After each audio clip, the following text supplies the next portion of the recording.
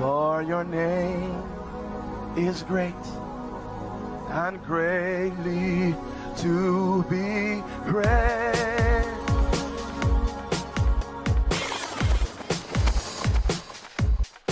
Don't call him David. Ex Michelle, she knows. Your opinion is a lie. You fortifying, forging. I would sweat through all of my personal clothes and you probably need to ask Michelle. I don't know. Yeah, I can't. Ex Michelle, she knows. Ex Michelle, she knows. Ex Michelle, she knows. Your opinion is a lie.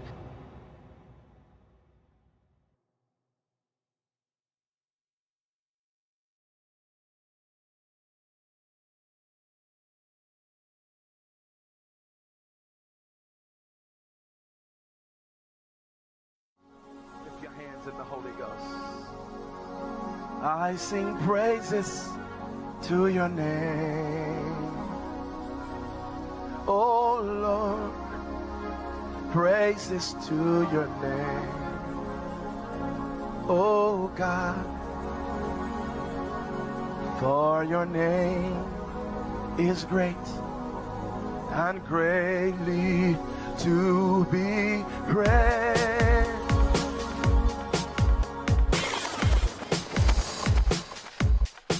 Don't call him David.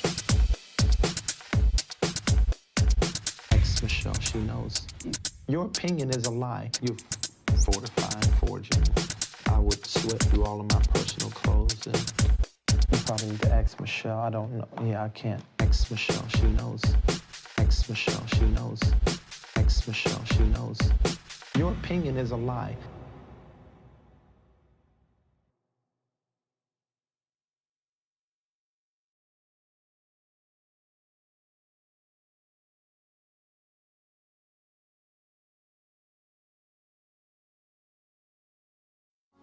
Lift your hands in the Holy Ghost.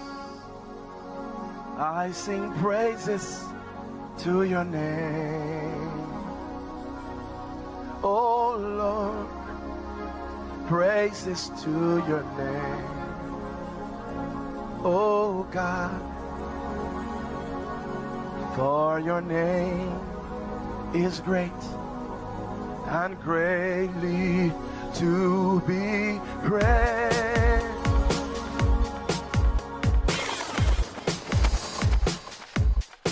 Don't call him David.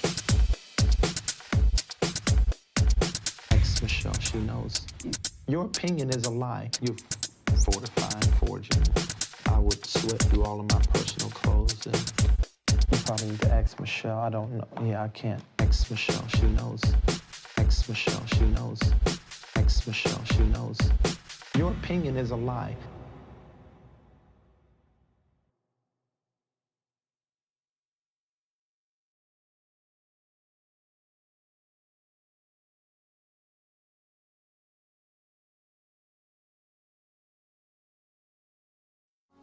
Lift your hands in the Holy Ghost.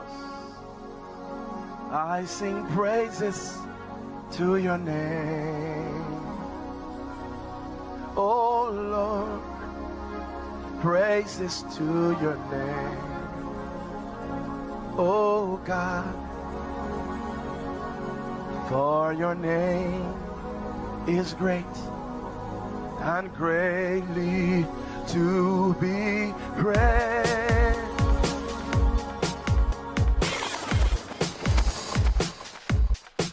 Don't call him David. Ex Michelle, she knows. Your opinion is a lie. You fortifying, forging. I would sweat through all of my personal clothes and you probably need to ask Michelle. I don't know. Yeah, I can't. Ex Michelle, she knows. Ex Michelle, she knows. Ex Michelle, she knows. Your opinion is a lie.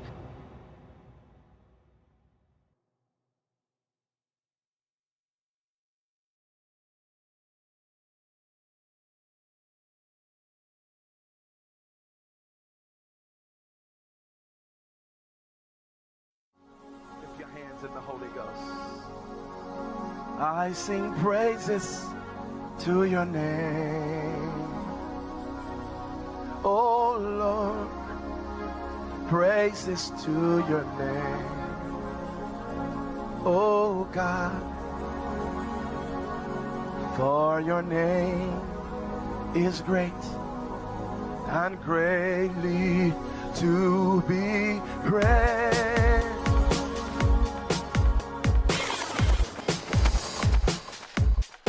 Don't call him David. Michelle, she knows. Your opinion is a lie. You're fortified, forging. I would sweat through all of my personal clothes, and you probably need to ask Michelle. I don't know. Yeah, I can't. Ask Michelle, she knows. Ask Michelle, she knows. Ask Michelle, she knows. Your opinion is a lie.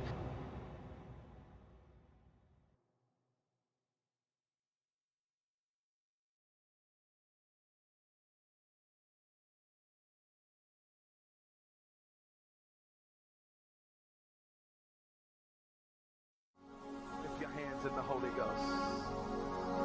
I sing praises to your name. Oh Lord, praises to your name. Oh God,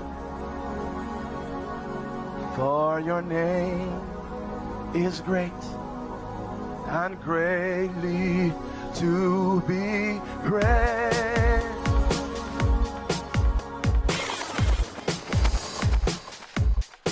Don't call him David. Ask Michelle, she knows. Your opinion is a lie. You're fortified, forging. I would sweat through all of my personal clothes, and you probably need to ask Michelle. I don't know. Yeah, I can't. Ask Michelle, she knows. Ask Michelle, she knows. Ask Michelle, she knows. Your opinion is a lie.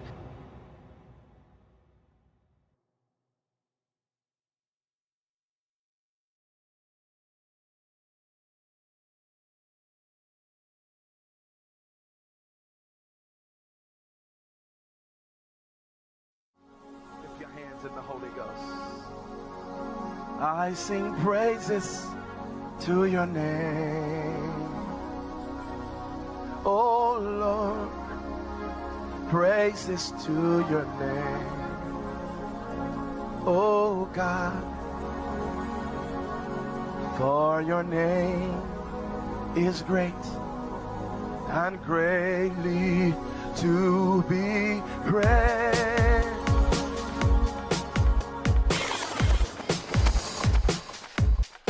Don't call him David. Ask Michelle, she knows. Your opinion is a lie. You're fortified, forging. I would sweat through all of my personal clothes, and you probably need to ask Michelle. I don't know. Yeah, I can't. Ask Michelle, she knows. Ask Michelle, she knows. Ask Michelle, she knows. Your opinion is a lie.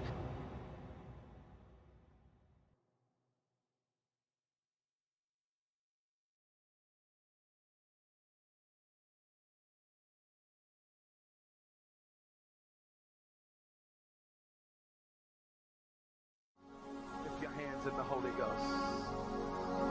I sing praises to your name. Oh Lord, praises to your name. Oh God, for your name is great and greatly to be praised.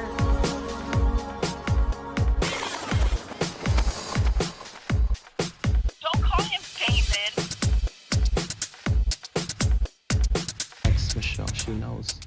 Your opinion is a lie. You're fortified, forging. I would sweat through all of my personal clothes, and you probably need to ask Michelle. I don't know. Yeah, I can't. Ask Michelle, she knows. Ask Michelle, she knows. Ask Michelle, she knows. Your opinion is a lie.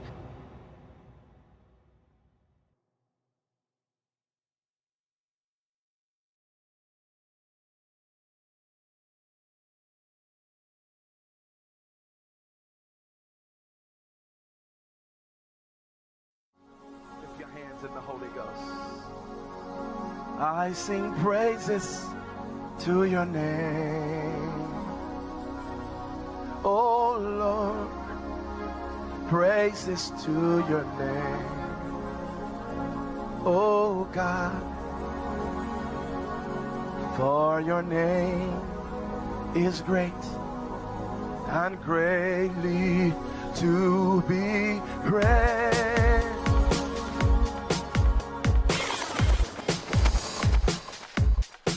Don't call him David. Ex Michelle, she knows. Your opinion is a lie. You fortified forgery. I would sweat through all of my personal clothes and you probably need to ask Michelle. I don't know. Yeah, I can't. Ex Michelle, she knows. Ex Michelle, she knows. Ex Michelle, she knows. Your opinion is a lie.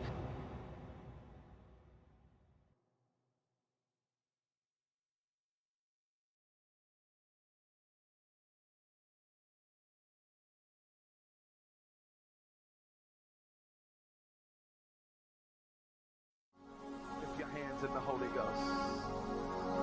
I sing praises to your name. Oh Lord, praises to your name. Oh God, for your name is great and greatly to be praised.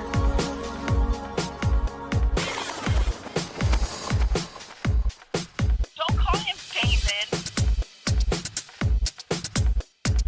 Ex Michelle, she knows. Your opinion is a lie. You fortified forgery. I would sweat through all of my personal clothes and you probably need to ask Michelle. I don't know. Yeah, I can't. Ex Michelle, she knows. Ex Michelle, she knows. Ex Michelle, she knows. Your opinion is a lie.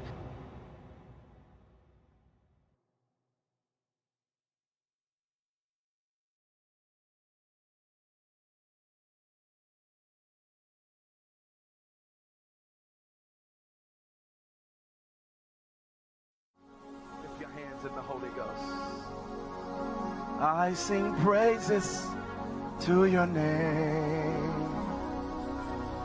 Oh Lord, praises to your name. Oh God, for your name is great and greatly to be praised.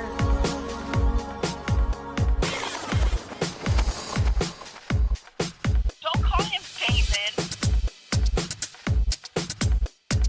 Ex Michelle, she knows. Your opinion is a lie. You fortified forgery. I would sweat through all of my personal clothes and you probably need to ask Michelle. I don't know. Yeah, I can't. Ex Michelle, she knows. Ex Michelle, she knows. Ex Michelle, she knows. Your opinion is a lie.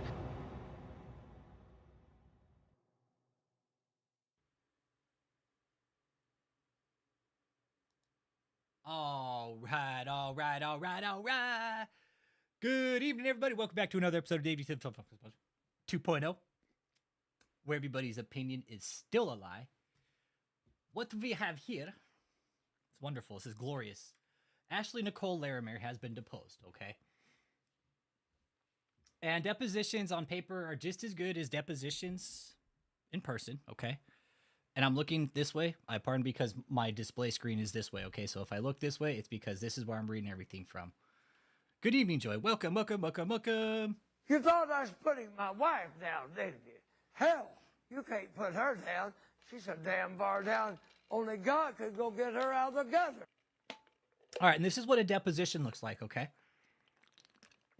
This is a deposition, and if anybody's wondering who Ashley Nicole Larimer is, she's the real pretty blonde girl on stage that is David's victim at this point. Hey, Mia, quack.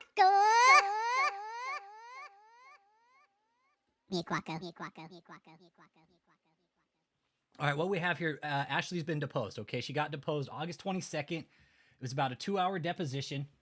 So here we go. It is yours. Mia kwako It is yours. Ni ya kwako. It is yours. Ni ya kwako. Lisa, and she's my wife. It is yours. And as long as she can get her way, it is she's ready. yours. Ni ya kwako. It is yours. Okay, here we go. So Ashley Nicole has been deposed. And this is it right here. So it's good morning. Please state your full legal name. Yes, my name is Ashley Nicole Larimer, the pretty skinny blonde girl. Have you ever been known by any other names? No. And this is 82 pages, so we're just going to kind of wing through it. Me and the LP went through it already, okay? So this is Ashley Nicole, everybody that's tuning in. She has been deposed, and it's choppy in some parts, but it really gives you an idea of the brainwashing that's actually happening inside. David doesn't tell these people shit. Like, these people don't know shit about shit. And that's the scary thing, right? Check, check. Volume soft. Dude, I'm up real high too, bro. I'm up pretty high. Yeah, she's prettier than a lot of the girls there, right? But let's go through the deposition, man. All right. Here we go. Try that. What's your affiliation with the Kingdom of God Global Church? I'm a volunteer at the ministry. How long have you been a volunteer? Since 2019. As a volunteer, what do you do for the kingdom? I do various things. It's kind of like ministry related things. I also do book writing. I help with products, shipping books out, things like that. Do you have any affiliation with JMMI, Joshua Media Ministries International? Yes. What's your affiliation with that? It would be similar. When I first started, we were mostly under the name JMMI. And then, I mean, I'm not real familiar with the details, but I know that we tend to go more by Kingdom of God Global Church more than JMMI, but they're both connected. Yeah, the last 30 pages were just manual corrections and shit. Yeah. Hey, quality, good evening. What up, what up, what up? Good evening. We're going over a deposition. Let's see. Are you compensated for your contributions? No, sir. I'm a volunteer. So here we have in a deposition under oath saying, hey, are you compensated for your contributions? Nope. I'm a volunteer. I'm a volunteer at the ministry, okay? The two entities that I just mentioned that you're affiliated with, they're the defendants in the lawsuit. And again, I represent the plaintiffs, Miami Prop and Movie Prop Rentals. I'll refer to the two plaintiffs as plaintiffs. Okay, okay. Abby, what up? And Kingdom of God Global Church and JMMI, I'll refer to them collectively as the defendants. They're basically saying, okay, this is that way we can establish who's who. Who supervises you in your work that you do for both entities?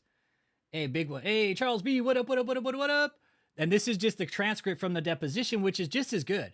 It's just as good. Here we have question 22. Who supervises you in your volunteer work that you do for both entities? Michelle Brannon. What is, go ahead, I'm sorry. Yeah, mostly Michelle Brannon. Okay, have you had your deposition taken before? Nope. Okay, I'm just going to be asking a bunch of questions. Yes, no. Understand? Yep, okay. And again, this is how depositions are. They can be kind of dry and plain. But when you start reading between the lines of these things, they start painting a real big fucking picture. I guarantee you, Ashley was coached about this. Not once in here does she mention apostle. They say Pastor Taylor. No, we just started. Nope, we're on page 6 of the deposition of Ashley Larimer's. They're just basically going over, hey, this is what a deposition is. You understand? This is who we are. This is what they are. This is how we're going to refer to everybody. So here we go. If you don't understand my questions, rephrase it. Don't hesitate, okay? Who's the head of the kingdom? Well, we have our Pastor Taylor, and then there's several board members as well. Hey, Kennedy, good evening. Who heads up JMMI? It would be the same, Pastor Taylor, and then he has board members as well. Do you personally know David Taylor? I have some affiliation with him being on staff working for him. She's his concubine. She knows exactly who the fuck he is. Her mom is one of the biggest fucking donors in this goddamn cult. So for her to say, oh yeah, I have some affiliation with them. Here's the thing, Ashley. If you wake up and pull your head out of your ass before your mom fucking squanders your whole goddamn inheritance, you guys might have something to live some sort of normal fucking life after this. You need to get the fuck out, Ashley. This deposition is real fucking clear where your mind is. Susan, Ashley, you brought your parents into this. That's the fucked up part. God damn, Ashley. But you've personally met him? Yes, sir. Are you affiliated with any other businesses other than the two defendants? In what way? Are you currently working performing any services for any others besides the two defendants? No. So basically say, no, I don't work for anybody else. When was the last time you worked elsewhere? I don't really recall. It's been several years. I know I'm helping my mom with some stuff she works on at home as well, but since I've been with the ministry in 2019, I've been only associated with them. So she hasn't been being paid since 2019. In what state do you currently reside? Indiana. When you're performing services for the defendants that you described, at what locations do you perform such services? My mom has 2 houses, one in Indiana, one in St. Louis. So I go back and forth because I can work remotely from where I'm at. No, Ashley is at that fucking Taylor, Michigan building.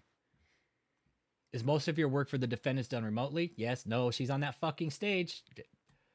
I can't believe they sat here and she sat here and just fucking lied. Man. Sat in this whole, Ashley, you're a liar. Do you know the tax status of the kingdom? I'm not aware. Do you know the tax status of Joshua Media Ministries International, which I'll refer to as JMMI? Yes, sir. I do not have that knowledge. Where's the principal place of business? Principal place, can you rephrase that? Yeah. Where's the primary location for the kingdom? I would say probably Taylor, Michigan, where the headquarters are, the TV studios. She does recall where she worked 4 or 5 years ago. I don't think she had a job, dude.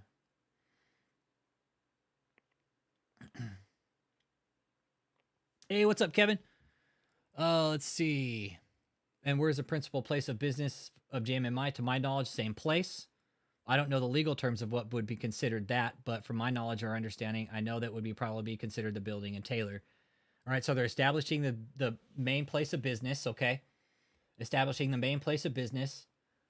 Oh, I've been to the Taylor building. No, she fucking worked. Okay, has you physically visited, okay, or personally visited? I've been to the Taylor building. Is that the only physical location of the defendants that you've been to for work? That's where I go at times when we have conferences. I've visited some of the other locations that we have. I mean, there's several different ones. What other locations have you personally visited besides Taylor, Michigan? She says, oh, I don't know if I'm permitted to state that information.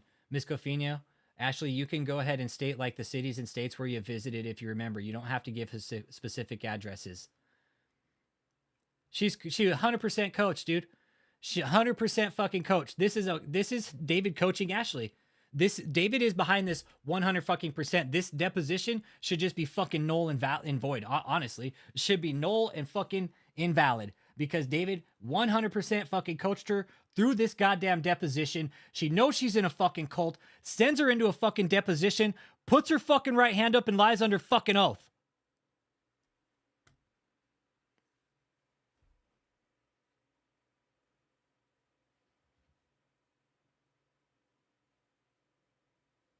Hey, what's up, Abu?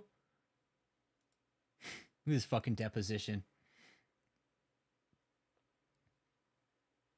She's beating around. I don't know if I'm supposed to give that information. Well, guess what? We know all the fucking addresses, Ashley, so it's okay. You don't need to. The Florida location, is that in or near Tampa? I don't recall that city that's in. I know it's in Florida. I'm not familiar with the area. Just generally describe that Florida facility that you visited. It's just a training center where different volunteers come to train at times. Is it a commercial building? A C. Dun, dun, dun, dun, dun. My wife now, baby. Hell, you can't put her C down. time. She's a damn bar down. Only God could go get her out of the gutter. Yeah, Ashley, how does it feel to lie after swearing to God? You took an oath to God, Ashley. You swore to God that you would tell the truth, and you fucking lied. You lied for David under oath, Ashley. Do you not understand what that means? You lied under oath. You fucking lied under oath, Ashley. You know every fucking location. Your mom probably helped buy most of them. I'm kind of starting to not have sympathy for Ashley now, man. Look, and he says, is it a commercial building? Is it a home? What is it? I don't really know how to describe it. It's just like a training center for training volunteers and missionaries. So is it an office building? I don't know if I'm permitted to disclose personal information about locations. The fuck out of here. I'm not asking for the location. I'm asking for a better description of the facility. Is it an office building? Then she looks to her lawyer. Am I allowed to disclose information for locations? I don't know if I'm permitted to disclose like personal information. And this was done over Zoom. So he's like, I can see you're frozen, guys. Can you hear me, guys? I'm sorry to interrupt. Yes, we can hear you. Okay, sorry. It's just a simple question. I'm not asking for the location. It's the one in Florida that you visited. Is it an office building where there's commercial office space, or is it a residence? Oh, yes, sir. I understand what you're asking. I was saying I'm not sure if I'm allowed to, like if I'm permitted to give personal information about the locations. Okay, the location for this property, here, let me show everybody since she fucking wants to lie about it. Swear under oath to God and then fucking lie that she doesn't know where the fucking property is. Ashley, you're a fucking liar. You, Ashley, are a fucking liar. You knew, Ashley, you knew exactly where the house was, and you fucking put your arm up, you took an oath, and you lied under oath, Ashley. You fucking lied under oath, Ashley. You're not a very good Christian.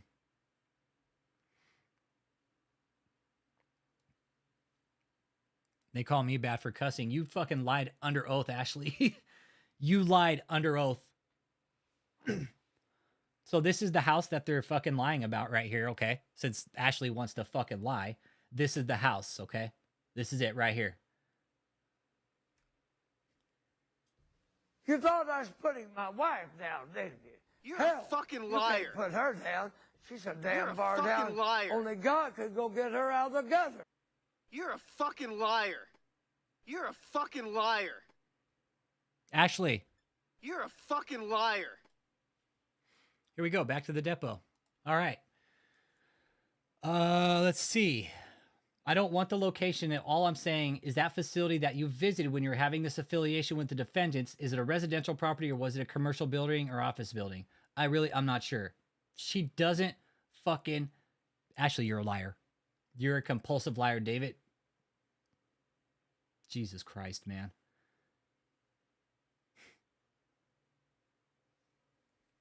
Oh, man.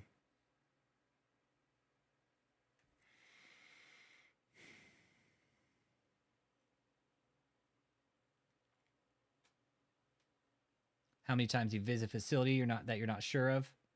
I don't recall. A couple times. Are you familiar with the plaintiff's Miami prop? Yes. What is your understanding of who they are and what type of business they're in? Yep. Oh yeah, she under oath, bro. Dude, she's fucking lied completely under oath, bro. Went into the deposition, raised her fucking right hand, took an oath, and lied in the whole fucking deposition. She knows exactly what the fuck's going on. Yeah, she knows it's a mansion, but doesn't want to say it. She doesn't want to say it's a mansion, but I know it's a mansion. It's an exclusive mansion. There's only one like that on the face of the fucking planet, and it's right there. Oh, it's bad, Ascension and Yehuda Yada. It's bad, dude. It's so bad, dude. So she knows they create props for music videos, media-related events. Who associated with the defendants first contacted the plaintiffs? Okay. She says, I'm sorry, can you rephrase that? Somebody on behalf, and we're going to start getting into the meat and potatoes of this, okay? Y'all smash that like and subscribe if you're new here. We're talking Ashley Larimer's deposition, the skinny blonde girl we always see on stage. Susan Altman's daughter, or Susan Altman's daughter. And Susan has basically squandered her whole fucking fortune to this piece of shit. And if Ashley and her daughters and shit wake up, and they'll have some fucking money left to have a decent life if they get out of this cult. Okay, here we go. So basically now the lawyers are asking Ashley, hey, who contacted Movie Prop Rentals? Oh, okay, I'm not sure who originally contacted them. Do you know who the initial contact was made between the parties? I don't have that knowledge. Is it to your understanding that the defendants engaged the plaintiffs to construct and fabricate a stage prop for them? Yes, we would have reached out to them. Okay, so do you know the month or year that occurred? I do not have that knowledge. To the best of my understanding, it was before COVID happened. Yeah, she's protecting her fucking pimp. She's protecting her pimp. Yep, protecting her pimp daddy, dude. Protecting her pimp, man. Okay, so Kenneth, you know the skinny blonde girl we always see on stage? This is her deposition, bro. It was given August 22nd, about a month ago. Okay, so if you ever watch David and you see the skinny blonde girl, this is her depot right here, bro. So far, you haven't missed much. They're going over, right now, the meat and potatoes is like, hey, how do you know that they became involved? Okay, real important. What was your first involvement having anything to do with the plaintiffs, being movie prop rentals? I became involved, to the best of my recollection, maybe like a couple months before we flew down to Miami, when Pastor Taylor, with fucking asshole Taylor, can't gotta stop calling him fucking pastor, call him piece of shit. Piece of shit sent us down there to inspect their work. So he sends Ashley down, somebody that has no fucking construction, to inspect this fucking work and give him fucking knowledge. There's your fucking brilliant fucking inspector. Oh my God. Oh my God, dude. So he sends Ashley down to go inspect a fucking stage. Dude, he sent somebody down there with no fucking construction experience to inspect a fucking stage. I was probably brought on the project maybe a couple of months before. That's like a rough estimate, but it was around that time. You mentioned that you flew down to Miami to visit the plaintiff's facility, which is movie prop. And what month and year was that? To the best of my ability, I believe it was February of 2022. Okay, so they went down last year, okay? Went down last year to inspect it.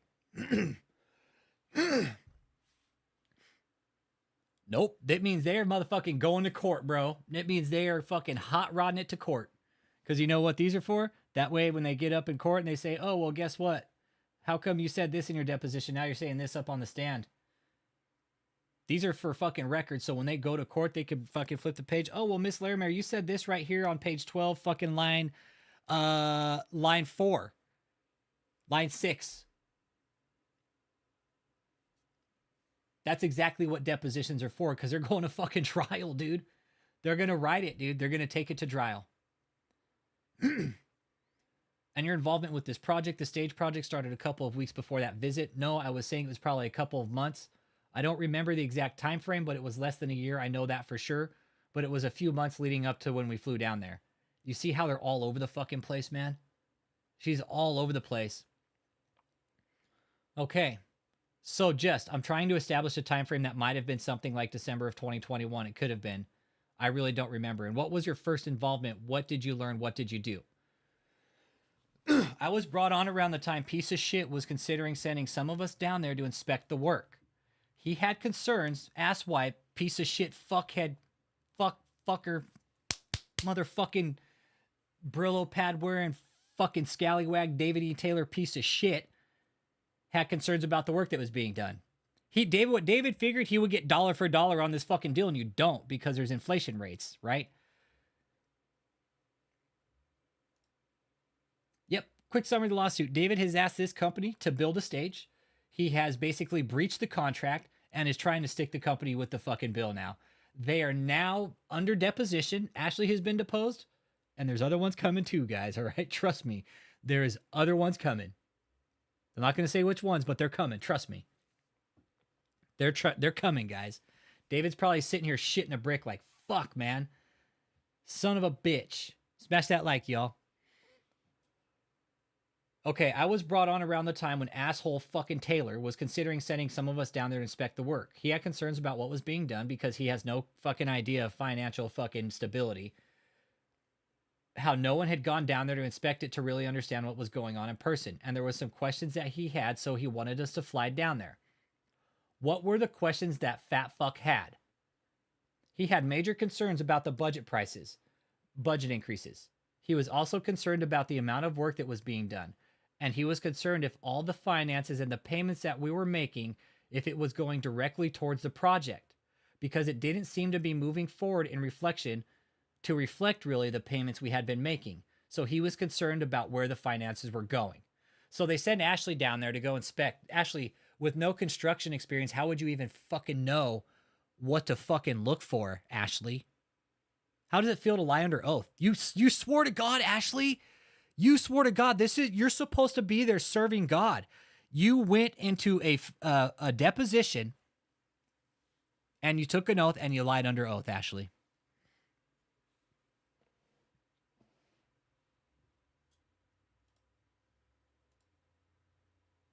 This is just fucking sickening, Ashley. Ashley, you need to get out so you can live a normal life. Before you took the trip to Florida to the plaintiff's facility and after that time, and after the time that you first learned of this project, what did you do with respect to this project? Before I flew down, hey Asha, I became involved to kind of get an understanding. I was informed about the budget where we were brought in at, what the budget increases were, as well as the additional budget increases to the 2.2 million. And I was aware that there was a concern how the budget continued to increase with no promises of where the budget was going to stop at. I was aware that there was a concern of where the finances were going, and I was aware of the concern that fuckhead piece of shit cocksucker Taylor wasn't seeing the amount of work that should have been done had been done. And then he was also, fuckhead was also concerned that because of COVID-19, for safety reasons, we hadn't been able to be physically involved on site with the project like we normally would have been able to, because if it wasn't for COVID. In the performance of the duties and obtaining the understanding that you have just described, were you performing services on behalf of the kingdom? I believe so. The videos are already done. They just haven't been released. They won't be released till after the trial, most likely. I don't know. I don't know, man. I don't know. I don't know. There could be. There might not be. I have no clue. This is just as good as the fucking dude, this is the deposition right here, honestly, bro. This is it right here. This is the court report. This is what happened in the deposition. You're a fucking liar. You're a fucking liar. Don't call him David. Don't call him David. This is Ashley's deposition.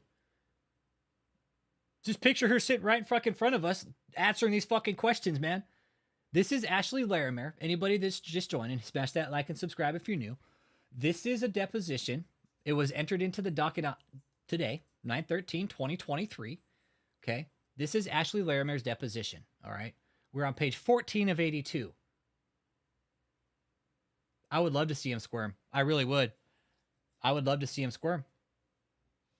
Mia Quacko. It is yours. Mia Quacko. It is yours. Don't call him David. It is yours. Mia Quacko. It is yours. Mia Quacko. It is yours. Don't call him David. It is yours. Mia Quacko. It is yours. All right, let's keep going. I want to kind of power through this because some of it is a little fucking dry and repetitive, but that's just the way depositions are. But, however, Ashley, once again, you took an oath and you lied under oath. Perjury. You know what that is? It's against the law, okay?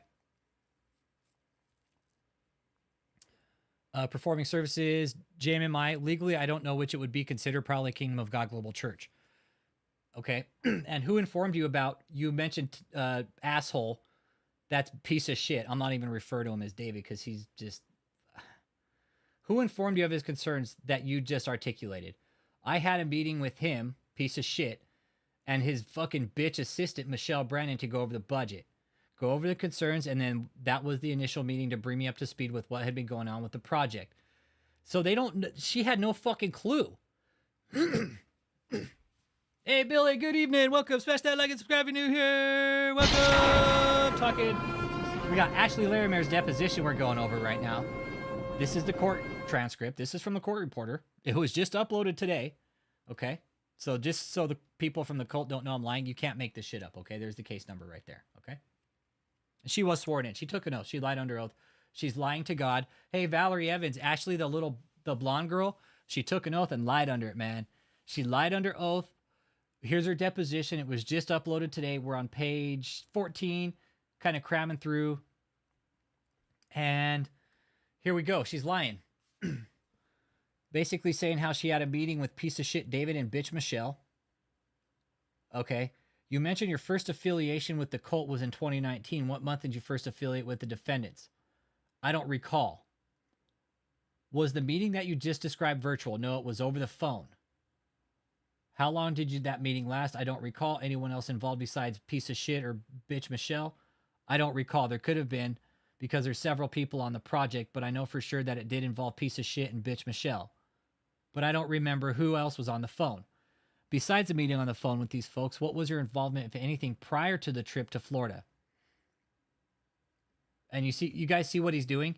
He's trying to find out what knowledge he has prior to this project, because she doesn't. She doesn't know shit about the fucking project. This was David's expert.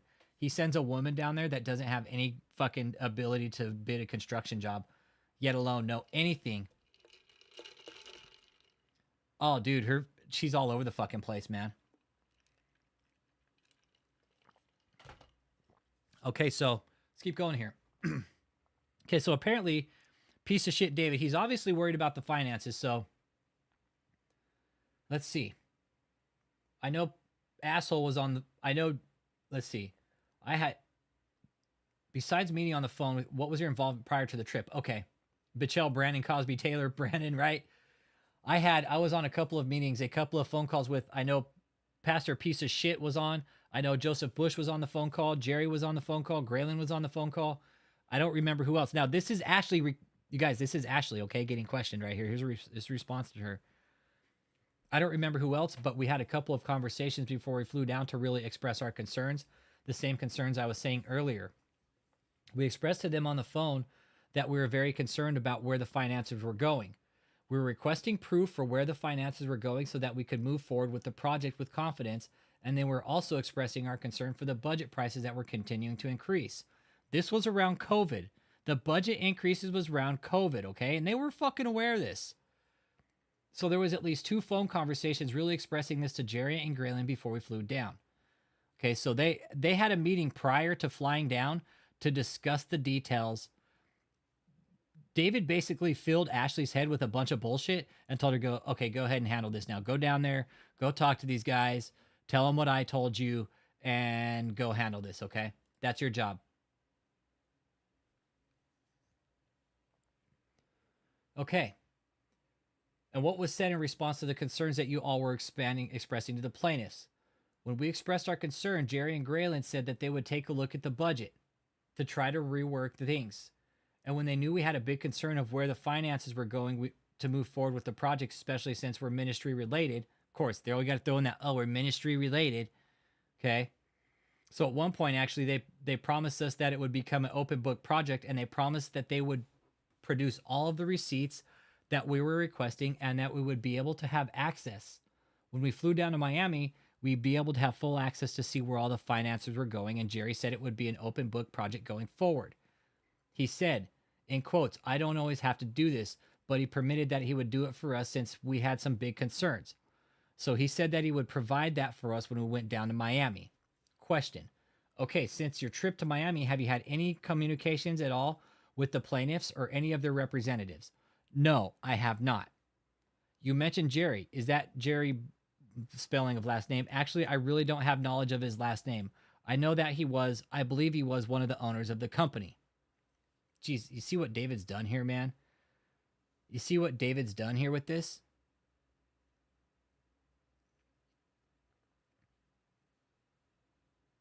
Oh, dude, it's gonna, the prices are gonna go up, man.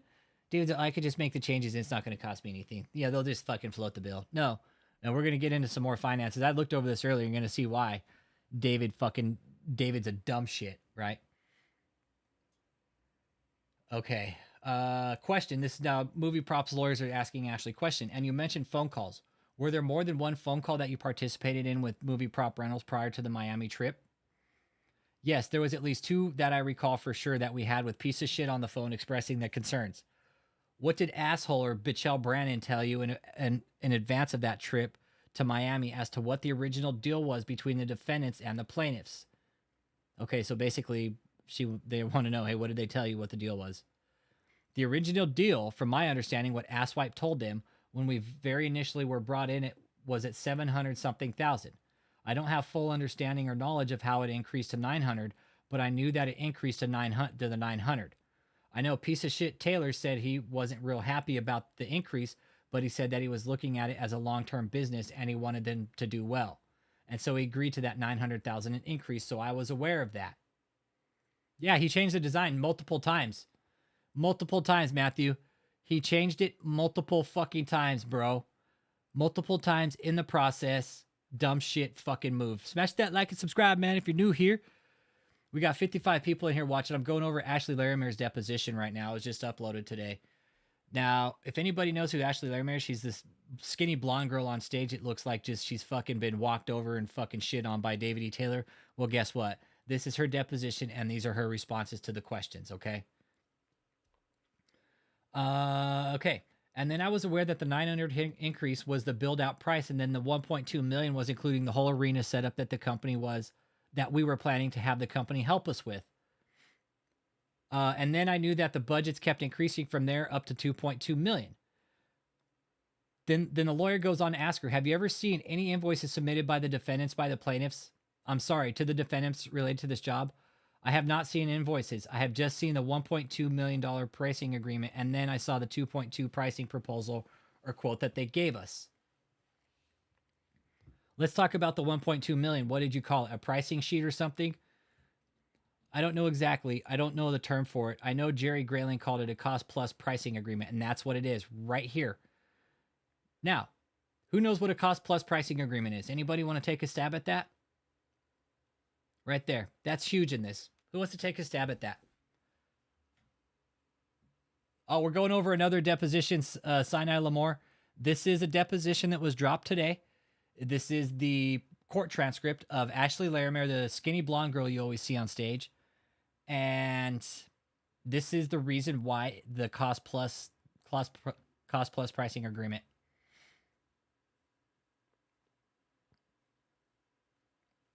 Yep, so here we go. Something like that. So she doesn't even know what a cost plus is. What's your understanding of a cost plus pricing agreement? What I was told from Jerry at the meeting, the first meeting we had in Miami, he said it was a cost plus pricing agreement. He said that what that meant was no prices were guaranteed beyond 2 weeks. He said that these were quotes that he was getting from vendors, but he said that they're only guaranteed for 2 weeks. He said after 2 weeks, any of the vendors can increase their prices at any time. Now, what happened during 2020 and 2021? We got fucking COVID, right? Well, guess what vendors did? Yep. Pay all those costs plus profit. Yep. Doesn't sound, no. He could have cap negotiated if he would have just got a loan and paid it off all at the same time. He could have fucking had this stage built out in a fucking couple months, and he wouldn't have been paying cost plus price agreement. So he had said it many times, these prices are subject to change. And he said that that was the way they did business and that they did this cost plus way. So he said, these are prices we can guarantee today, but after 2 weeks, any of these prices can continue to increase as we see fit. Okay, the pricing sheet that you referred to, let me just call it a budget, okay? Just so we're on the same page here. Did you actually see what you described to be a $1.2 million plus or minus budget? Yes, I did see the document. Were you told by the representatives of the defendants that that's what was agreed to between the parties? Yes, the 1.2 we had agreed upon. Well, so the 900,000 we agreed upon for the build out, 1.2 was the supposed agreement for moving forward to do the arena setup. Right? So you guys, you got to figure they're not counting how much it's going to cost to set up this arena, okay? What are they forgetting? They got to include the cost to set up the fucking stage at every arena.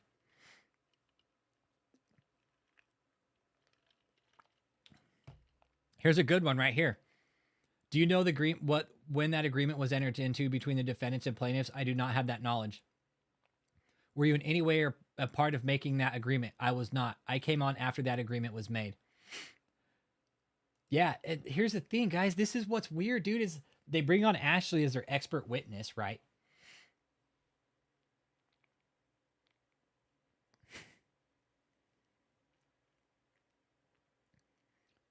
God damn, man. Ashley, you lied to God.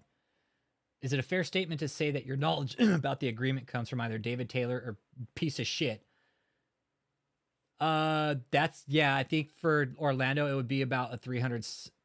Well, no, it's more. It's $400,000. 400 to set up base price. Is it a fair statement to say that your knowledge about that agreement comes from piece of shit Taylor or fucking Bichelle Brannon or Joseph Bush? It comes from definitely piece of shit Taylor, Bichelle Brannon, Jerry, and Grayling, because during the phone calls and during the meetings, they were discussing about the 1.2 million budget. So I was getting understanding from what they were also saying as well during the meetings for this agreement. This makes no sense, man. Ashley makes no fucking sense. Her words are just fucking, she is clueless as fuck, man. And you mentioned that a $900,000 figure was for what? Construction? Yeah, so the pricing agreement that both sides had talked about during the meetings was $900,000 for the build out and then $1.2 million for the arena setup, build out or setup. Well, the 1.2 then included the arena setup? Yes, it included the arena setup. So it was the cost for the construction plus the cost of setting up and breaking it down at the arena. Yes, yes. And I know what all that included with that arena setup. I don't know what all is included within that number. I just knew that $900,000 was allotted to the build out, and then anything beyond 900,000 up to the 1.2 million that was being allocated towards the arena setup. See, they haven't taken into account how much it's going to fucking cost, man. They can't do it. They can't do it. He just threw Ashley under the fucking bus, man. David, you're a fucking piece of shit. He coached her in this, man. He told her to go in there and what to say. Just play dumb. This isn't David's first rodeo. This isn't David's first rodeo. He knows what's up. David knows what's up. This isn't his first fucking rodeo. He sent Ashley in there. Shit, dude. He sent her in there just to fail, man.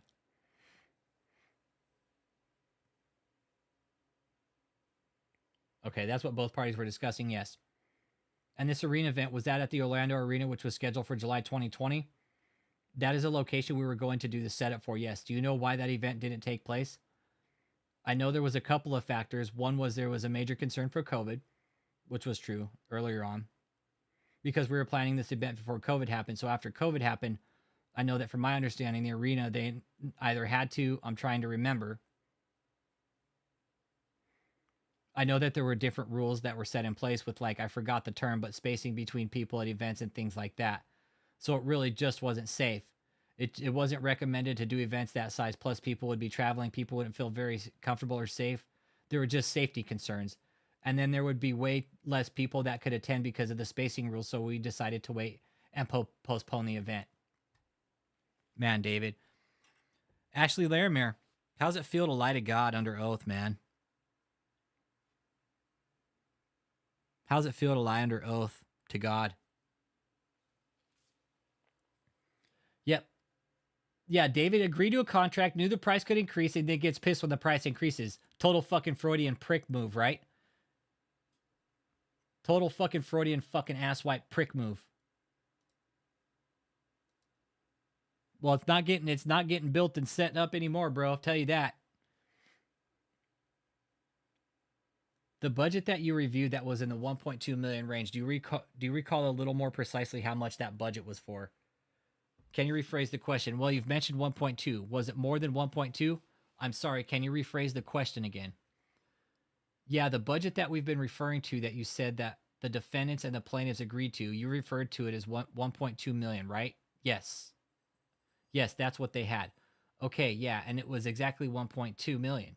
I don't know that it was exactly that. It was something very close. I don't have the exact down to the dollar sign and cents memorized of what it was, but it was basically 1.2 million.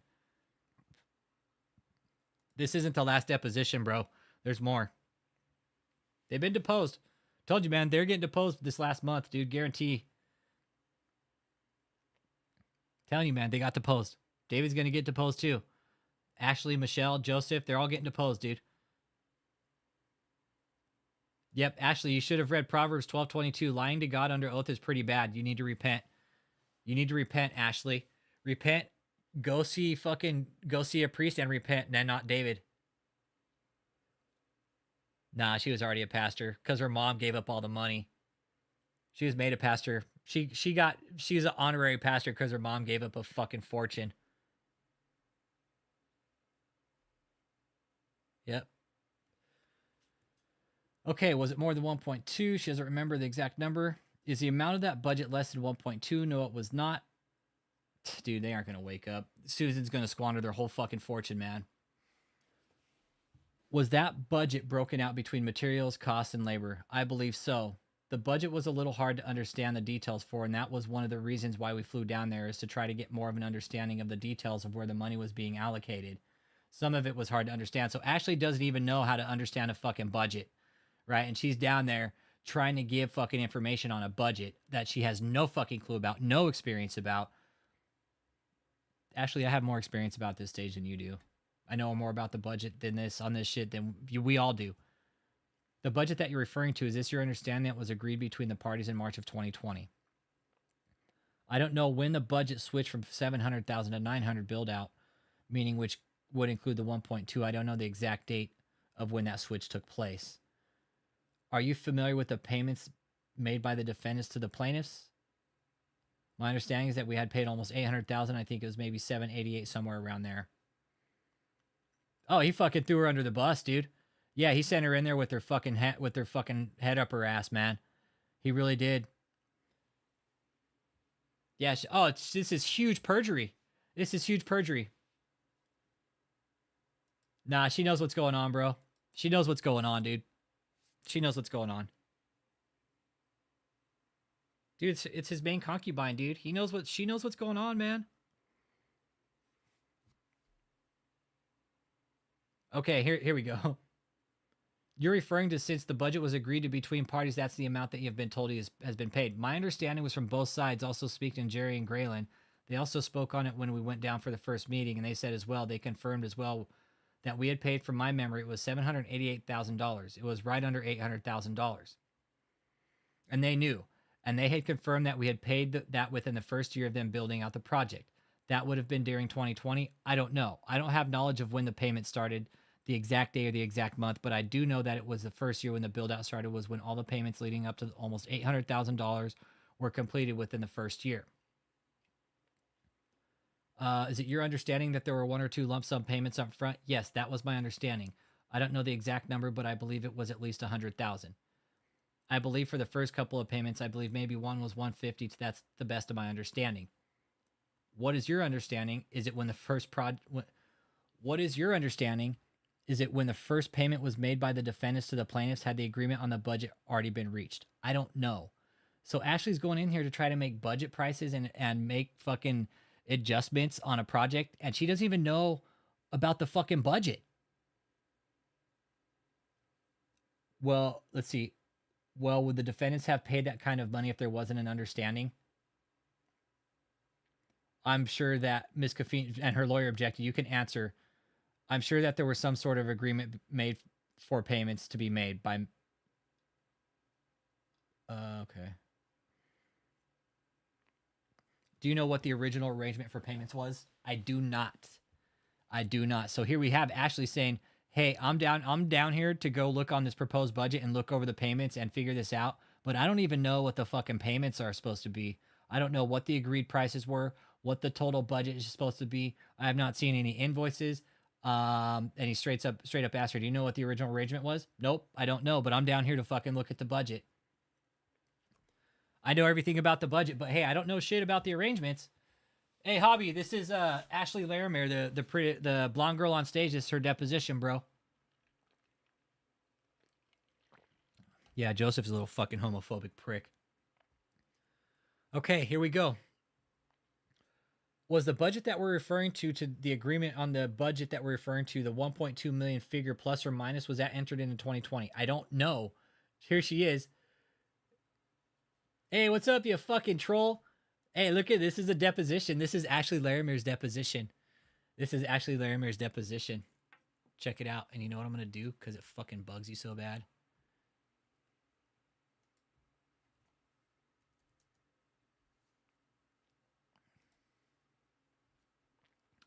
Seed. After this, there is no turning back. You take the blue pill. The story ends. You wake up in your bed and believe whatever you want to believe. You take the red pill. You stay in Wonderland. And I show you how deep the rabbit hole goes. Javi gets the rabbit hole fucking button tonight. Yo. Take you down the fucking rabbit hole, man. I'm telling you, it's a fucking huge rabbit hole. This is the deepest fucking rabbit hole that Lazy Tiger probably ever stuck his little fucking schmeckle into. Oh, I believe it. I believe it. So I must be going to hell. So check it out.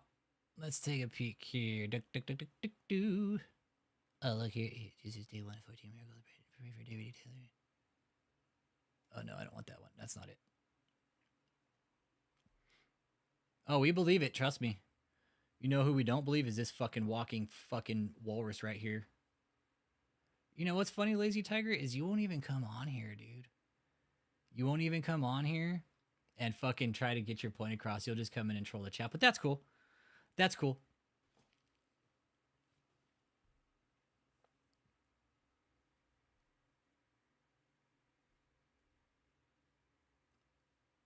I'll bring all your little fucking friends on. Hold up. I'll bring all your little fucking friends on.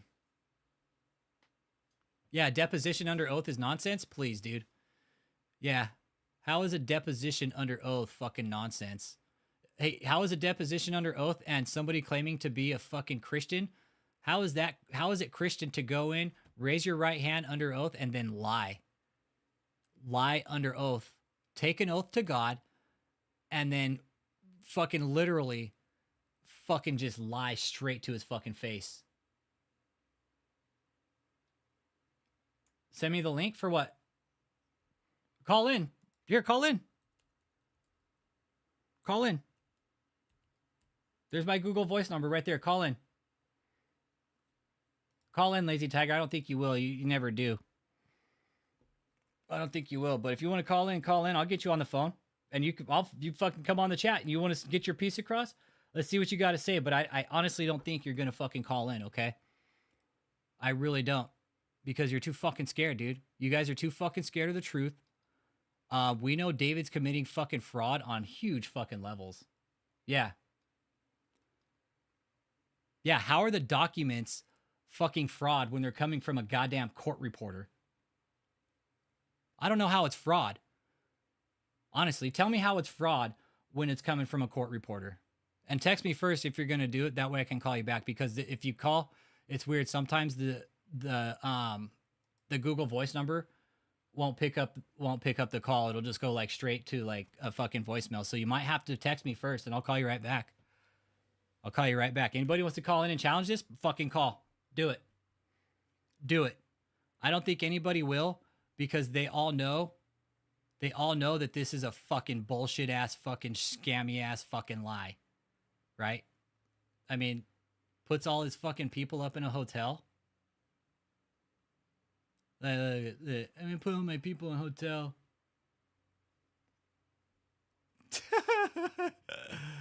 Anyways, okay, let's keep going on with Ashley's. All right, let's take a peek here.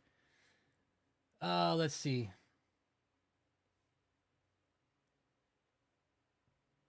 Okay, so asking when it was, so she doesn't know when it was commenced. She was brought on after it started, so she doesn't know for sure. Is it your understanding that the construction of the project needed to be completed by July 2020 event at the Orlando Arena, right? Originally, from my understanding, when we first started construction, it was for the July 2020 arena. I know that the company was planning on finishing it by that date, but then COVID hit. So they said if they were given more time, that they actually said that the prices would be better if they had more time and we didn't have to rush for that date anymore. Yeah, right. So when COVID hit, that's when we agreed upon the project, and the project didn't need to be completed by that date. Well, I'm talking about the original agreement that was made on the $1.2 million budget. It's your understanding that the construction had to be completed by July because in July of 2020, the defendants wanted to conduct an event at the Orlando Arena, right? Yeah. I don't know when the $1.2 million budget was agreed upon, but it could have been before or after the date was postponed. But I do know that they were told by Jerry or Graylin that if they had more time, that the prices would be better and that the prices were as high as they were because they were pressed for time. No, the prices were high because fucking inflation hit and they were out of cost plus cost plus pricing. Yeah. Hey, you're a liar, Jacob. Jacob Stone, you're a liar. Liar, liar, pants on fire, hanging on a telephone wire. You're a fucking liar. You're a fucking liar. You're a fucking liar. Hey, Fook you. You're a fucking liar. You're a fucking liar. You're a fucking liar. Oh, we're wasting our time? Fook you? Are we? Lazy, I send you the link for the poopy maxi pad. Oh, man.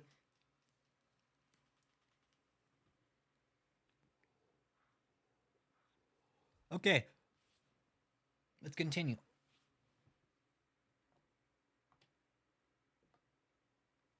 Here we go. Let's see. I rebuke your rebuking. Now, when you mentioned that conversation, that was during the February 2022 meeting with Jerry. No, by that point, they were saying something different. By that point, by that point, they were saying that if we had paid for everything for the construction build out within the first year, they said that they could have completed our project. And that was when we told them that we had completed almost 90% of the build out price we had paid them within that first year. So we said, if that's true, if you're saying that if we paid you all that build out cost within the first year, you could have got the project done.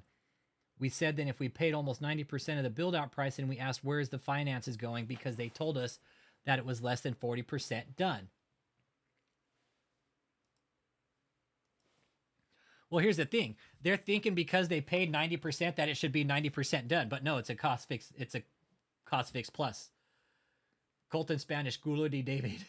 David's al culo. He's al culo. Hey, Puppet Bastard 23, did you check in yet, buddy, or what? Where you at, Puppet Bastard?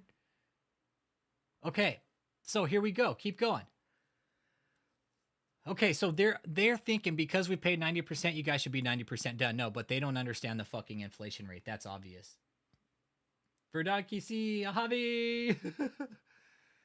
Well, you referred to something Jerry supposedly said prior to you personally being involved in either phone calls or in a meeting with him in or about February of 2022. Who told you all of that stuff that you just recited about what Jerry supposedly said? So Jerry actually said that directly to me during the first meeting because I asked him. We were going through the project and I was asking him what all was finished. And a lot of the questions I was asking there at the first meeting, he kept telling me it wasn't finished, that materials weren't bought, that this paint wasn't bought. Everything he was responding to me was that either it hadn't been purchased or it hadn't been completed or the steps hadn't been completed. So I directly asked him, I said, okay, so what are we looking at with the project? What percentage of this has actually been done? So he directly responded back to me, less than 40%. When you said the project, you're talking about the construction phase. Yes, the construction phase, the build out phase. I was asking you earlier about what Jerry supposedly said, and you said that by the time of that meeting in Miami in 2022, that what he was saying had changed. So what was Jerry supposedly saying about all of this prior to your involvement? Can you be more specific? Well, you first became involved in phone calls and then a meeting, right? And your entire involvement revolves around maybe one or two phone calls that preceded the meeting in Miami and a meeting in Miami in February 2022, right? And the two meetings in Miami. So let me take you back. What is your understanding of what was required to be paid by the defendants to the plaintiffs to construct the stage prop and have it installed by July 2020 date with the Orlando Arena? I don't know. From my understanding, I really don't know. Right there, you see how fucking confused he's got these people? I don't know from my understanding, I really don't know. I don't know if it was the 700 at the time or the 900 at the time. I don't know because I wasn't part of the project at the time. Is it your understanding that the $700,000 budget, which was preceded the one that was ultimately agreed to in the 1.2 million range, included both materials and labor and install in the Orlando Arena? Jesus Christ, man. He has got her all over the fucking place. David, you're a fucking piece of shit, dude. Look, from my understanding, $700,000 was the build-out price that then increased the $900,000 build-out price. Did you ever see a budget at the $700,000 figure? Yes, I did.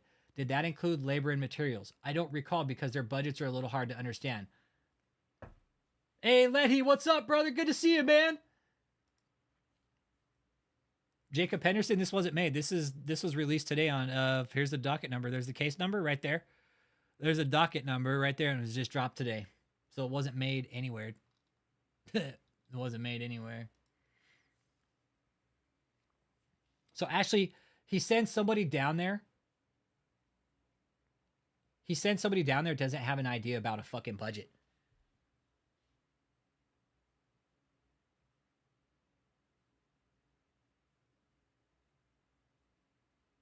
Send somebody down there that doesn't know anything about a budget.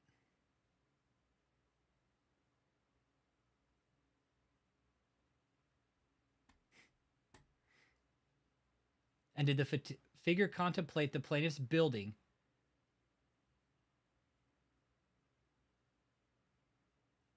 Yeah, all of us. And hey, Residential Centers of America is leased to own. It's Ashley, bro. It's Ashley. It's Ashley, dude. It's fucking Ashley, dude. And you know what? Tuttle wants to fucking quash the motion, plaintiff's motion to strike testimony of defendant's rebuttal expert under Dauber and manner of law and support. They want to strike down their fucking expert testimony, their expert witness, because it's fucking piece of shit. They hired some fucking subcontractor, man. They hired some fucking subcontractor from a fucking staffing agency to do the work, man. It's fucking ridiculous.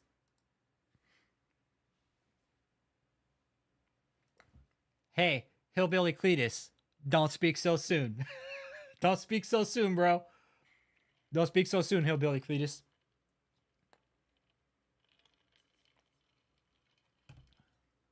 Yeah, so you have Ashley in here. I mean, look at this is Ashley Residential Centers. This is Ashley, the skinny blonde girl, dude. And did that figure, okay, from my understanding, the 700, and again, I wasn't part of that project yet, but from my understanding, so she doesn't know. She wasn't even part of the project. Ashley is the skinny blonde girl on stage, man, that we see always up there with Ashley and fucking Steve and Tony and Joseph.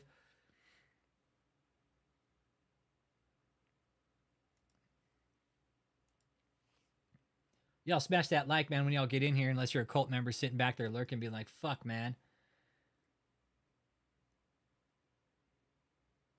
Let's see here.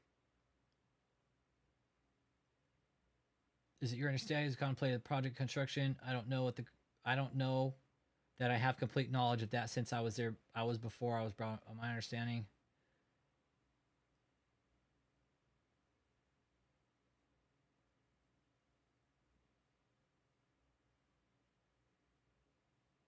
Yeah. Oh yeah. Oh yeah. Yes, Jezebel. Yeah, big coincidence. I hope they do fucking have that other asshole thrown out. They're gonna bring some fucking clown on. You guys, they can't just...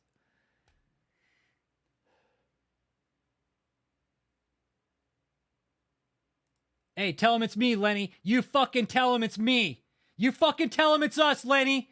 No, fuck that. You tell him it's us. You fucking tell that piece of shit on the other end it's us. You tell that fucking slimy cocksucker it's us. Fuck that piece of shit on the other end of the phone. We'll fucking tell him. Fuck that piece of shit.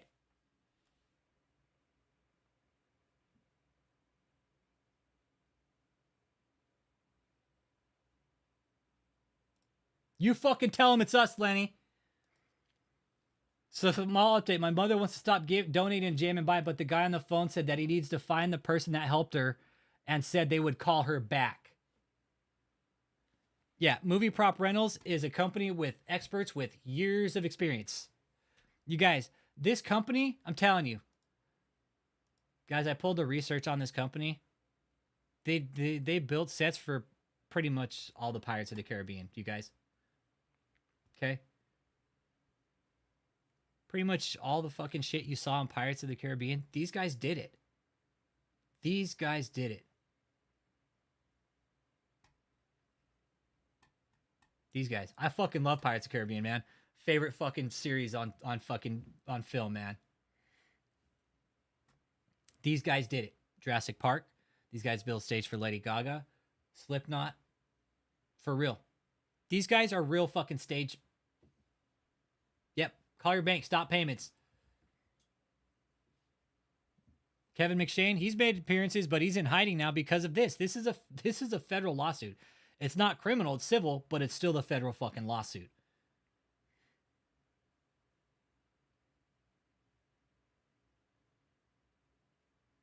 No, dude. If they get her fucking debit card number, bro, dude, if they get her debit card number, dude, they'll get her to fucking just give every month, bro, and they'll just take it out of her bank account, Lenny.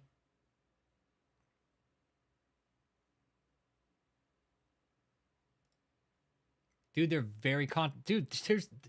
Lenny, tell your mom. Tell your mom, dude. You know what, bro? Go to your church, get a Bible, walk in and hand her a Bible, bro.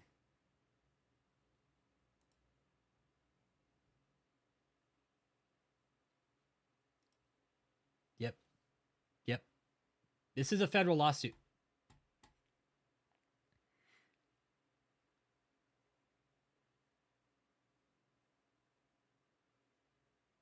David sends down his concubine, Ashley.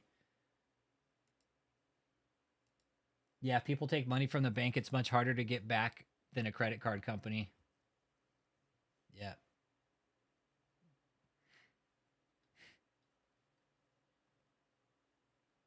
All right, so let's see here.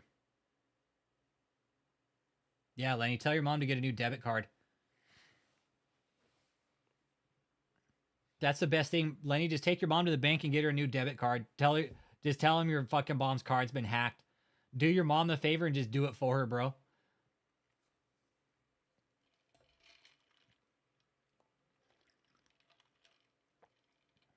Oh, there's no experts in this.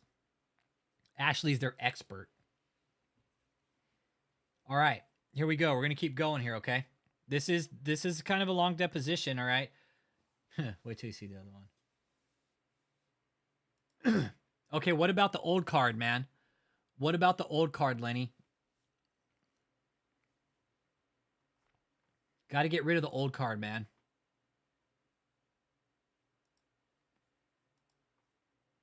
Yeah, it's I don't recall, I don't know. But the fact that Ashley was answering some of the questions, you know, and then fucking kind of backpedaling on some, it's kind of, yeah, good job, Lenny. Good job, Lenny.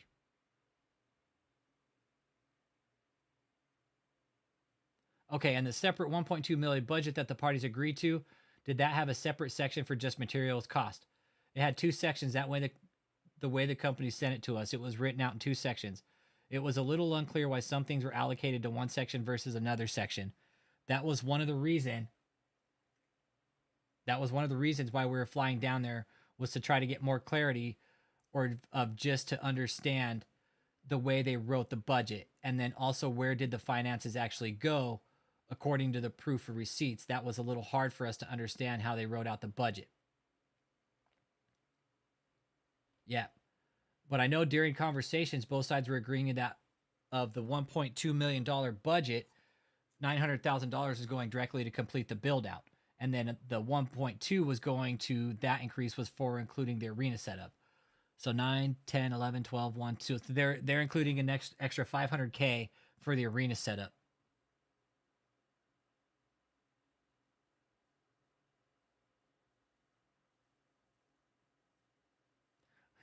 This deposition total asked Ashley about how David wanted to crumb the lines and asked how much they thought it would cost. Yeah, we'll get out there. We'll get to that. That shit's funny. It's towards the end, though. Smash that like. Some of them are cult members. They're watching this. Some of them are in the back end fucking lurking right now. They're probably trying to shut it down, but they can't.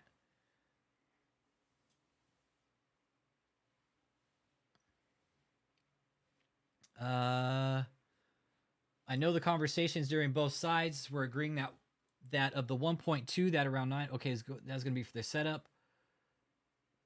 So both parties during the meetings, phone meetings, and personal meetings, this was the agreement that we had discussed and originally agreed to.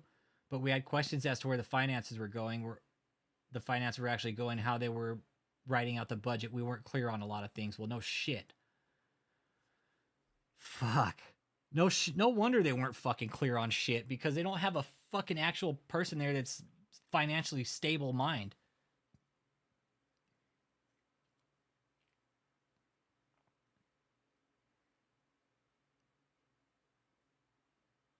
You mentioned the $1.2 million budget that parties agreed to had two sections. What were the two sections? I believe one section was totaling around 900. The rest of it was just other stuff adding up to the 1.2, but they didn't really separate it really clear. I mean, we didn't even get clarification on it when we were in Miami.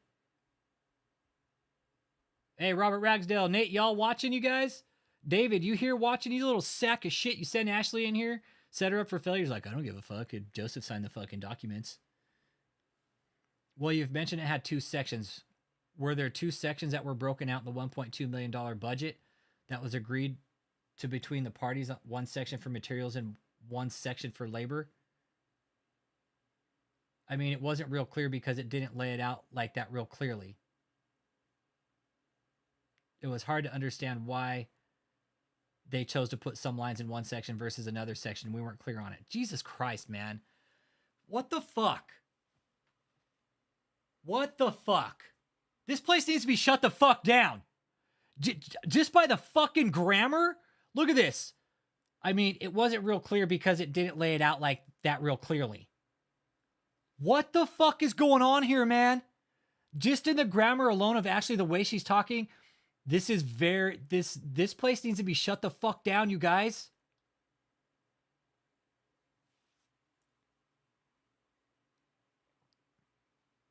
God damn it. The fuck? Were the two sections that you described on the $1.2 million budget titled materials and the second one titled labor? I don't know. Do you recall what the labor component of the $1.2 million budget was? That was hard to get an understanding on because it was just hard to understand the way they wrote the budget. That was one of the big questions we had. So the two phone conversations before I went to Miami, Jerry and Grayland said that, you know, they expressed to us that mostly all of the finances that we had paid had gone toward materials. The materials were really expensive. There was a lot of inflation during COVID. This isn't a fucking real ministry, man. No, it's not, Val. It's not a real fucking ministry. This is a fucking cult. This is a fucking cult. And you can tell in this deposition by the way the court reporter's taking it, she is writing this. Jesus Christ, this is, Chris Calm, this is bad, bro. This is so bad, dude.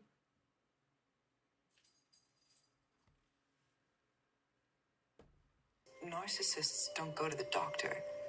Psychopaths are convinced that there's nothing wrong with them, so these men are virtually impossible to study.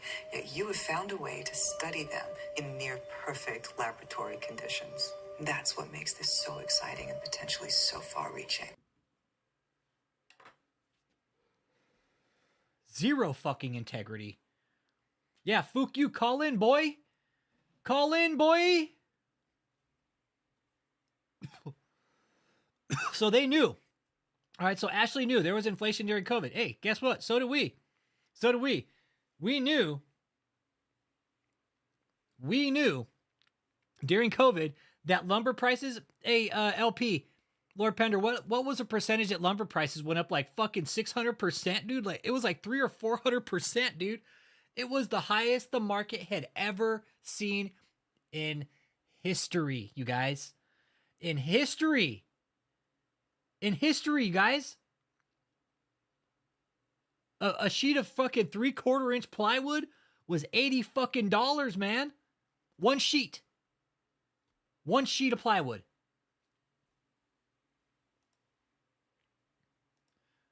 It was 600 max, right? That's what I figured. It was about 600 maxed. It hit an astronomical fucking price, man. David's like, yeah, go ahead and keep building. I don't give a fuck. It's other people's money. Then he's like, oh, well, it's cost plus pricing. And he's like, okay, well, guess what? Inflation cost plus. Yo, fuck that. Fuck David. He's fucking lying. But then when we flew down to Miami again, they were saying the same thing. They said that most of the money of the project went directly towards materials and cost of materials. They said inflation was really high during COVID. Yeah. Yeah, dude. $400 on plywood, bro. Hey, thanks, Dan Alexander. Appreciate you, bro. Have a good night, man. We love you, man, all the way from Canada. Yeah, 7 sheets, $400 fucking dollars, dude. 7 sheets. You're right, Jot G. Right, bro? 7 sheets, $400 fucking dollars, man. Do the math. 7 times 8, $560, man. He's fucking mad, right, Joy? Fook you's fucking mad. Get the fook out of here, fook you.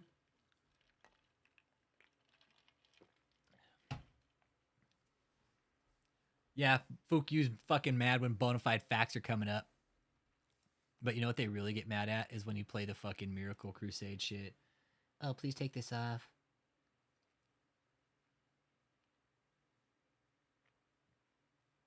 Hey, Fook you, are you in this? Hey, where are you at in here, Fook you?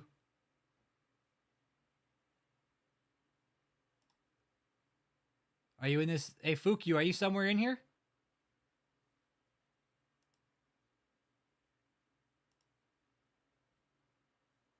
What room do you stay in here, Fukyu, at the campus?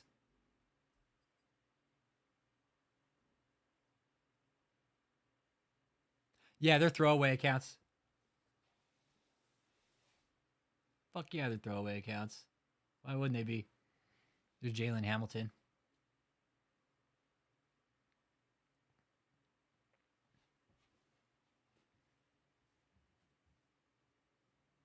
Oh, they fucking hate it when I play this, man. We go. Now, isn't that beautiful? Get the whole thing in the screen. Come on. The whole thing shot in the screen. It's cut off a little bit. Get the whole shitty fucking screen in here. Ice carving in the shot. Get the whole ice carving in the shot. There we go. Look, so it's some ice sculptor fucked it up. It was supposed to be IBLU and it's ILBU. My understanding is that David lactates nacho cheese. I think it's... No, I don't think it's David. It's somebody close to David, though. It's somebody close to David. Yeah, waste of money. Gets a fucking ice sculptor in Houston.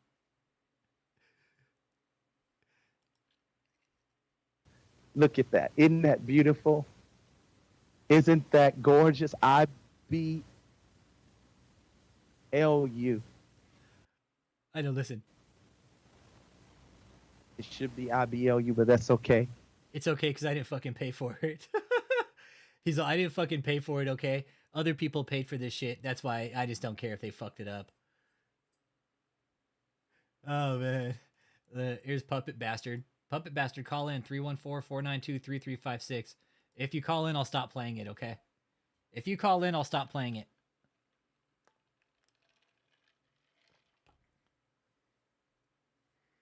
I know, look, it's melting right there in the fucking lobby. Oh, hell, Lord Inheritance Bender. by Lineage University. Okay. You're a fucking liar. But it's campus for the harvest. Isn't that awesome? How the fuck is an ice sculptor profitable? Ice sculptor is profitable. Oh yeah, fucking let me spend $5,000 and have a way to show absolutely nothing for it when I'm done with it. So I've been pen. Oh, it's the SNL. Yeah, it's the SNL banquet. Yeah, this is the SNL banquet.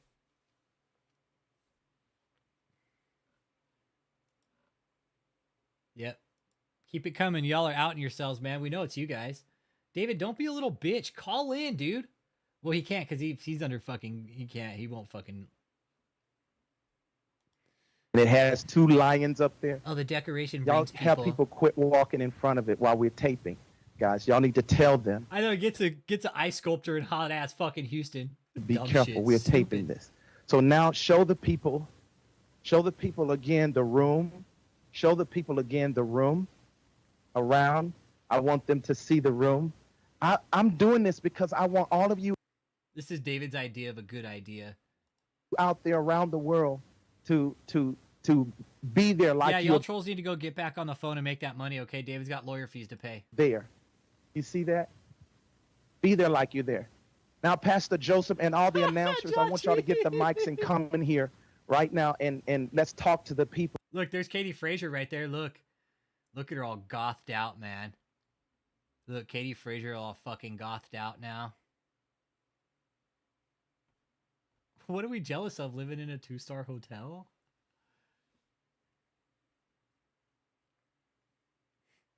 Look at this. About what's happening here. Come on, get the mics. I'd real be fucking quickly. embarrassed. About the dinner and the presents and what's going to happen.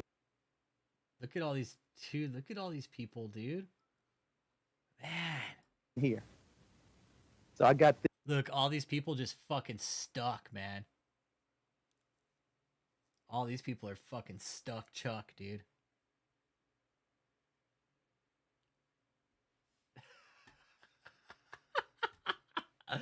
Hey, Jacob, is that ice sculpture still around, though? Hey, you stupid fuck, Nimrod. Is that ice sculpture still around, Jacob? Honestly, an ice sculpture in Houston in the middle of summer, you think it's going to last long? Oh, it's a good investment. Yeah, it's a great investment. Not when it's fucking dry. Not when it's been sitting on some fucking hot plates for 5 fucking hours drying out. No, it's not. I know the cardboard cakes look yummy, right? This for the staff. Okay, get the announcers. Somebody get to them. Tell them to come in front of the mic. I know this cake looked fake as fuck, right? I wasn't sure if it was fake. No, you... How it... Puppet bastard, it's funny. You know a lot about David, but you said you're not part of the fucking hotel. You must... What room are you calling? All 5 of them that were out Hey, there. what room are you in, bro? And let's talk about what's happening. The different parts in this dinner here. The cake, the ice carving. Get all of them together. Look at Joseph. Joseph standing there like beautiful. a fucking little puta. Hallelujah. Joseph, what's going on? We can't hear him. So I can't hear you. There you go. Go ahead. David's all, yeah. Nobody else gets to eat the cake but me. Hello, I can't hear. Where's the sound? Come on and get the other announcers Hey, up there. Where they shoot it where, over to where him on they at? Discord. Tell them. Somebody need to be running. John G, shoot it over to him on Discord, Chris Com. Send him a private message on Discord.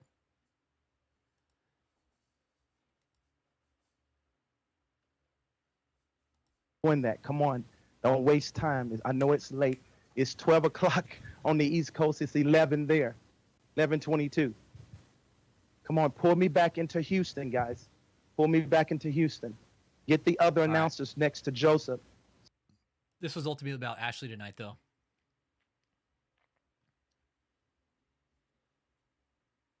Yeah, dude, he's got him outside all fucking day. Well, guess what? We'll see y'all. We'll see y'all this weekend, right? Send him a pizza this weekend. All right, let's keep going on with Ashley's deposition, okay? Let's keep going with Ashley's depo. This was just uploaded today. Let's go ahead and get back to that because this was really about her. Circle jerk for sure. With a little recycling sign and such. Ah, that's funny, bro. I know, rubbery ass dry lobster. I'll pass that shit on, man. I'd rather eat some fucking rancid mayonnaise out of a fucking Brillo pad or some shit. Eat some fucking nasty ass lobster. This is a joke. If that was ever my first experience with this group, I'd leave and run fast. Ah, Jacob Stone. No, I'm not signing off. Don't be a little... Jacob, just sit here and learn the truth, all right? So here we go. But then during the second meeting, when Tony and I were there, Jerry and Graylin, Jerry said to me he flipped it because then he said during our first meeting, he said, you brought up a valid point. If you guys paid almost everything but a little under 100,000, that was agreed upon for the build out during the first year. He said, I agree. You guys brought up a valid point. Why wasn't the project done or why wasn't the project almost done? He said, so I had to go to Graylin, my voice of reason. That's what he called him. He's my voice of reason. And he said that I had to go back to the budget and figure out where did all the finances go. Okay. So what David's trying to do is countersue the company. David, I can guarantee you. Okay. Cool. All right. I'll see you guys this weekend. All right, Jacob? I'll see you guys this weekend. Okay. I will see you guys this weekend. Hey, I'm right here too. Hey, I'll see you guys this weekend. Okay. I'll be waiting for it. I'll be fucking waiting for it. I'll fucking walk right up to the fucking gate and ask for the fucking trespass, okay? Just letting you know. I'm not fucking scared of you guys. I'm not fucking scared of you. I walked up to the gate the first time and you guys all bitched out. All right. Let's see here. Then he said, your guys' budget was very labor intensive. And then that's when he changed it and said only $200,000 was allocated to actual material costs. And then he said that over $500,000 went directly to labor. When all the conversations leading up to that, they said that all of our finances had been allocated towards materials, and the whole reason why it was so expensive for them was inflation costs. But then the last meeting, Jerry changed and said that only $200,000 had gone towards materials, and the rest, over $500,000, he said, had gone to labor. Yeah, question is, what are they afraid of? What are they afraid of?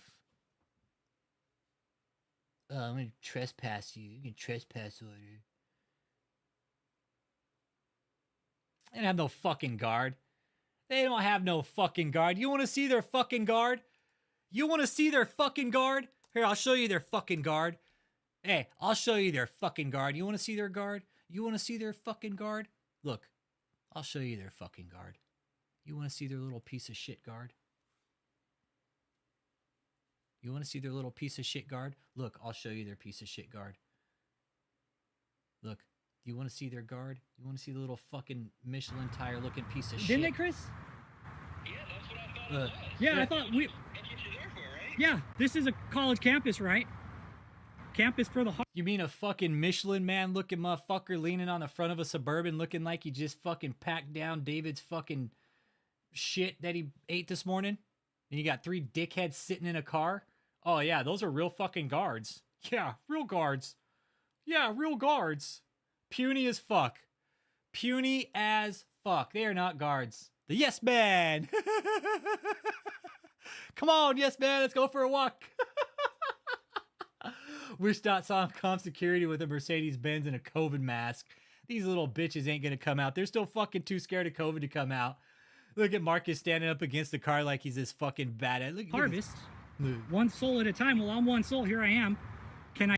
Look at this fucking dipshit standing out there with his fucking gun out. He's like, look, everybody, I'm Marcus Bulbous. Fucking prick, dude. These guys are so full of shit. It's fucking Michelin man, dude. Looks like a stack of fucking tires, bro. He does, dude. Yeah, DeMarcus is the Michelin man, bro. They get paid $10 a month, dude. I know, dude. They're just standing there with their fucking phones, like, oh, I'm gonna stand here. I'm a fucking guard. He's here. He's taking videos. That wasn't Stanley. That guy's name was George Willis. But he was wearing Stanley Cam shit though too. I know, acting like the car's a limo. Look at him. What? Can I get a application? You're ready for harvest, right? I'm ready for harvest, man. I'm ready to be harvested. I know, it's one hell of a fucking gut, right? Marcus is all, I need to wear a mask outside, Apostle. Yes. Yes, Apostle, I need to wear a mask outside. Top flight security, Apostle. He's David's fucking Sherman Clump Jr. Yes, I can. Oh, man. Oh, shit. That gut's so dynamic. It's so duo. It's so amazing. Oh, we'll be prepared. Don't worry. I'll see you guys this weekend. Don't worry. You guys better be prepared. Don't worry. We'll be prepared. We're going to bring more than you can. I know, they didn't even got fucking flashlights. It's the glorious gut guard. Top flight security, David. He's all, yo, top flight security, Apostle. I know, it's like they're so fucking threatening standing there. Marcus just got his fucking phone out in front of his face like a little bitch. He's all, I'm so scared, Apostle. The green room snack time was creepy too, Joseph Demons. Oh, man. Oh, no. Yeah, these guys... Trust me. I'll see you guys this weekend. Don't even trip. I know, one gut at a time. Marcus is all, we'll leave the light on for you. One gut at a time. One dry-ass lobster at a time, Apostle. All right, here we go. Let's see. Going off materials. All right, so... They don't know, again, they send Ashley down here. What this is going over, Ashley doesn't know shit about. So it's just very unclear where our finances were going. That was our biggest question. That's why we said, you know, we need proof of receipts to understand where's our finance going.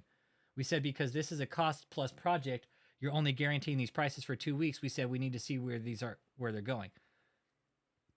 And then Jerry said that they had got legal counsel with a couple, or I don't know if legal counsel is the right word. He didn't say legal counsel. But he said that they had gotten advice from 2 accountants after the first meeting in Miami that we had. And he said legally, we're allowed to pocket. No, he said legally, according to his advice, they got from 2 accountants that they were allowed to, if they wanted to, only spend $50,000 on a project and then pocket the rest. What the fuck out of here? Yo, bullshit. Bullshit. Bullshit. Bullshit.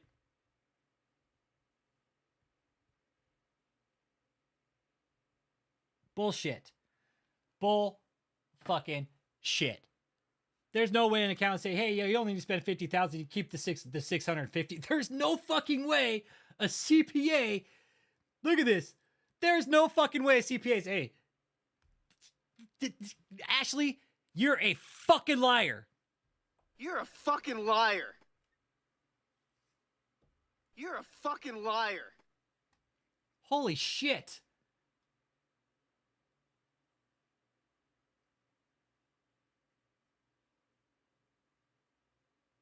Only spend $50,000 on our project and then pocket the rest of the 650 plus thousand. He said legally, if we want to do that, we can. He said because you know that they were allowed to do that. David,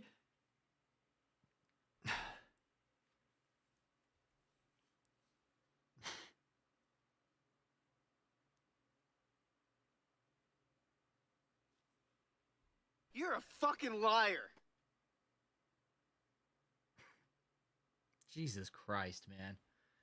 David, what you have done here.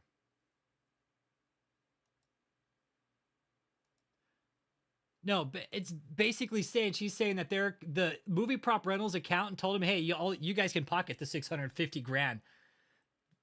Who the fuck would say that in their right fucking mind?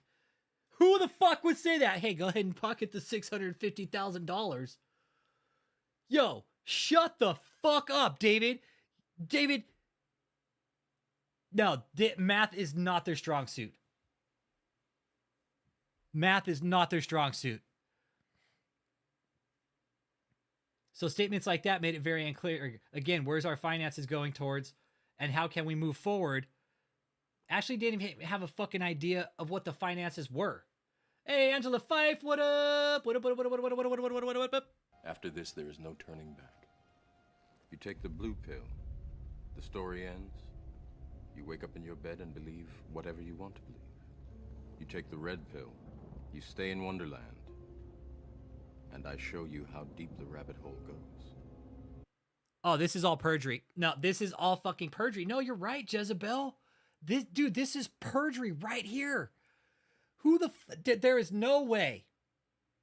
There is no way a fucking certified accountant is going to tell somebody to keep $650,000 out of a $700,000 fucking project. Get the fuck out of here. Bullshit. Bullshit.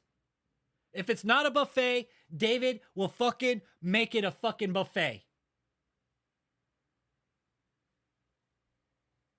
He just fucking eats.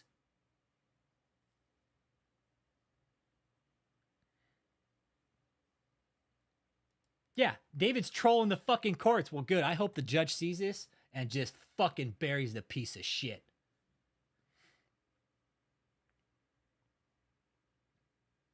All right, let's keep going. Sorry, I'm having random moments of fucking outbursts here because David is such a fucking slimy fucking walrus. Right? All right, let's keep going here, guys.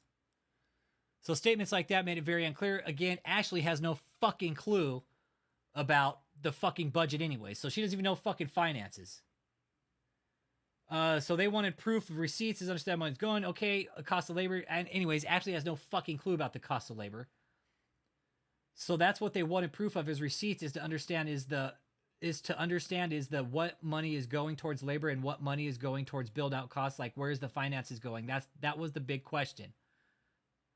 You mentioned 2 meetings. Were those physical meetings you're referring to in Miami? Yes. Okay, that was February 2022 trip. Yes, it was February or March of 2022. Okay, the 2 meetings, did they occur on the same day or consecutive days? They were 2 days back to back. Hey, thank you, Javi. Thank you. Thank you. I appreciate I appreciate being your English teacher. Thank you.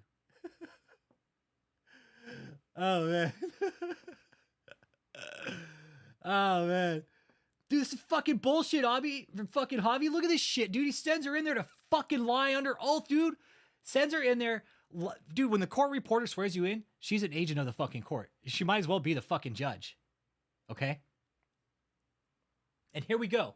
We have a non-certified, a non-educated person, lady, going down to once again. Okay, here we go. Now check it out. Oh yeah, Catherine Crick's live tonight. Don't bring her up, man. I can't do her right now. I can't, dude. We got fucking 50 pages of this still to go. I know she's a fucking psycho. Maybe we'll brush up on her if we get through this, but I plan on running for a bit tonight to get through this. We're almost halfway through, which is pretty good.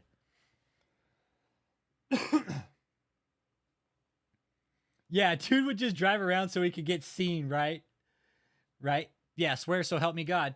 Ashley, you swore so help me God you tell the truth and you lied. Okay, and again, the reason for your trip was to actually physically inspect the partially completed stage prop set. It was to inspect what was done physically in person, because we hadn't been able to do that under safe circumstance because of COVID, and we were concerned that what was actually being done with the project. But the other reason we flew down was to get clarification on the budget, because on the phone with piece of shit fuckwad Taylor, Jerry and Graylin promised to provide proof of receipts. And they promised that it would be an open book project, that they would provide proof of receipts of where the finances were going. They did this the whole fucking time. During the first meeting, when we got there was a box in the corner that Jerry said all of our projects were just thrown in this box. He said that was where all our projects were. At first, he promised we could go through it, even though it was completely disorganized. And then they changed their minds and they just said that they legal didn't have to show us where the finances were going. Hurry up and buy. Hurry up and buy.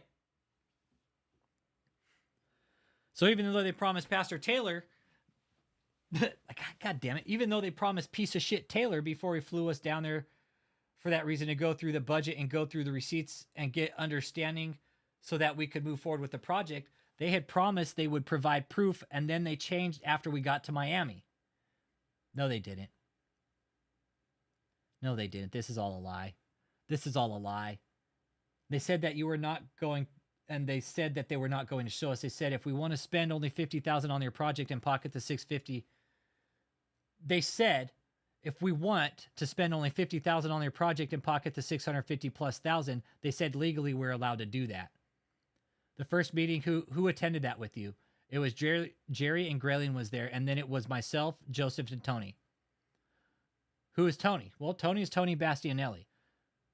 Tony came because he came to be the videographer and to just get footage of just the prop set, the progress of everything. Who attended the meeting the next day of the 2 days? It was me, Tony, Jerry, and Graylin. Why was Joseph not there? I don't know. And by Joseph, you mean Joseph Bush? Yes. You mentioned that piece of shit Taylor had, I think you said, serious concerns about the $1.2 million budget agreed to between the parties about the line items or how it was written up. What exactly did he tell you about his concerns?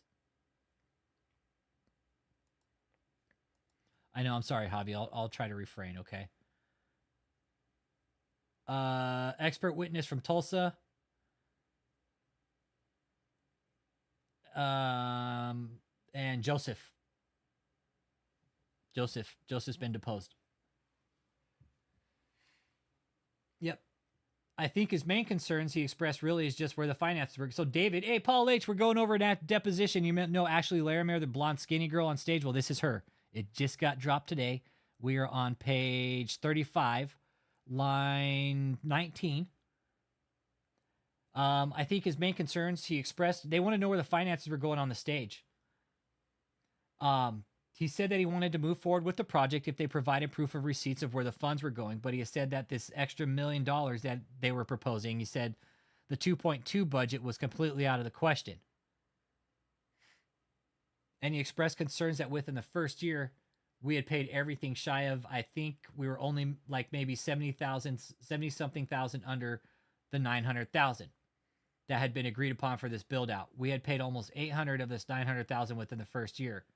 And during these meetings, Jerry and Graylin kept saying multiple times, they said, if you guys had paid the full build out price during the first year, they said, we would have completed the project, but now these prices aren't valid anymore. So piece of shit fuckhead, because this is a cost plus price, right?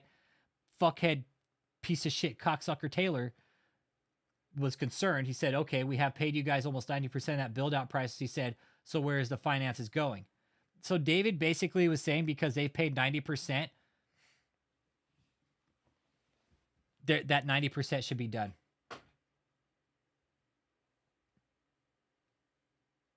Yeah, smash that like David smashes his maxi pads, y'all. Going over Ashley Larimer's deposition. All right, he was concerned where the finances were going because it was a cost plus price, okay? You just want to have to understand where finances were going, okay?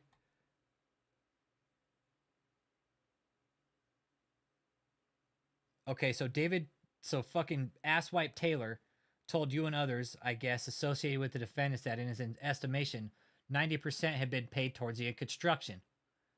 Pastor Taylor, piece of shit Taylor, I did not hear him directly say that. I just am saying that from my mathematical calculations. I know that during the meeting with Jerry and Graylin, they confirmed that we paid almost $800,000. They also confirmed, hang on here.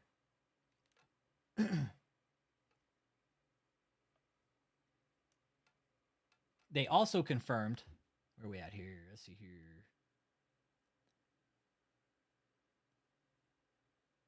All right, let's take a peek here.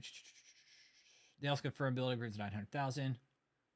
So that right there, just doing the simple math calculations from Jerry and Graylin for what he paid, was confirming with price agreed upon at only roughly around 100,000, less than 100,000 that we had left to pay for the build out construction with the first year. Okay. So let's take a peek here.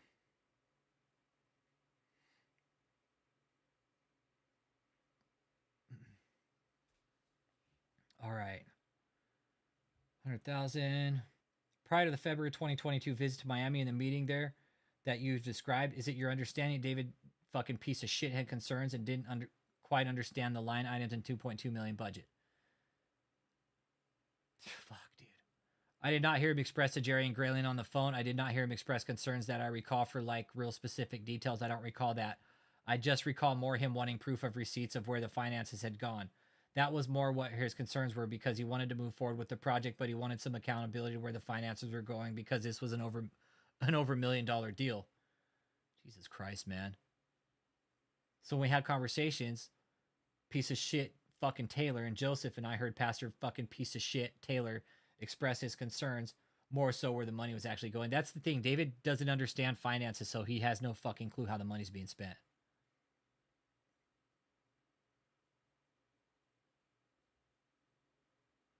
It's all about clarifying the budget. Clarify the budget.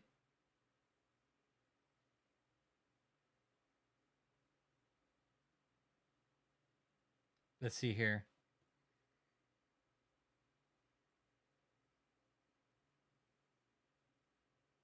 Fuck. David, you set Ashley up for fucking failure, man. You set her up for fucking failure. Yeah, he's concerned about receipts, yet never fucking provides any, right? Never fucking provides anything to the court. But hey, he wants receipts, which they have provided, but David won't provide any receipts to the courts.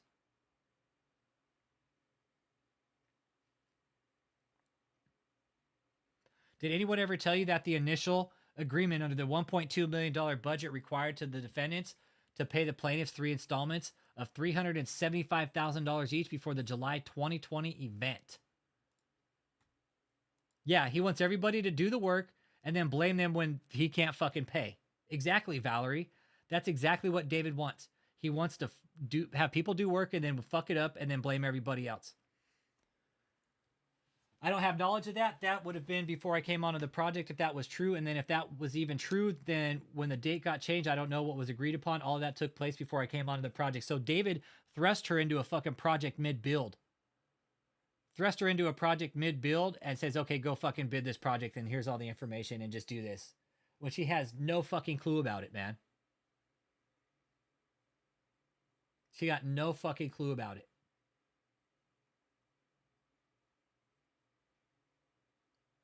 Not a construction worker, no contracting experience, no stage building experience. Were you ever told that all the payments that were due to the plaintiffs under the 1.2 million budget were scheduled to be paid before the July 2020 Orlando Arena event? I don't have any knowledge of that. To my understanding, I just knew the payments were being made throughout the first year of the project. God, man. I don't know the dates. Do you know in what installments the defendants paid? I do not. Do you know how often defendants paid the plaintiffs? Nope. Do you know whether there was an agreement on the house on those installment payments? Nope.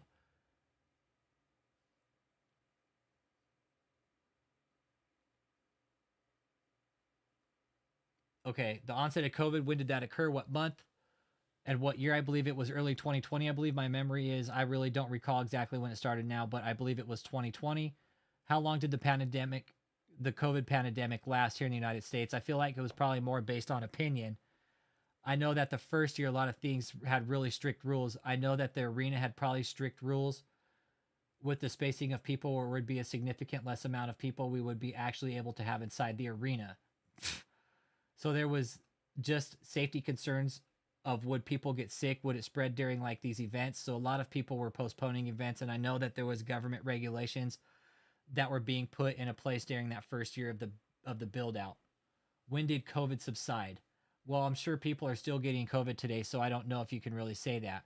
I know that some of the government regulations have started to subside, but I know during the first year of the build out, the government regulations were really strict for things like arena events. She won't answer the question. She won't answer the fucking question. You see how she fucking totally went around that question? She wouldn't answer it. Wouldn't answer it, man.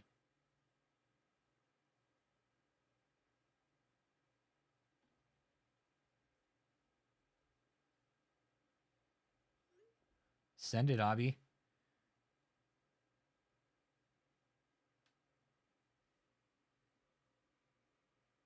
So there's two here. All right, cool. Got you, Abby. Okay, cool. Right on. Thanks, Abby. Dope.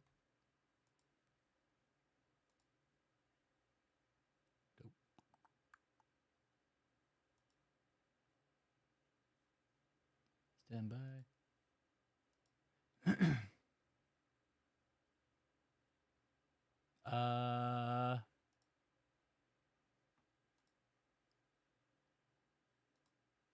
Let's see here.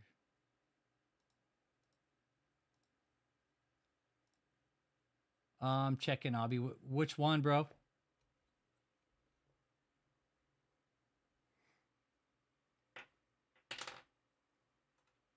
right, hang on. Sorry, hang on, guys.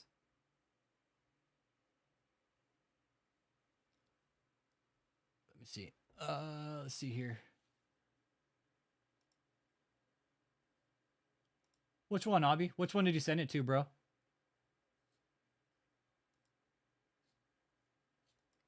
Well, that comes. Let's keep going on with Alexis. Okay, so she failed to answer COVID. Let's see here. There it is. Okay, cool. Got it. Noise. Well. Here we go. All right, good. All right, hang on. All right, this is Joseph's. All right.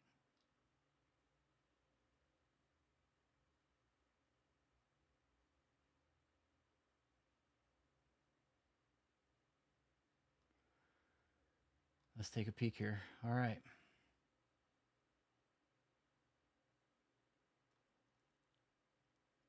All right, I got it up here, but I'm going to kind of fucking, let's see. All right. I got Joseph's right here all of a sudden. But I'm going to keep it off screen just because I want to keep some of the information private, okay? But it is right here. I just got it. And it's fucking looking radical, man. All right, let's take a peek here. Hang on. All right. I got it right here above me. All right. Do you swear affirm the testimony you're about to give? Yes, so help me God. Yes. Okay. Good morning. Give us your full legal name. Joseph Daniel Bush. Have you been known? No other names? Any nicknames? No. Just so it's clear, we have previously agreed counsel for defendants, myself, this is a joint deposition. Okay. Basically questioning Joseph. Do they know who they're referring to here? Let's see here. Do you understand? Yes, I do. Miss Tuttle and Michelle, do we have that agreement that's in combined as McPhoenix? Correct, Miss Tuttle? Okay. All right. This are confirming to the link. Okay. Okay. Have you, so Tuttle's asking Joseph, hey, have you ever had your deposition taken in a case before? Joseph says yes. He doesn't know which one. Was it something affiliated with Kingdom or JMMI? He said yes. How long ago was that? It was affiliated with, I'd have to double check with the entity it was affiliated with. How long ago was that? My understanding it was about, I'd have to check the exact amount of time, but I estimate around 3 years, over 3 years ago. Okay, that's fine. But therefore, you generally understand question and answer in a deposition like this. I have a general understanding, yes. Joseph, it's a yes or no question, okay? How long have you been affiliated with Kingdom or JMMI? 13 years. When were you first affiliated with either one of those? Which one was it, or was it both? Well, at the time when I got connected, it was known as Joshua Media Ministries. That's when I came on, began to come to the services. I knew it was JMMI. And you just were attending services. You didn't have any employment or affiliation like a representative of either one at the time. When I first got connected to the ministry, it was as a, coming to services and, reading books, reading the ministry material. When did that change? Where you had a stronger affiliation with these two defendants?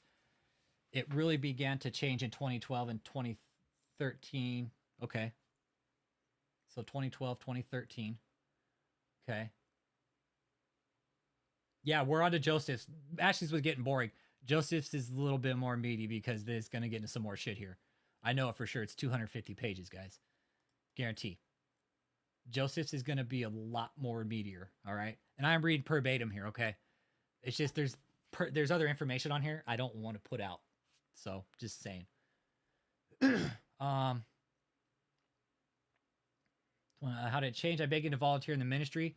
Do you have a title or position back then with either ministry? When you say back then, what time frame are you referring to?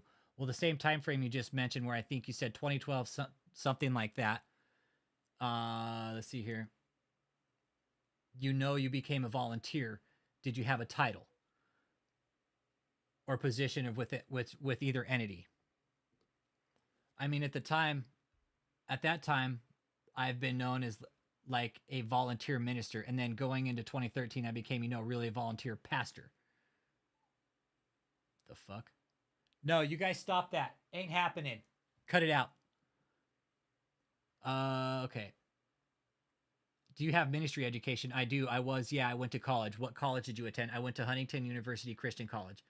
Did you take any courses to become a minister or pastor?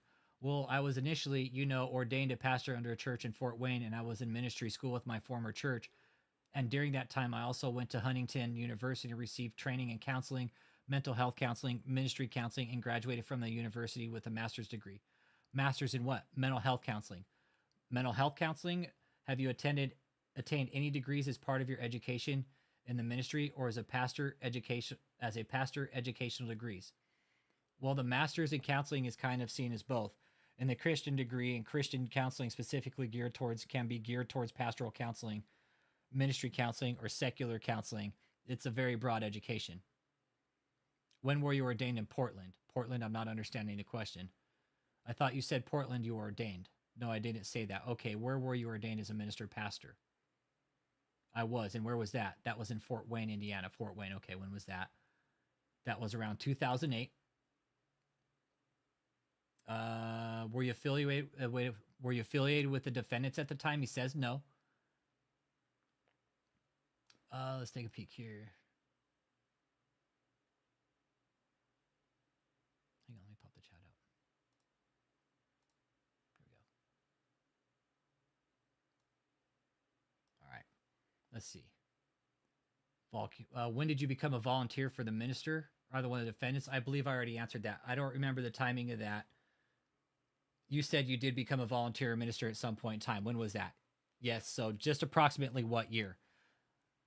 Joseph's being like a fucking prick. So like I previously said, it was in the transition time of 2012 through 2013. Okay, you've been a volunteer minister at all times since then for the defendants. I don't understand the questions. Can you rephrase it? Yeah, you said 2012, 2013, you became a volunteer minister for the defendants. Have you continuously been a volunteer minister since that time with the defendants? Yes, up until this day. Okay, and in the last 5 years or so, as a volunteer minister for the defendants, what do you do to assist the defendants? Can you re-ask the questions? You mentioned 5 years. I don't understand what you're asking. Yeah, let me just break it down. Kingdom is what? A church or organization? Yes, a nonprofit 501c3 church organization, religious organization. What is JMMI? Is it also a religious organization? Yes. Yes, it is. Is it a 501c3 nonprofit? It's a religious organization that is a nonprofit organization. Has it ever held a tax designation as a church? I don't understand the question. Has the kingdom ever obtained a tax designation with the IRS as a church organization, religious organization? I'm not a lawyer. I don't quite understand the legalities of what you're referring to. We are religious, not-for-profit, church. That's who we are. And is JMMI also a religious, not-profit church religious organization? Joseph, there's some semantic words you're using words that I may not understand. Yo, dude, fuck these guys, dude. Joseph, fuck you. Fuck you, Joseph. You're a fucking slimy cocksucker, dude. You're fucking in this for fucking everybody, dude. Fuck you, Joseph. Joseph, you're a fucking slimy piece of shit fucking slob, just like everybody else in that fucking cult, man. You're in here trying to fucking stonewall the whole fucking case, man. You're a piece of shit, dude. You are a real piece of shit. But JMMI is also a nonprofit, religious organization. Okay, so they're exactly the same as far as their tax designations are concerned. Ms. Cofino objected form. I'm sorry, Michelle, did you say something? I could hear you. I just presented a form of objection, but you can answer the question. Can you re-ask the question, please? Are the two entities, Kingdom and JMMI, the exact same tax designation as far as the IRS is concerned? They are two separate organizations. He didn't ask about organizations. He's asking about designations, Joseph, you fucking slimy piece of shit.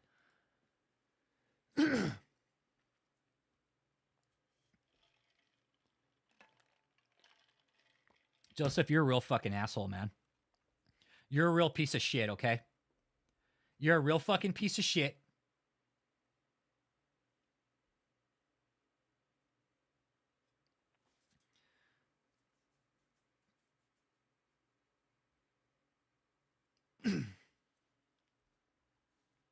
Oh, man. Oh, I think I got it, Avi.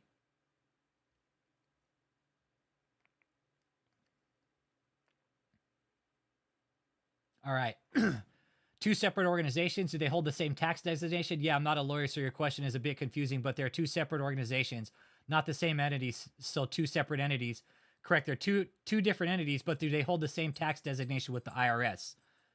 Again, to my understanding, they do not. Bullshit, Joseph! You're a fucking liar, Joseph!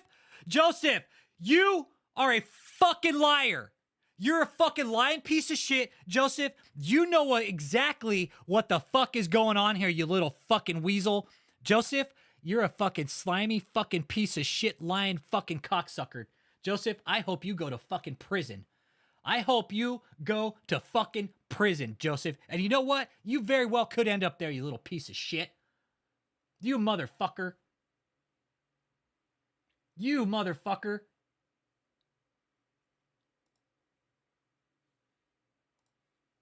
Yo, fuck these guys. Yo, fuck these guys.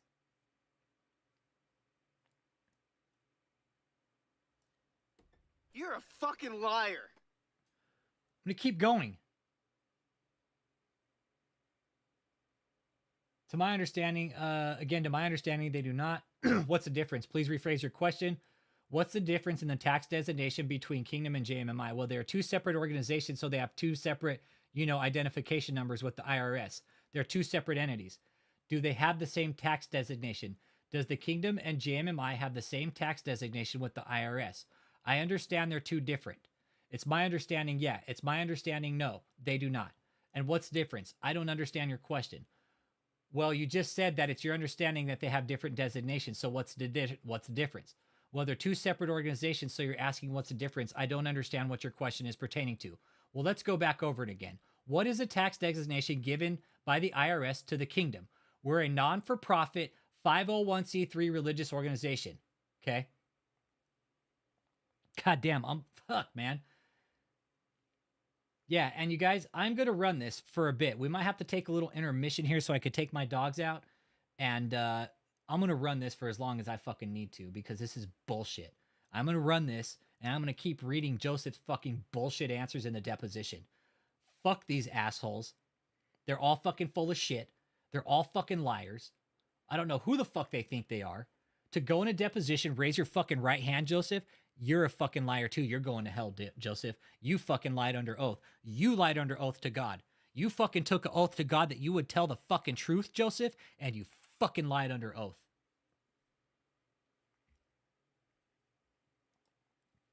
Do it, Mad Rekka. Do it. All right. So, Joseph, are you referring to the being a nonprofit 501c3 organization? Is that what you're referring to? Wait, hang on. Okay.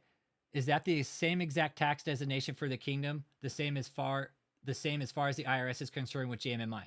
Are you referring to the being a not-for-profit 501c3 organization? Is that what you're referring to?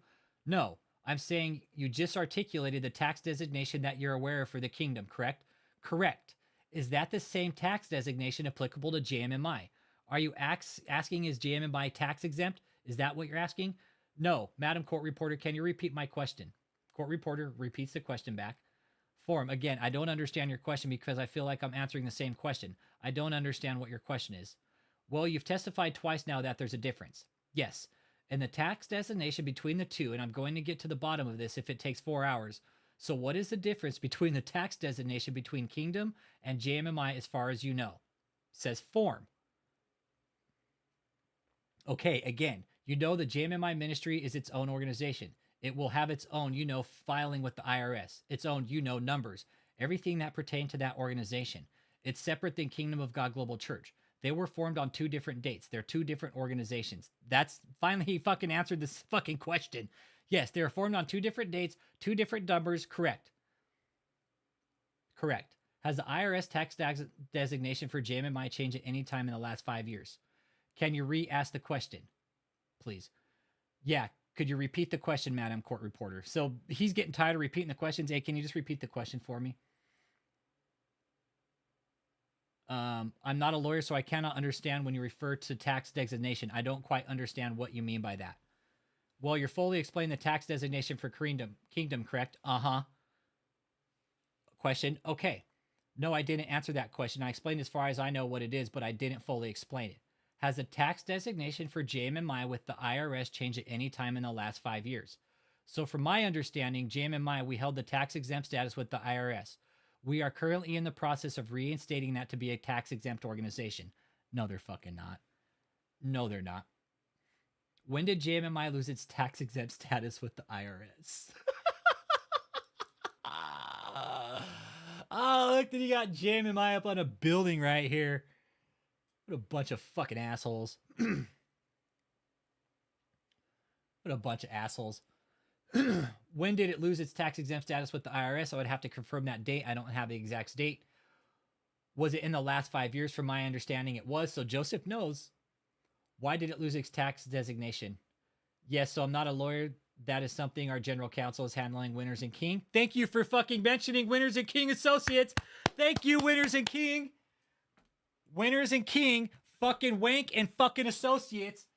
Dirtiest fucking lawyers out there on the goddamn market. Yo, fuck you, Winners and King. You guys are a bunch of dirty ass, fucking corrupt, smelly, bottom feeding, fucking filthy fucking lawyers, man. Fuck you guys. It says right here, winners and king. Thank you. He's like, oh, winners and kings gonna sort that out for us. Yeah, our fucking our lawyers are gonna sort that out for us.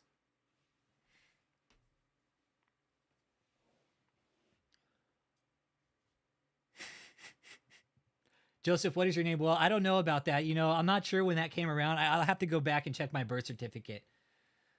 What information do you have on that? What is your understanding? My understanding is Winners and King has more information on that, and you can refer to them, and they'll be happy to answer that question. No, I'm asking you as far as what is your knowledge.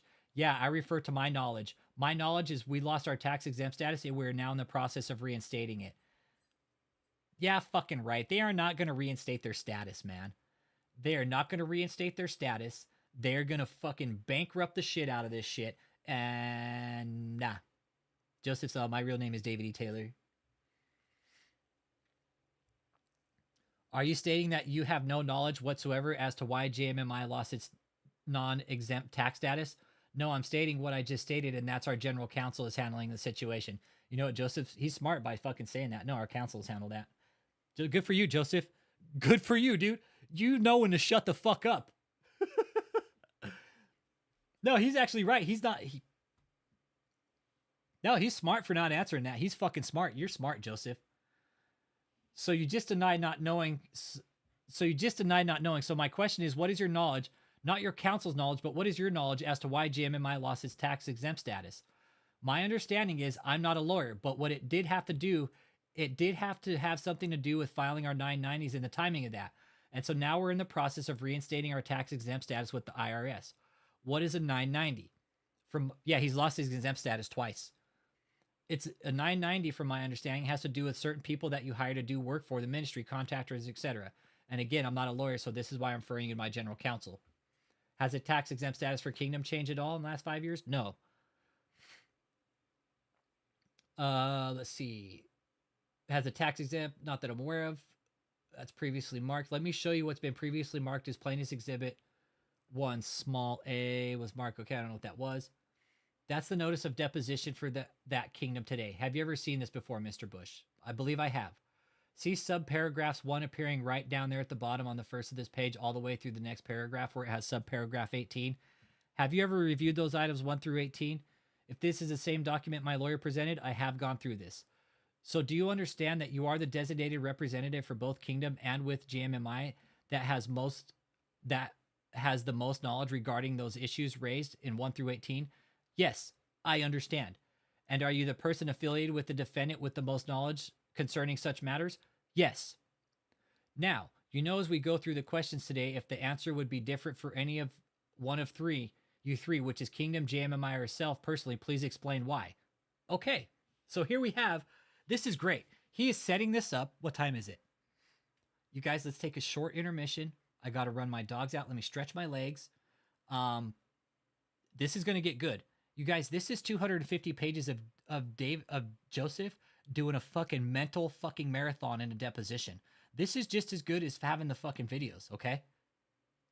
David's fraud. This fraud is clear as fucking day, okay? I'll put the chat up on the main screen so you guys can watch the chat and shit, okay? I'll put it up here on the main screen. And I'm going to run and take the dogs out real quick, okay? And then I'll be back, okay? Sound cool?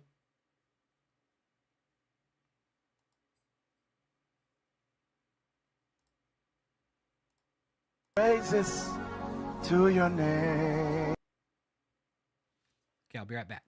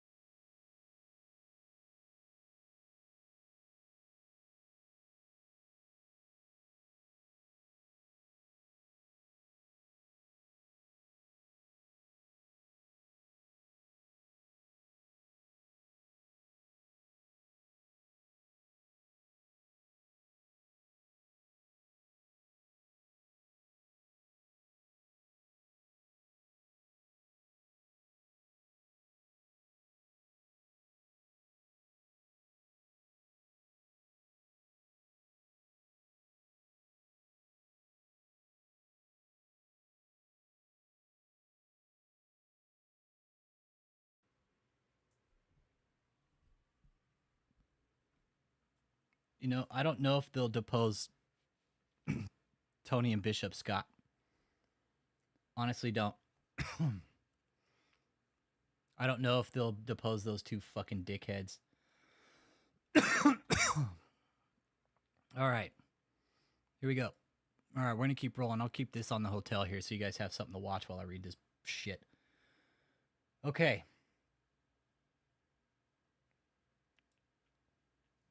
Here we go. I'm going to keep going. David's like, God damn it, I wish he would just stop.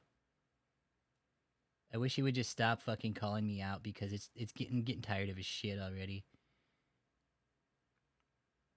All right. Let's take a peek here. Okay, where do we go? Does Kingdom and JMMI operate through basically a board of directors? Each organization has a board of directors. Do they meet regularly? What do you mean by regularly? Joseph really had to ask, oh, what do you mean by regularly?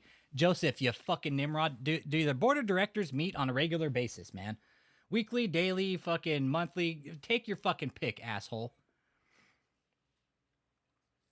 Yeah, Tony's too busy fixing problems, right? That's Tony's problem. He's too busy fixing problems. All right. We will. The board will meet regularly and sporadically depending on the tasks at hand. And how often are the regular meetings? The regular meetings are at least once a month. And the sporadic meetings could be called at any time. They could be called not at any time. I mean, we operate normal business hours and normal business days depending on a task that needs the board's approval. Do both entities, Kingdom and JMMI, have a common board? In other words, the members are the same. The boards are not exactly the same. What are the board members of the Kingdom? A current board member is fucking piece of shit Michelle, Angel Jones, dickhead fucking Joshua Taylor, and guess what? Susan Altman. And who are the board members of JMMI? From my understanding, asswipe fucking piece of shit Taylor, bitch Michelle, and Kathleen. What is the legal affiliation between Kingdom and JMMI, if anything? Can you rephrase the question? What do you mean by? Ms. Coffini objected to form. Is there any legal affiliation? Is there any contract agreement or legal attachment between Kingdom and JMMI? Let's see. But again, like I stated, they are two separate organizations. What does Kingdom do? What type of activities? The question is very broad. Can you be more specific, please? I want to know everything. Tell me all the different activities the Kingdom does. So the Kingdom of God Global Church, we conduct Sunday services. We have regularly streamed services online. People attend. We offer a prayer line, 24/7 prayer line. We also offer for humanitarian relief through the Convoy of Miracles. The Kingdom of God Global Church also offers ministerial training, and there's a number of other activities that we do. Outreaches, support that we give around the world to such as, helping the Holocaust survivors, the Jewish Holocaust survivors in Israel, partnering with churches and organizations to do ministry to preach the gospel of Jesus Christ and minister to God's people. Man, that is Joseph's answer. What type of activities does JMMI do? JMMI is basically the overall global outreach that deals a lot with Kingdom of God Global Church. Is the church deals with a lot more church services like Sunday services. It's the church part of, really the outreach of the pastor. And JMMI International does more of the global outreach, although currently right now we are focusing most of our ministry activities are done through the Kingdom of God Global Church. Jesus Christ, Joseph. Does the Kingdom assist with JMMI with its activities? Can you re-ask the questions? Does Kingdom and its resources ever assist a JMMI with its activities that you just described? I don't recall any of those at this time. Dude, this is just fucking ridiculous, man.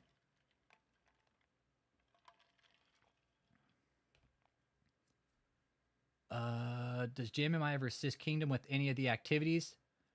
There were times that JMMI did assist by providing some of its media equipment, donating, media equipment and such things like that to do activities. How many employees does the Kingdom have? From my understanding, it has 3 employees. It has 3 fucking employees? You got a whole fucking hotel full of people!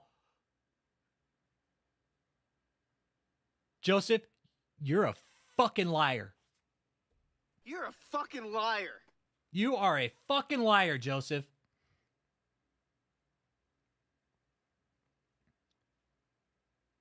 Are you considered an employee at this time? No. How many volunteers are there affiliated with the kingdom? That number is expansive and growing, and we don't have an exact amount because there's a global base of volunteers around the world. More than 1,000? Yes. How many employees does JMMI have? From my understanding at this time, 0 employees. Does it operate through volunteers as well? Yes. How many volunteers are affiliated with JMMI? Again, at this point, I don't have the exact number. It's expensive. It's expansive. Hey, Green Girl, we're going over Joseph's deposition. Piece of shit was deposed, man. We're doing I'm just going Q&A, man. It's 248 pages, bro. 248 pages of Joseph just fucking being a complete prick.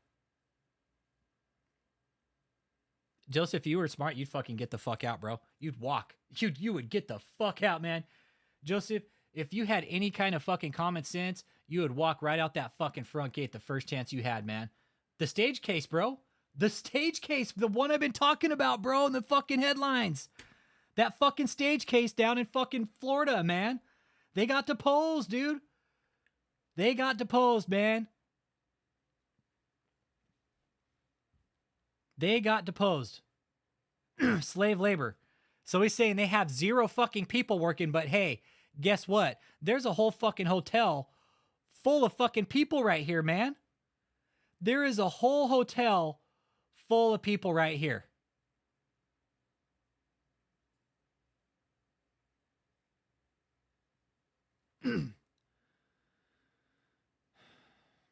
Fucking liar, man.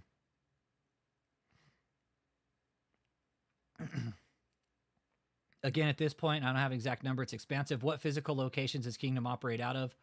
Kingdom of God Church holds its Sunday services in Taylor, Michigan at the Northeastern headquarters. Does Kingdom operate out of any other locations? We have other locations that the ministry has. Movie prop rentals. Movie prop rentals, brother. Movie prop rentals, my brother. Movie prop rentals. Movie prop and stage prop rentals. Okay, we have other locations that the ministry has. Hey, Ted Cruz, we're going over Joseph's deposition, man. It's not the video, but it's the transcript. Okay, it's a transcript. So I'm going over it right here. I'm not going to put it up on screen because it's got some shit on it. I don't want to put it out there. Just, yeah. But we're page 24 into 248, man. Ah, you good, Iron Price? My pleasure, bro. Thanks for stopping in. Thanks for stopping in, brother. We're going to keep on going. Okay, so they have other locations. These other locations you just referred to that the ministry has are any activities, any kingdom activities or events conducted out of those other locations. So our Sunday service in person is in Taylor, Michigan. That's where people attend in person.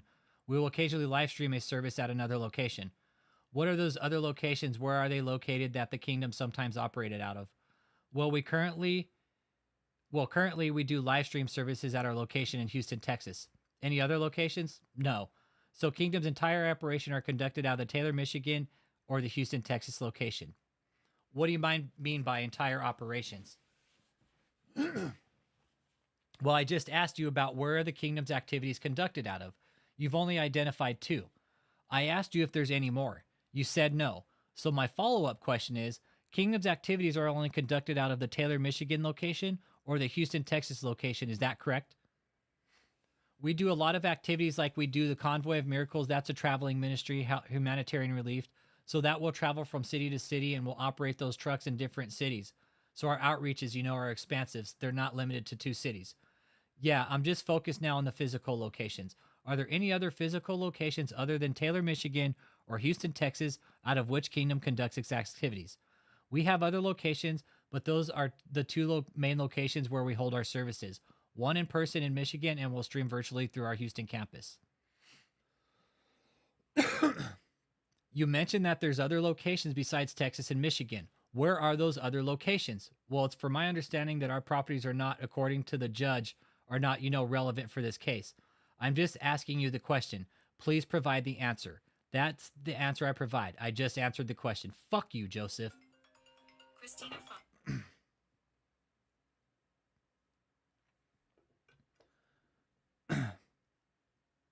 Hold up. So let's see here. Are you refusing to identify the other locations out of which the kingdom conducts business? So what I answered was our business, our services we do in person in Michigan, we will stream our services through our Houston campus from time to time as well. We have other locations, other properties that the ministry owns, but from my understanding, the judge said these properties are not relevant to this case. As to all of those other physical locations that you just referred to as being owned by the kingdom in the last 3 years, has there been any kingdom activities conducted out of those locations? What do you mean by kingdom activities? This fucking asshole, he won't stop at, he won't fucking just answer. He won't fucking answer a question.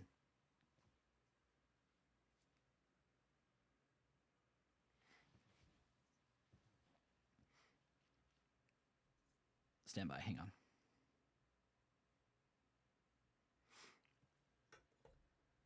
Let's see. As to all the other physical locations that you just referred to as being owned by the kingdom in the last 3 years, has there been any kingdom activities conducted out of these locations? Well, you just described a few minutes ago what that kingdom does. So that's the activities. You're talking about doing services. And this is Joseph now. He's starting to fucking just go back and forth. I'm talking about conducting any activity whatsoever. So like I said, the services are done in person in Michigan and they're streamed online through our Texas facility. Got it. That's Texas and that's Michigan. What I'm asking you is the other locations that you identified are being owned by Kingdom. Are you saying that there's no Kingdom activities conducted out of those locations? Joseph replies, I'm not saying that there's no Kingdom activities as if they just sit there and nothing happens there. What I'm saying is in terms of the regular day-to-day operations that's been done through Michigan and our Texas headquarters. So my question is, other than the regular day-to-day activities of the Kingdom, what other locations are there that the Kingdom conducts any other activities out of in the last 3 years? I'm not sure what you're asking. Madam Court Reporter, please repeat the question. So, okay, we have residential homes for our full-time missionaries and volunteers, but the day-to-day operations are not conducted there. They're conducted through the Northeastern headquarters or the Houston location, if that's what you're asking. Are there any residents in Florida out of which the Kingdom conducts in the last 3 years?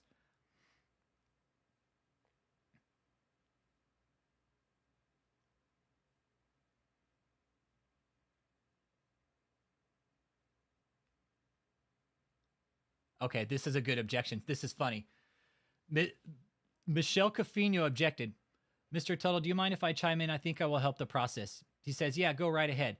Miss Cofino. So, Joseph, I would agree that if he asks you any specific question as to the addresses of certain properties that the court has ruled that it's irrelevant,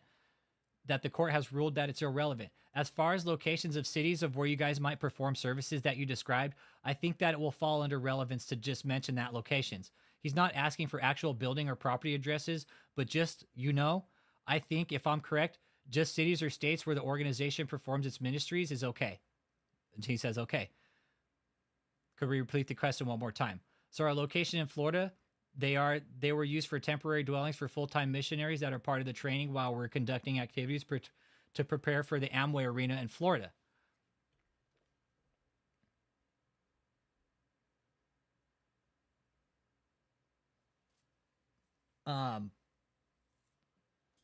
Let's see here.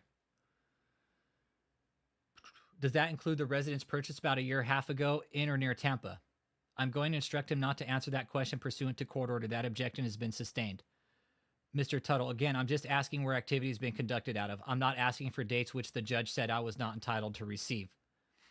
But you asked him about a property purchase. That was a question that was asked in discovery, and we objected and was sustained. It goes just beyond a city. By Ms. Tuttle. Let's see here. Mr. Bush, have you visited the residential property in Tampa? Yes. And have you observed any activities of the defendant being conducted out of that location? So again, we purchased locations in Florida, and I have observed myself being there, how we used out properties in Florida. Who is David Taylor?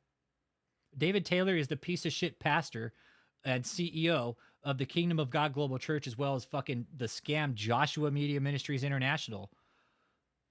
What state is he in today? I'm not aware. What state was he in the last time you were aware? I'm not sure what that question is you're asking.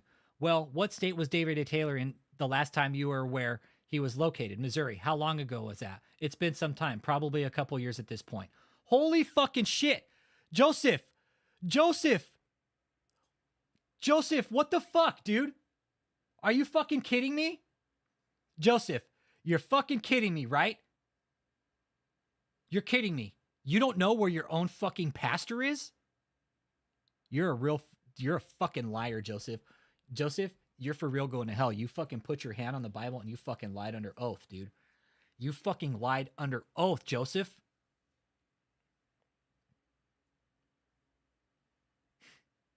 Real piece of work you are, Joseph. You'll go down to the fucking end, it sounds like, man. You're in it to win it, Joseph. You're going to ride this shit to the fucking end, man. And you know what? You're going to end up in prison, Joseph. You're going to end up in fucking prison, dude. You mentioned some either online earlier streaming or links to video activities of the defendants. Where are those activities filmed? What location in the last 3 years? So we have our Michigan base and our Houston base, and from time to time, we have a stream from a location in Florida. That's 1280 Southwest 38th Street in Ocala, Florida. Okay.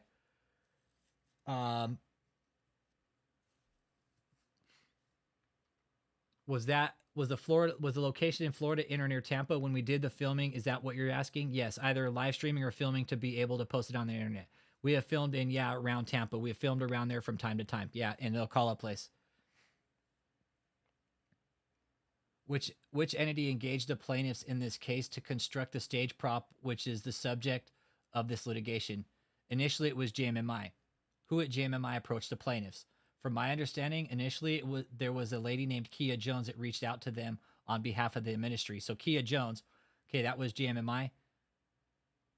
Ask that again. She was affiliated with JMMI. Yes, at the time she reached out on behalf of JMMI for the stage prop construction. Has she ever been affiliated? Yes. And was she affiliated with the kingdom back at that time? Yeah, Kia's been a long time with the cult. From my understanding, she was representing JMMI for the purchase of the columns, and at the same time, a lot of people, volunteers in JMMI also helped KOGGC as well. So from my understanding, she would have been involved with both. Who else besides her was affiliated with with JMMI or Kingdom in the initial contact with the plaintiffs to start the initial discussion for the construction process of the stage? Once again, who was affiliated with the construction? So from my understanding, Kia Jones was the main person reaching out to try to find a company. Of course, you work alongside with, the board communicating with their findings. Which board? JMMI? At the time, it would have been JMMI. And at the time, who were the other board members? I'd have to confirm if they were the same or there was some difference at the time. I don't recall.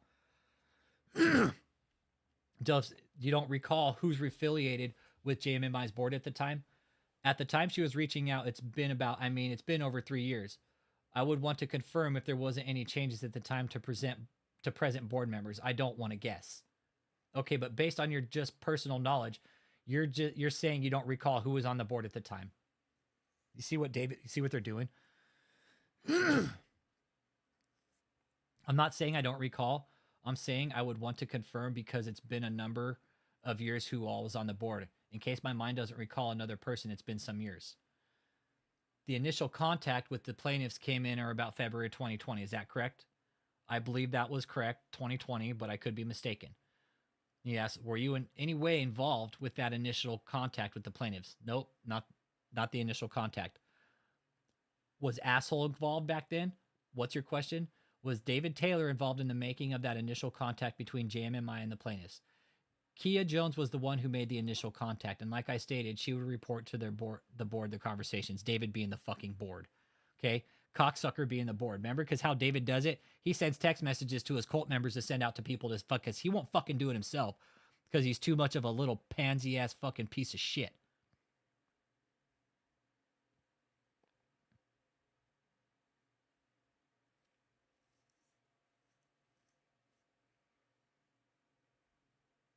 He's a little fucking fuck Joseph. Fuck you, Joseph. Ultimately, there was a decision made to engage the plaintiffs for this construction of the stage prop. Is that correct? By the ministry, yes. When you say by the ministry, which entity are you referring to? At the time, like I already said, it was JMMI that was initiating this project. Okay, so here we have Joseph fucking gaslighting like a piece of shit. At the time, like I already said, okay, so there was a point in the time where JMMI made a decision to engage the plaintiffs. Correct. You mentioned that Miss Jones had been involved in soliciting other potential suitors for the construction of the stage prop. Was that, do you recall the name Big Apple Props? Sounds familiar, but then again, I wasn't the initiator. Visions Greenery, does that sound familiar? To me, it doesn't, no. Was the Kingdom in any way involved in the initial contact with the plaintiffs? Not at the time. Which entity? JMMI or Kingdom? Actually, which entity? Which entity in JMMI or Kingdom actually hired plaintiffs to construct the subject stage prop? Initially, JMMI. When was that? From my understanding, it was 2020. When did Kingdom get involved? And let's take a peek here and get you guys a budget.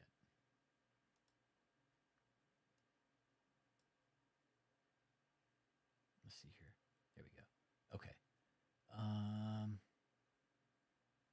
I'd have to confirm the exact amount, but there is a time when there is a time when Kingdom took over the fucking payments, right? Because their fucking tax exemption got revoked. For sure on that one. That's why they would have had to fucking change names and shit, right? They would have had to change names. So Kingdom took over the fucking name because JMMI got revoked, right? Why else would they switch names?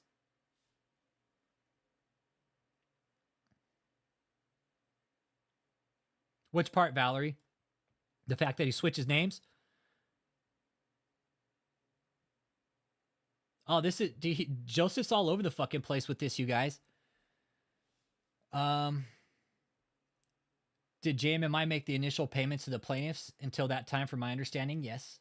Do you know what payments JMMI made to plaintiffs before Kingdom took over the payments? Our financial records show that, but I'd have to refer to that list. Off the top of my head, I don't have the exact time and amount. Do you recall what month and year took over the payments? No. Do you remember what stage of construction that Kingdom took over the payments? No. I would have to compare the time and the date. What would you need to look at to confirm that? Well, our financial statements when JMMI was making payments and when KOGGC was making payments, I would need to confirm what stage of the build out at the time KOGGC took over the payments. Was it early on in the payments that were made? Early on is a very subjective word, if you can rephrase the question. Man, Joseph, shut the fuck up.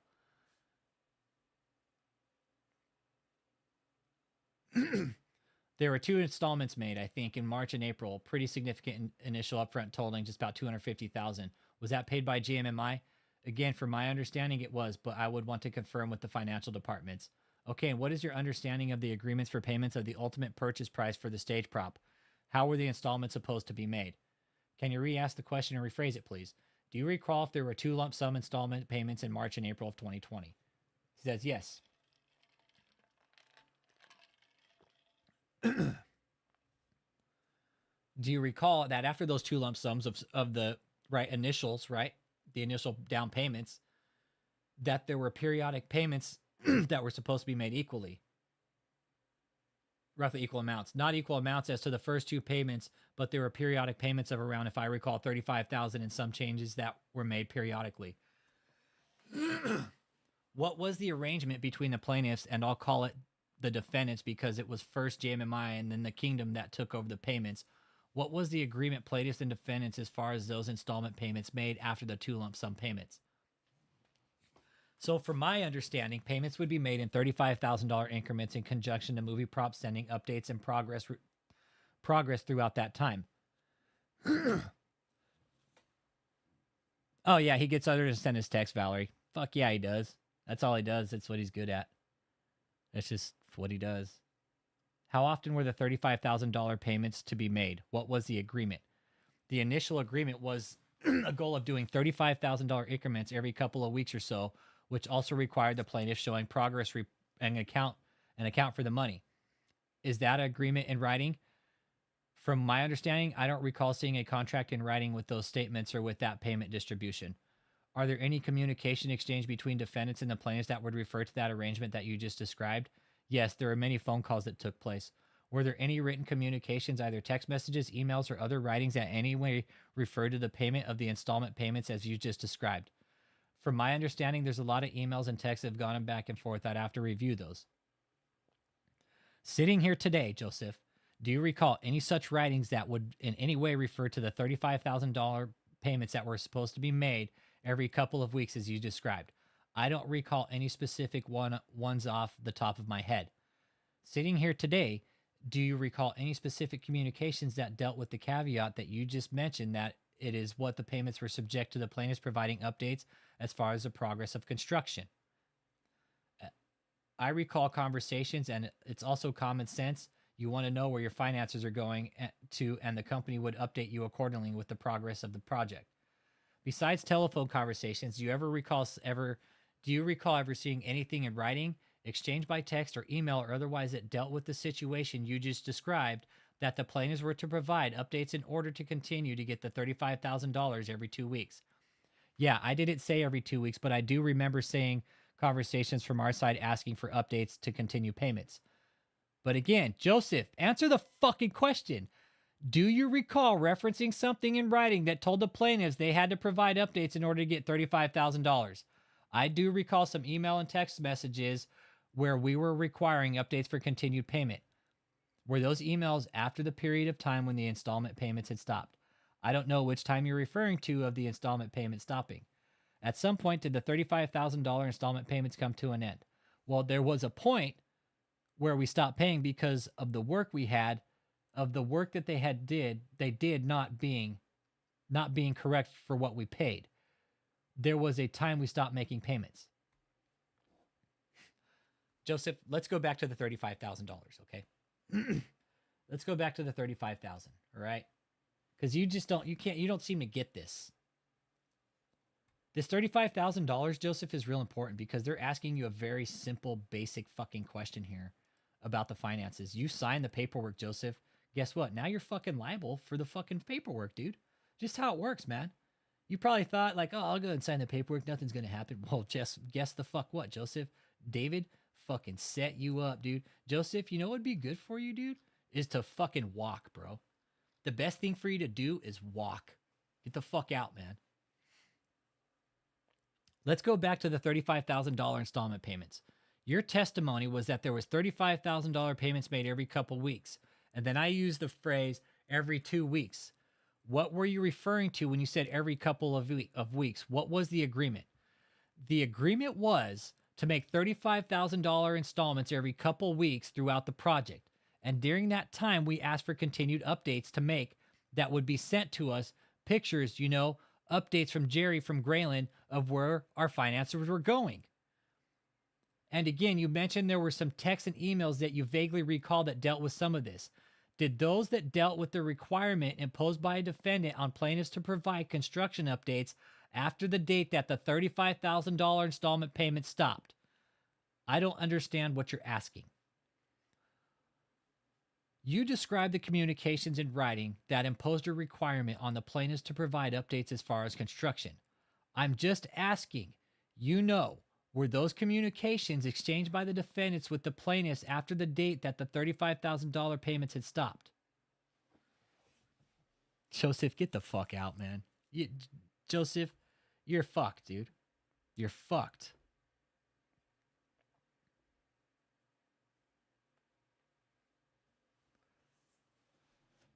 Okay, this is why I want to fucking do fraud in the medical coding career, man. I'm taking this to the fucking top, man. I'm gonna fucking bust some. You guys give me some time. I'm gonna bust some huge fucking cases. Telling you.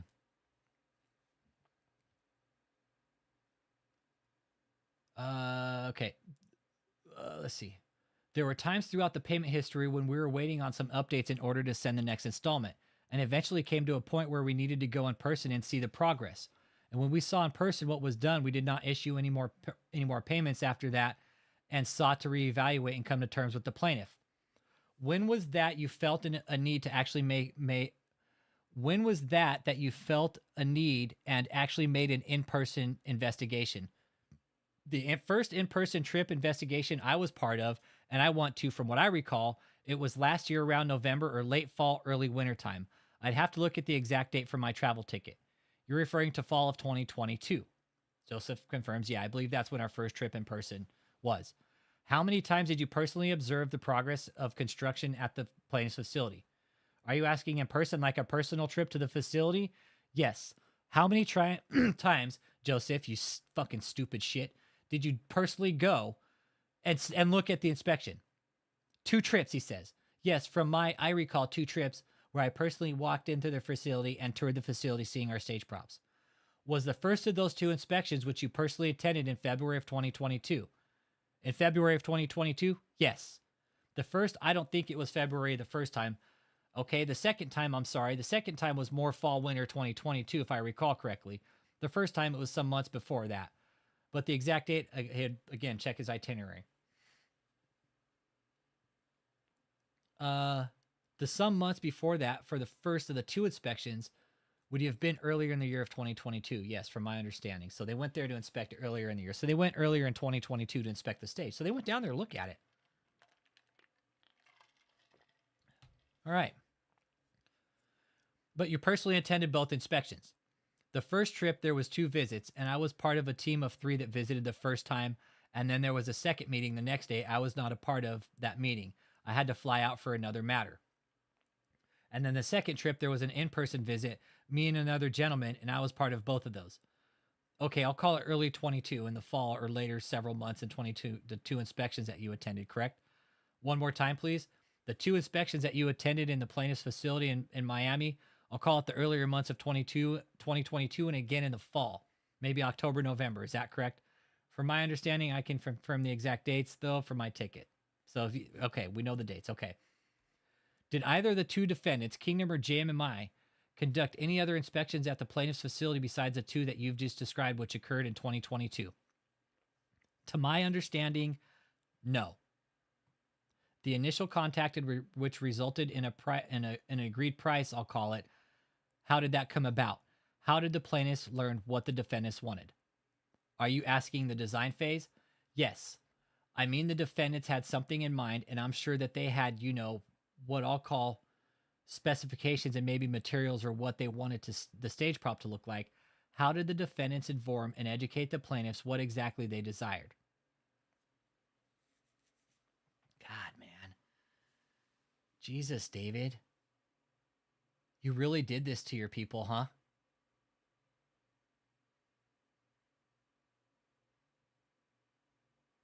God. So there are a number of calls that took place between Jerry, mostly Jerry, if I remember. Graylin was on some of the calls where we would share the design of the stage prop and they would then take notes. And we also provided certain graphics that shared the vision of the construction that they would then base their designs on. Their designs or, quote process on. Were you personally involved in providing the plaintiffs with the initial information? I came in on this stage much towards kind of the tail end of the design phase. This is like, remember how I told you what H.H. Holmes did? Right? Remember what H.H. Holmes did, y'all? He built that fucking castle in what was it, Philadelphia? And he built a little piece at a time and fired somebody. That way this is what David's done with this process right here. He has brought people in at certain stages to confuse the fuck out of the whole fucking legal process. We'll help him, though. Don't worry, David. I got you, man. I got you. H.H. Holmes, what he did? Dude, he would build he was a serial killer. He was known as America's Jack the Ripper, man. He fucking built a house of fucking murder. And what he did every time, he would hire a contractor. It was Chicago. Okay, thank you. World Fair Killer. That's right. It's Chicago. Oh, why was I saying Philadelphia? It's Chicago. World Fair Killer. H.H. Holmes, man. Yep, World's Fair. So long story short, what H.H. Holmes did, fucking through a whole series of fucking swindling women, he fucking took this woman's like fucking pharmacy and then built basically a kill palace above it, right? And then he'd hire somebody, have them build like a section and then fire him. David's done the exact same thing here with this fucking lawsuit. So it brings Joseph in at the very end, right? Were you on board and involved at the time when the price was set, the initial price was set? Rephrase the question. Do you recall whether or not you were involved in this process? You said you came on and got involved in the process. Was that at a time before or after the initial price was decided? That time was before because we were still in the design phase finalizing the design elements. Were the prices provided by the plaintiffs to the defendants that were then discussed and negotiated during those early stages of this agreement? I recall it coming kind of later once the design was getting more finalized. It was difficult to come with the price until the design was really more concrete. Is it fair to say that you know from the materials and information that the defendants provided initially to the plaintiffs, then the plaintiffs went about providing more enhanced drawings and concepts and even more specifications as far as dimensions? I recall us providing an animated graphic and then Jerry coming up with architectural plans that had more specific dimensions. And then there was some going back and forth until those dimensions and overall structure of the facility and the build out, how it would be done. Okay, let me just mention, when you mention Jerry, that's Jerry, he mentions Jerry. Is that correct? I believe that's how you spell his last name. The owner of the movie proper, the corporate rep. And you mentioned that name, Graylin. Is that Graylin Franklin? Yes, I believe that's his name. Do you understand that Graylin and Jerry were principals of the plaintiffs? Yes, they were our two main points of contact. Are you aware who affiliated with the Are you aware who affiliated with the plaintiffs would be having the authority to approve plaintiffs, having the authority to approve the plaintiffs constructing this particular stage prop? I'm not sure what you're asking. What's your knowledge of the plaintiff's company governance? In other words, you feel like Jerry could make decisions on behalf of the company. Yes, I feel like Jerry could make decisions on behalf of the company. Do you feel like Graylin can? From my understanding, yes. Now, these you mentioned, Jerry comes up with architectural drawing, and that would include dimensions, correct? Correct. Let me show you this exhibit marked fucking exhibit number 4. It's marked for identification by Miss Tuttle. Have you seen this document before? I don't know what the fuck the document is, okay? For all I know, it could be a picture of one of those fucking stages or some bullshit, okay? From what I understand, some of those exhibits are. It's of the stage. Okay. Have you ever seen this document before? He says, no, I don't recall seeing that one. He's all, let me just back out here. Do you see at the bottom, it says def number 8? Do you see that? I don't see where you're pointing, or if you're pointing somewhere. Yeah, it's cut off on my screen. Can you see it now? I can see half of it. Just for the record, production was made by the defendants to the plaintiffs, and this is a bait stamp showing it was Defendants Exhibit 8 produced to the plaintiffs. Okay, just so you know. Just for the record, production was made. Okay, is this the initial contract price? $679,000, $345 that was agreed between the two parties. From my understanding, that price is correct. I remember it being $670. Okay. That would be for the project that is described in that document, correct? This is my first time really being able to look at this. I would have to do a further look, but this is my first time seeing this document that I recall. But as you mentioned, it's your understanding that there was an agreement for $670,000. Yes. He never saw the document. They pull up the exhibit. Didn't hear exhibit number. Okay, they're pulling up another exhibit. It's exhibit. Yeah, I was looking for it. Could we show a witness? Please plaintiff's exhibit 3. Okay, asking me seeing another document here. Oh man, David. This is just. Oh man, what David's done to this, dude. I don't know how David is getting away with this, man. I really don't. Like, this is federal shit, man. This is federal shit. Okay, let me see here. Okay, let me show you page 20 of Plaintiff's 3. Is that your signature? It looks like my signature. And under penalties of perjury, you state that you've read the foregoing and the facts alleged therein are true and correct to the best of your knowledge and belief, correct? To the best of my knowledge at the time. Let's go to page 8 of Plaintiff's Exhibit 3. Do you see where it is alleged by Kingdom and JMMI that the total price of the stage prop was initially $679,000? Are you referring to number 12? Yes, I see that. So does that confirm your understanding of the exact amount of the party's initial agreement for the purchase of the stage prop was initially contemplated? Correct.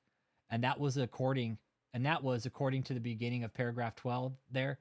It says between February and March of 2021, these parties exchanged conceptual design drawings and the price was set, correct? Yes, from my understanding, that is correct. Were there later Were there later any adjustments to the purchase price? Yes. You see paragraph 13, second sentence. It says, late March, is it true that the parties agreed to additional material changes? Yes, we had asked them to be a part of the setup and then tear down of the arenas. And when I said they, I mean movie prop. Okay, so they were actually asking movie prop to do their tear down and setup, right, at the arenas. And it also says that it was agreed that there were also going to be some additional materials added to the stage prop, correct? So the stage prop at the time, the materials, we were going to need like rigging, staging, things like that for the arena. That should cost money, right? Now, at this point in time, when that happened, were you involved in the process? At this point, yes, I was involved in the process. Are you asking between March 2020? Yes. Yes, The Joseph's just a fucking yes man. In addition to some additional material and provision of additional services for modularization, are you also aware that a request is made by defendants on plaintiffs to significantly increase the dimensions and size of the stage prop that was contemplated originally? Form. What do you mean significantly? Well, this is Tuttle. We're going back to Tuttle.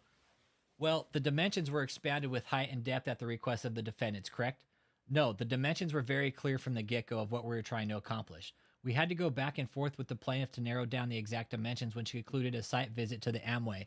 And so it was a lot of narrowing down the right dimensions through that site visit, which both parties were part of at Amway. Okay, for right now, paragraph 14 of Plaintiffs 3, the additional work and service modified the total price from that original $679 to $345 tag. Okay, hang on. I think I gotta pull these up, dude. This is the only way I think I can fucking handle this. This is probably gonna make our brains fucking... But just work with me, guys.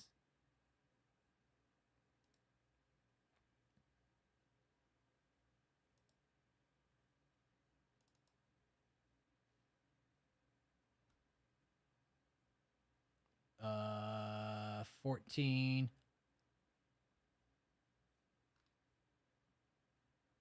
Hang on.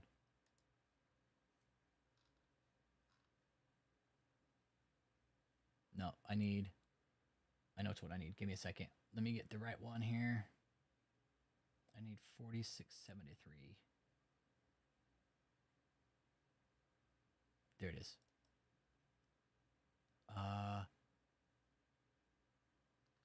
Let me find it's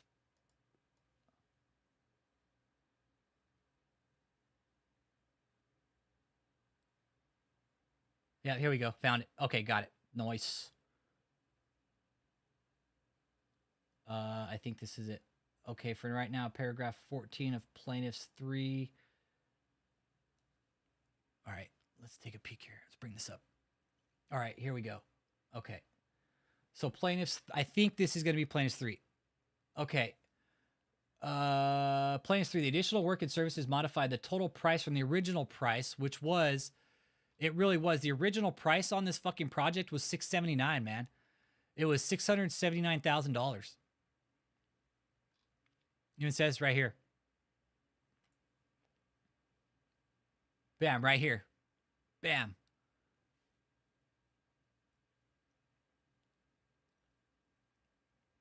All right.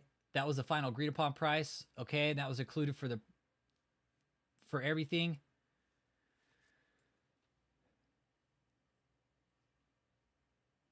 Okay. That was the final agreed upon price. Because stage, okay. Tear down. Okay, so they were wanting the movie prop to actually help them with the tear down too, okay? When was the visit to the Amway Arena facility that you just described? I'd have to get that date. I don't recall that exact date. Did that date precede the agreement to get the $1.26 million price tag for the stage prop? I would have to confirm. Like I said, I don't recall the exact date. You mentioned the trip to the Amway Arena, and you mentioned you had to basically take a look around and see what kind of dimensions you really wanted. At that visit, did it change the original dimensions, height, width, or depth of the original stage prop that was contemplated under the price tag of $679,000? From my understanding, the visit was to see the limitation of the arena, but the build-out was never to be just limited to one arena. We wanted it to be modular where you could expand or decrease it depending on the facility that you're at. I don't think it works like that, dude. I don't think it works like that, Joseph. Mr. Joseph Goebbels of the fucking cult. Okay. Take a peek here, man. Let me narrow down my question. Paragraph 14 here talks about the original price, the 679 figure changed to 1.2 million roughly. Did that price change result in part from the height, the width, or the depth of the original contemplated stage prop increasing? I would have to confirm, but from my understanding, the increase happened on a couple things. One, to include the arena teardown and setup. Two, the chrome that was added, never done, but was added to this project, and the plaintiffs we originally agreed upon 679. From my understanding, that was finalized dimension prices. They came back and requested an additional amount of around, I think it was less than 200,000 increase. We thought it was a bit, absurd, that increase, but we went along at that particular time and said, okay, we'll pay some extra for the build out. But our total agreed upon price was 1.2 million, as you can see in paragraph 14. Said a different way, are you saying that the increase in price resulted just from the cost of personnel and setup at the arena? Are you saying from 679 to 1.2? Yes. So basically they're saying the price increase from 679 to 1.2 was because of the arena build out. The major increase in price was the arena setup and teardown, from my understanding, as well as we wanted chrome work done on the column set. I recall the plaintiff saying because we changed the size dimensions at the time that they wanted to increase that amount. We did not agree that price increase came from the 858,000. We thought the finalized dimension was 679 that we agreed upon, but because they insisted that we needed a little extra at this time, we said, okay, include everything included. We agreed at the 1.2 million mark. Man, Joseph's just totally fucking snowballing this deposition. He's blowing it. Again, I think what you're saying is that the increase in price from 679 to 1.26 was solely as a result of the cost of personnel and setup at the arena itself. The modularization chrome that you requested, is that correct? Is that correct? We had believed that the 679 included the full build out, and the plaintiffs came back and said that, from my memory, that they under budgeted themselves some and that the build out would be a little bit extra. We said, okay, we agreed to that to where the finalized price would be 1.2, but our initial impression was the build out of the prop itself was 679. And is it your understanding that the 679 to be the price for the same size, width, depth, and height that had been essentially contemplated in the partial construction to date? We ended up agreeing on the build out being around, it says 858,000 here. I knew it was 858 to 900 for the build out estimate for the finalized agreed upon dimensions, and with the 1.2 being the difference in the 1.2 to the build out and being the arena setup and teardown. Man, these guys don't know shit about their own fucking finances. They have no clue about their own fucking finances. They're completely fucking clueless.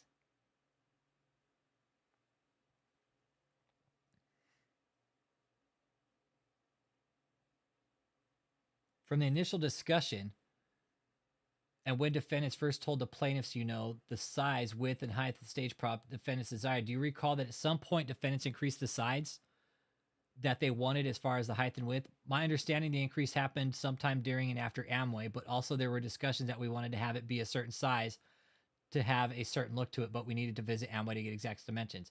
Okay, so did the size of the stage prop that was being ordered by the defendants with the plaintiffs increase because of the Amway visit? Is that correct? I'd have to go back to confirm. I think it narrowed down the dimensions. As far as increases or decrease, I'd have to double check. I think there's also some decreasing that happened, such as depth and our limitations for length and width. And so it was in that process we're really trying to narrow down the exact dimensions we could have and still have it be a good full look for the arena. And again, the 1.262 price tag, it's the defendant's position that included chrome for the lines. Is that right? The 1.2 did include, yeah, it included all the chrome work. Jesus, this is Joseph. I'm doing the fucking mental fucking jog for you, dude. I'm doing the mental jog for you. I don't know how you fucking sat in this deposition. Jesus Christ, man. And people wonder, people wonder why they're in the trouble they're in. Right? People wonder why they're in the trouble they're in is because of this shit right here. All right, good. We got that. Going back to the $679 price, it's the defendant's position that included the build-out and the ultimate dimensions that were agreed between the parties. Yes, that was the initial price they had given us for the build-out on the agreed-upon dimensions. Okay.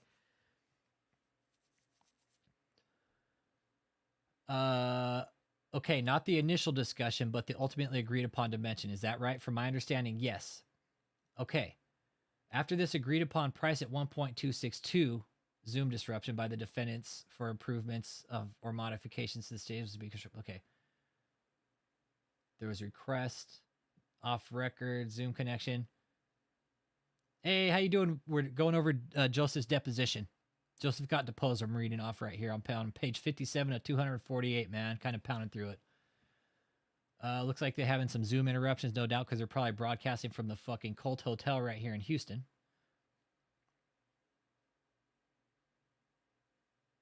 Court reporter lost the Zoom connection. After, Mr. Bush, what you said was the final agreed price of $1.262 million was agreed to. Is it your understanding defendants made additional modification and additional requests of the plaintiffs, and the plaintiffs then published estimated costs for those changes? We did not make requests. We asked for firm requests to the change. We asked for firm requests to the change. We asked for estimates of additional items that did not affect the structure that we quoted, that was quoted with this agreed upon price of 1.2. We asked for some additional items to be quoted, and we have that list. It's like DMX lighting, it's other shit, banisters, railings, shit. It's random shit, right? Can you ask that again? I didn't understand what you're asking. You asked for estimates, one or more, that were then provided to the plaintiffs for you. Proposed changes, but you mentioned that none of those estimates were agreed to, correct? I can rephrase. So we asked for some additional items to be estimated that were in addition to the 1.26 agreed upon price. The plaintiffs came back. I only recall them coming back orally over the phone with that estimate. I don't recall seeing something in writing, although it could be out there, a proposed estimate, but I recall their estimate orally, which we denied and said we'll stick to the 1.2 budget, referred to number 14. Yeah, the hotel is David's whorehouse. It's David's little fucking concubine house, man. It really is. That's where he's got all his concubines stored, man. Anybody want to go be a concubine? Just go to David's Hotel down there in Houston, Texas, off 45 North. 14380 fucking freeway north in Houston, Texas, man. Oh, I'm sure David's behind the fucking shit yelling at him for sure, man.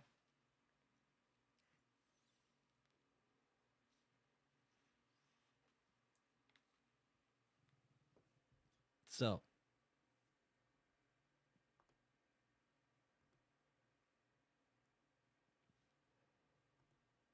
Yeah, there's videos. There's going to be video depots, man. It was done on Zoom. It's done on Zoom. Of course there's going to be depots, man. Fuck yeah, man. Fuck yeah, there's going to be depots. Look at Marcus Bulbous standing right there like a dick.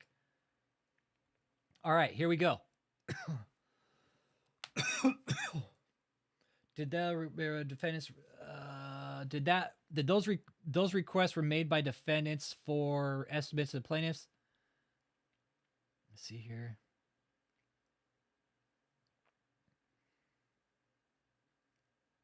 Total aggregate at the bottom. Yeah, I see that. Is this the final budget price that the defendants agreed to? From my understanding, that list that we had, that invoice, yeah, the 1.262 million. He's asking him, okay, is that agreed? Is that the price that everybody agreed on? So that budget price of 1.262 million would be for all those items that are mentioned in the cost estimate, correct? I recalled agreeing upon a 1.2 million budget, which included the build out, the chrome, and the arena rental. But this spreadsheet is there's a lot of questions we have on some of these items of what Jerry meant by them. So his spreadsheet's a little confusing on the item list. But again, Like I said, the 1.2 included the build out, the chrome, and the arena teardown and setup. That's your understanding of the final deal, correct? Yes, that's my understanding of the final deal. Have you seen this plaintiff's exhibit 6 before? I can't see the bottom. Is this the 6? What you're referring to as the 6? Yeah, it's up on the screen. Okay, I see it now. Yes, I've seen this before. What was this budget that the defendant agreed to? Was this the budget that the defendant agreed to? We agreed to the final dollar amount of 1.2, but it's like I said, as far as these line items, the plaintiff needs to give explanation on some of these line items. Are you saying you do not understand some of these line items? I'm saying some of them are a bit unclear of what he means by some of these items.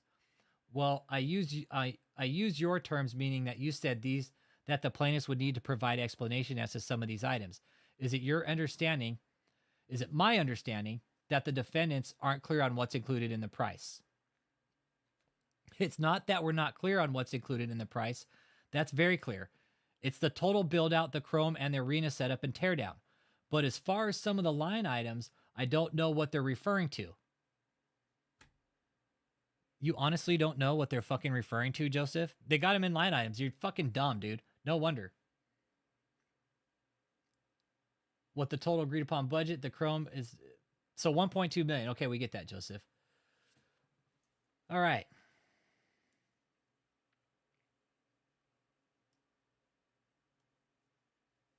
Monitor that up there.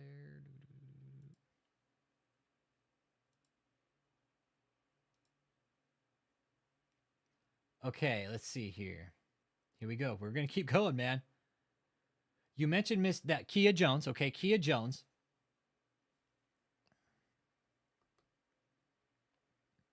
See if my desk cam still pops up. Yeah, okay, here we go. Cool, Kia Jones. Okay, right on. All right, here we go. No, we want that up there. And we need Joseph right here. Okay, here we go. You mentioned Kia. It was made the initial inquiries with the plaintiffs. Did there come a time that somebody affiliated with the defendants was in charge of the formal engagement of plaintiffs to do the work? Yes, there came a time where we decided to work with the plaintiffs. Who at the time was in charge of, basically the formal hiring of the plaintiffs? That was a board decision. But was there an individual associated with the defendants that was charged with the authority to go ahead and formally engage the plaintiffs to do the work? Doesn't know what he's asking. Who was it that initially contacted the defendants to say, yes, we hire you. Please construct for $1.2 million the stage prop. I'm not sure who at the time the person was on behalf of the ministry to give the yes or no, and who actually gave the yes on behalf of the ministry. I would have to confirm who that person was. Here we go. What are they going to do? They're going to start fucking pushing around. Oh, it was David. It was Michelle. Oh, it was Kia. Oh, it was this person. It's this person. Until they're just going to get so fucking fed up with it. Yeah, Diesel fucking getting put to good use.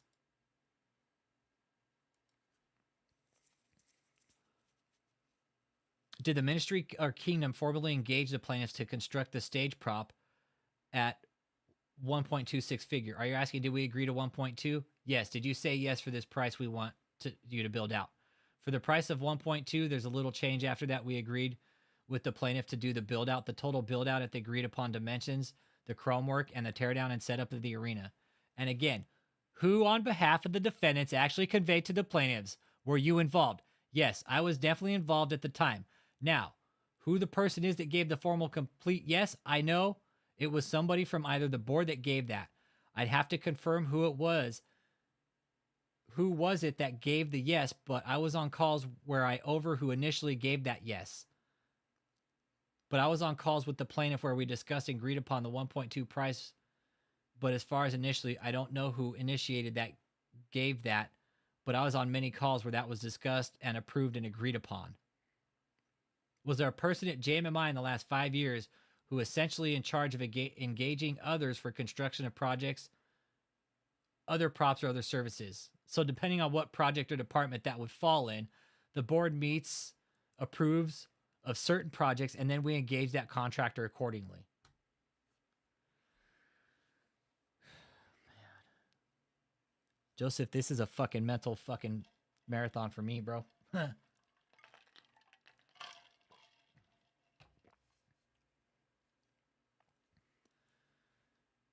This is how a RICO, yeah. This is how a RICO case is formed. For real. Hey, y'all. This is how a fucking RICO case is formed. Right here. This is a fucking conspiracy cult. This is all a conspiracy, man. You got fucking dickhead Joseph. Look, you got Marcus Bulbous right here standing up there. Yes. Yes, everybody. Yes. Look at these two assholes, man. This is a conspiracy. This is conspiracy to commit fraud against the IRS.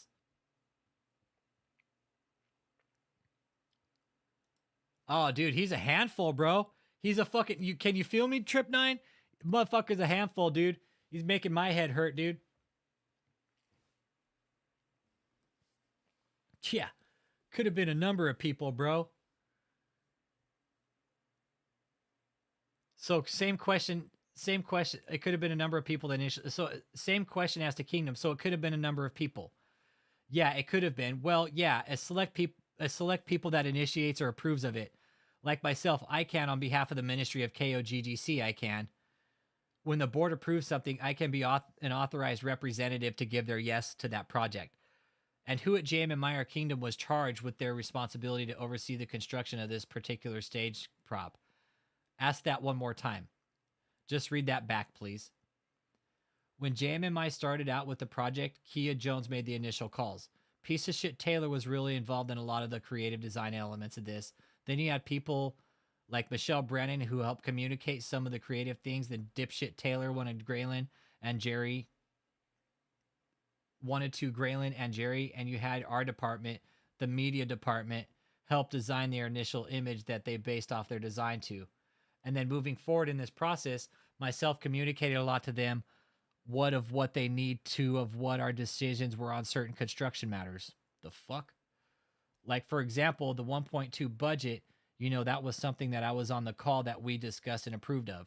As far as if there was something that was initially communicated that I'm not aware of, that's quite possible. But moving forward, like denying anything above this budget, myself and Ashley representing the ministry denied those budget increases. Okay, so now we have Joseph confirming that him and Ashley are kind of calling the shots. That's good. That's good. We have Ashley and Joseph calling the shots. He just says, myself and Ashley representing the ministry. The budget price that we see in Plaintiff's Exhibit 6, you refer to it as the 1.2 cost. Was that agreed to by the parties before the onset of COVID-19? I don't know dates what you're referring to on the onset of COVID-19 as. There's a lot of dates out there. What would the defendants consider to be the date that there was an onset of COVID-19, the month and the year? I don't know if we've actually narrowed that down fully. I can confirm. You see how they answer? I don't know if we've actually narrowed that down. I can confirm, but I do know it happened from my understanding, 2020. In what month? Like I said, I'd have to go back and get with the board. Like I said, I'd have to go back and get with the board on what month COVID started. Oh, man. Like I said, I'd have to go back and get with the board on if there's a certain month and year where we're ascribing that COVID really peaked. I don't really understand what you're asking. You're asking when the COVID increased or something, or what is your question? Where COVID manifested itself. You're asking me when did COVID manifest itself? Insofar as the defendants are concerned, yes. I'd have to go back and check with, I guess, the records of when COVID was first reported and began to grow. That's a very vague question. No, it's not. It started, March of 2020, give or take? What was it, March of 2020?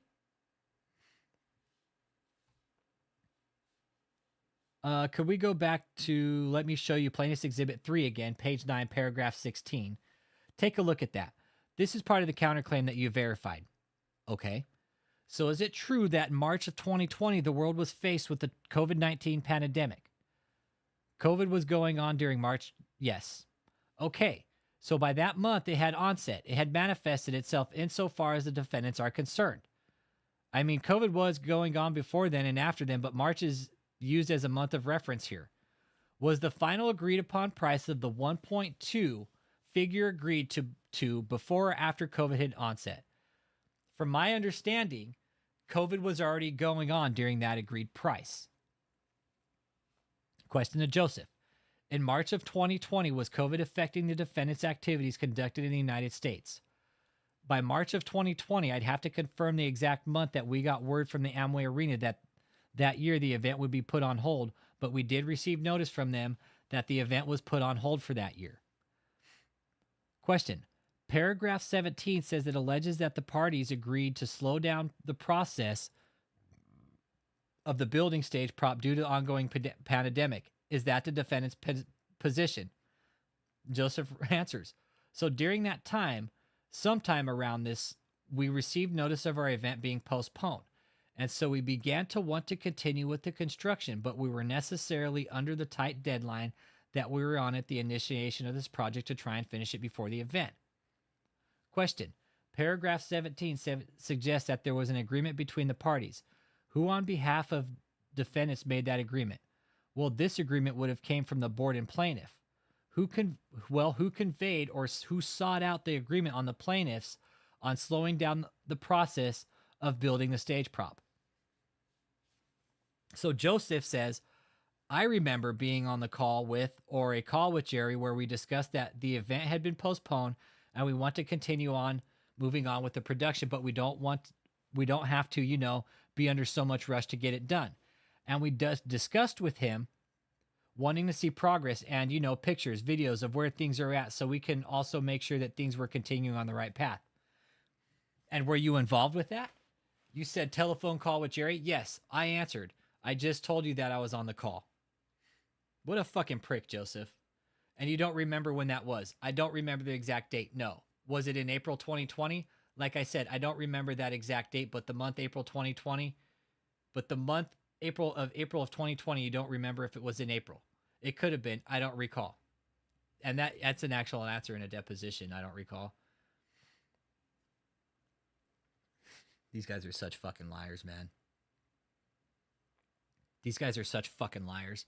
I don't know how they've got away with this for so fucking long, lying to the courts, lying to the judges, lying to fucking everybody in the process about David.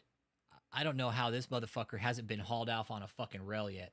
Hey, good evening, RGM Cafe. Keep tuning in. We are going to keep going. I'm on a fucking roll. I'm going to keep reading this. We are on page... Now, Joseph's deposition was 248 pages. We're on page 68. Okay? We're on page 68 right now. All right? And Joseph is a complete asshole. You can tell by the deposition. Oh, it's going to come. Just give it time, brother. Patience, patience, patience. Just sit back and just patience, man. Okay, let's see. Is it the defendant's position it was Jerry that at the plaintiffs that agreed to slow down the process of building the stage prop? Yes, Jerry, we communicate with Jerry that we have more time now, but wanted to continue with production. Did the plaintiffs continue with production? As far as my understanding, yes. Did the installment payments continue from the defendants to the payments? I'd have to go back and check our financial records of how payments were distributed, but from my understanding, payments did continue with the request that we wanted to see progress with those payments. Was it the intention of those parties that the installment payments to be made, as you call it, every couple of weeks, were intended to finance the construction of this project? The payments were, of course, meant to finance the construction of this project. Yeah, this guy's supposed to be a pastor and a fucking mental health therapist. What a fucking prick. Fucking asshole this guy is. You can tell just by the deposition he's a complete asshole. But you look at him behind the fucking gate and he's just a little fucking cuck, man. He is a cult cuck. He's basically a fucking man whose woman sleeps with another fucking dude. Right? And that's what David does. He cucks all these wives in this cult, man. Sleeps with all the women, man. Let's see. Was that at the request of the plaintiffs asking about the progress payments? Are you asking did the plaintiffs want to receive money to do the project? Yes. Did the plaintiffs request defendants to continue to make installment payments in order to finance the construction of the project? I recall the plaintiffs asking for payment to continue to do the project that we agreed upon with the budget of 1.2. Right? Right? Here's the question. So, when the arrangement was originally decided between the parties as far as how payments were going to be, It was an initial upfront approximately $250 in 2 lump sum installments, and then after that, I think you called it, periodic payments every couple of weeks. You said $35,000 every couple of weeks, correct? The agreement was to make $35,000 installment payment installments, which with the agreed upon from the plaintiffs that they would show progress throughout the construction of the project for accountability purposes. And here's the thing. This is what Joseph doesn't understand. As part of that original agreement on installment payments, was it at the plaintiff's request that $35,000 payments every couple of weeks were made? I'm not sure what you're asking. Are you asking, did they request to get paid to do the work? Is that what you're asking? Yes. Was this negotiated arrangement where it was agreed between the parties after the 2 lump sum installments that there would be $35,000 paid every couple of weeks? Joseph answers. He can't seem to answer the fucking question. Joseph, what they're asking, did the plaintiffs agree to $35,000 every 2 weeks after that initial 1 lump sum payment? That's what they're asking you. But apparently, you can't seem to get that through your thick fucking skull, what the lawyer is asking you. There was an agreement on both parties for $35,000 installment payments. Yes, they agreed to receive that amount within certain couple of week time frames, and we also asked them for updates so we can continue the payments. It is not good business to continue payments without seeing progress to make sure your money is going the right way. That's what we asked them for. Was the agreement $35,000 every couple of weeks, or was the agreement $70,000 per month? From my understanding, it was $35,000 every couple of weeks, and if things move correctly with them providing updates, it would be $70,000 per month. And here we go, Mr. Tuttle. Michelle, you need to take a break now. I will need to take a break for 30 minutes. I mean, if you need a couple more minutes, that's fine. Go for it, but I will soon. When do you need to break now? Yeah, or in 10 minutes max. Okay, do you want to go to take a break, 45 minutes? Yes, please. That would be great so you can get started. So how about long? 30, 45 minutes. Okay, taking a break. Okay, they're going to break. That's fine. Okay, recess was taken from 12 to 12:45. Okay, they're probably like lunch. Okay, probably break time, lunchtime. Again, Mr. Bush, this is the answer from the defense and counterclaim of the defendants in the lawsuit, which at the end of page 20 you verified as being true and correct. Are the allegations of this document true and correct to the best of your knowledge, as far as my understanding? And are the allegations true and correct as far as the defendants are involved, as far as my understanding? There's the assertion that the construction of the stage prop was to be delayed when the agreement was supposedly made with the plaintiffs. Until what time was the construction to be delayed? There was not, from my recollection, an agreed upon time, and the delay was never meant to impede production in any way, shape, or form. But when we communicated to Jerry, it was to let them know that, the date had been postponed. What dates are you referring to? The Amway Arena. The Arena Crusade at Amway. What did postponing of the Arena Crusade event at the Amway location have anything with the completion date of the construction of the stage prop? Well, Jerry had said that they were really pushing to get it all done. And what that did is it gave us some space to be able to make sure they had any additions we wanted on there, that we could get quotes for them, and also gave him space to where he didn't feel like he expressed on the phone as much pressure to get it done on a time frame, that he could spread out. He also wanted to spread out some of the work instead of being so tight with the deadline. When was the Amway Arena event canceled by? I'd have to check my date. Do you remember the month? I remember it was 2020, but I don't remember the month. It was about the time of the onset of the pandemic, April 2020. I'd have to confirm. At the time that Amway event was canceled, was it at the time rescheduled for any particular date in the future? At the time we looked at rescheduling for next year, 2021. Did you make a reservation for use of the Amway Arena for 2021? From my memory, we did. And that was done at about the same time as the original date was canceled. No, there was a gap between the time we were informed by the Amway they were postponing their events, and not just ours, but every event and the rescheduling confirmation dates. I love that they're getting in about the Amway now. What was the original scheduled date for the Amway event for use of this particular stage prop? Originally, it was 2020. Originally in 2020 it was, if I remember correctly, July 10th and 11th. 2020, the year 2020, correct. So prior to that date, it was canceled. But then at some point thereafter rescheduled for 2021 by you all, the defendants. Is that right? We don't use the word canceled because we've never canceled this date. We were postponed. Okay, rescheduled for 2021. We did have an agreement with Amway for 2021. And in what month was that? And in what month was that event supposed to occur? Dude, he's just burying him about Amway Arena now. I believe it was from the month of July as well. I'd have to double check our communication with them. When the Amway event was rescheduled for July of 2021, were the plaintiffs notified? My understanding, they were. And again, everybody, the Amway Arena is a big fucking scam, okay? The Amway is a huge fucking scam. It's a money-grabbing event. That's it. Nothing more, nothing less. It's money. That's it. Okay? He's getting money out of it. Was that the new deadline to have the construction completed and with preparations made for the installation at the Amway Arena? No, the event date would not have been the deadline. Well, to be ready to deliver it to the Amway Arena, in completed form, the date we wanted it completed, there was a lot more to that. We wanted it to be done before that so we could set it up and take it there. So the actual date of the event, we wanted it done way before that. Explain to me what you mean set up there. You mean at the Amway Arena? It was contemplated it would be set up there and tested? Yes, both parties agreed that we would do, as well as the Amway setup and tear down practice. So to say, which both parties understood that the practice was not included in the 1.2 budget. We were going to pay that outside of it, of that budget. Was there a price affixed for that work? I know Amway had a price for us, which I don't recall, which they're right. Amway will have a price. That will be full union work, right? It'll be full union work for Amway Arena, okay? They're going to have to pay out the ass. They're talking $400,000 to fucking have that shit for real. For real. It'll cost $400,000 just to fucking set up and tear down at the Amway, okay? It will. It's not going to be cheap.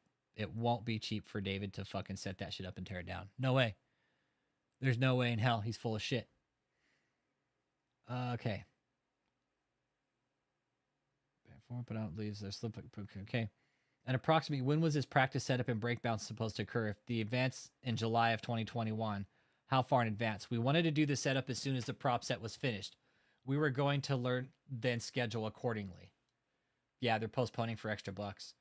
What was the agreed upon date and time for the completion of the prop set in order to be ready for the practice at the Amway Arena?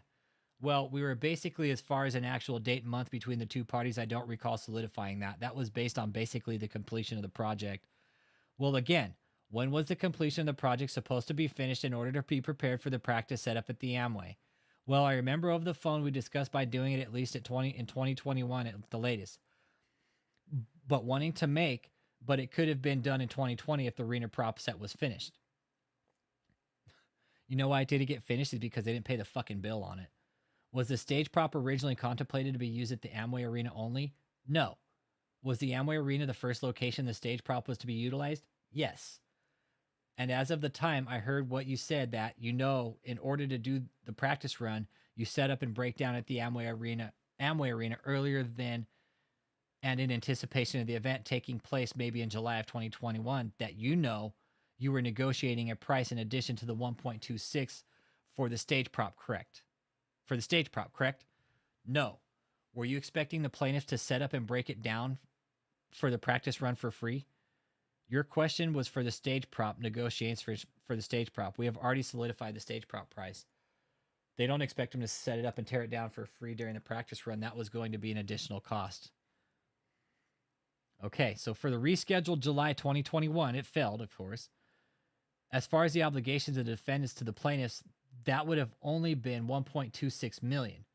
Yeah, for a practice run? Oh, we're going to go do a practice run. We're just going to set up the stage, okay? We're going to do a practice deliverance, okay? We're just going to do a practice run here, everybody. Okay, that's it. Practice run. Okay. That's basically asking about setup cost. And Mr. Tully's like, I'm just trying to understand, for the completion of the construction that was contemplated to be utilized at the July 2021 Amway Arena rescheduled event, the price that the defendants claim that they owed the plaintiffs would just simply be the $1.26 million for construction. I'd love to see Joseph's deposition.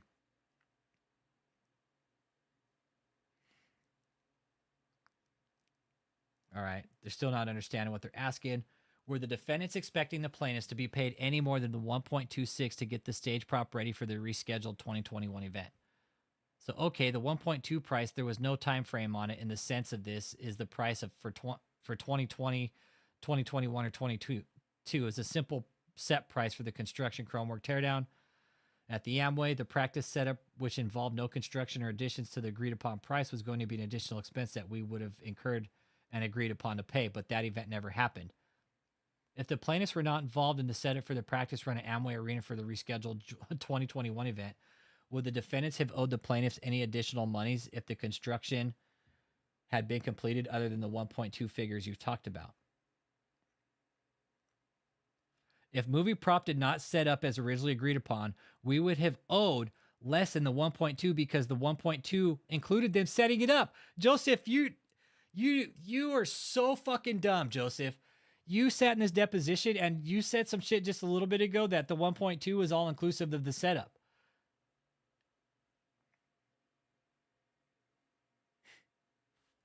Man, Joseph. So if, for example, that setup fee was going to be the 2020 or any time past that once we could do an event. That was the fee. That 1.2 included that fee. It wasn't limited to a certain date or year. Okay, so Joseph's saying, oh, that 1.2 that $1.2 million, everybody, that wasn't limited to a certain year. We're gonna use it any time of year we fucking want to, okay? We're gonna use it any time of year we want, and that's how it's gonna be. So if, for example, the initial setup fee for the Amway event that was to be conducted by the defendants was included in the 1.2 million figure.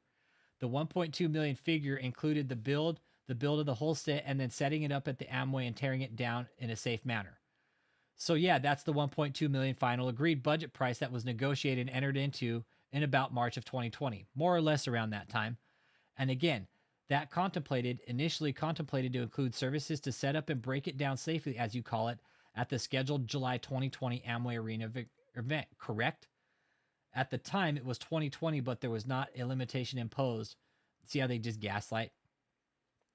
But it wasn't contemplated that the date was going to change.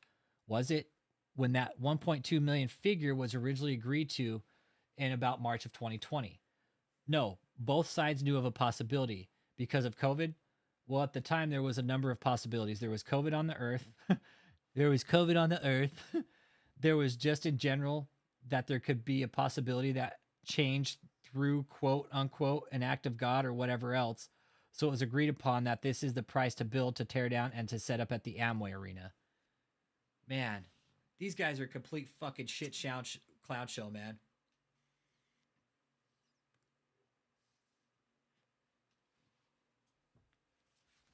And I heard you said a few minutes ago, it's in the defense's positions then that 1.2 million figure included setting up and breaking it down, even if the event was rescheduled to July 2021. That was the agreed upon price, correct? What if it was to occur in July 22? Same thing. The prices we discussed to build up and to tear down was always 1.2. Well, the 1.2 included setting up and breaking down, correct? Yes, it does. And that would be no better than when that occurred. There was never a time frame by the plaintiffs put on us as the defendants at any point in time. It was discussed over the phone that this date could change, but that the price would remain the same. So here he's asking Joseph. He's asking him. You gotta love the shit that they put these guys through, man. You really do.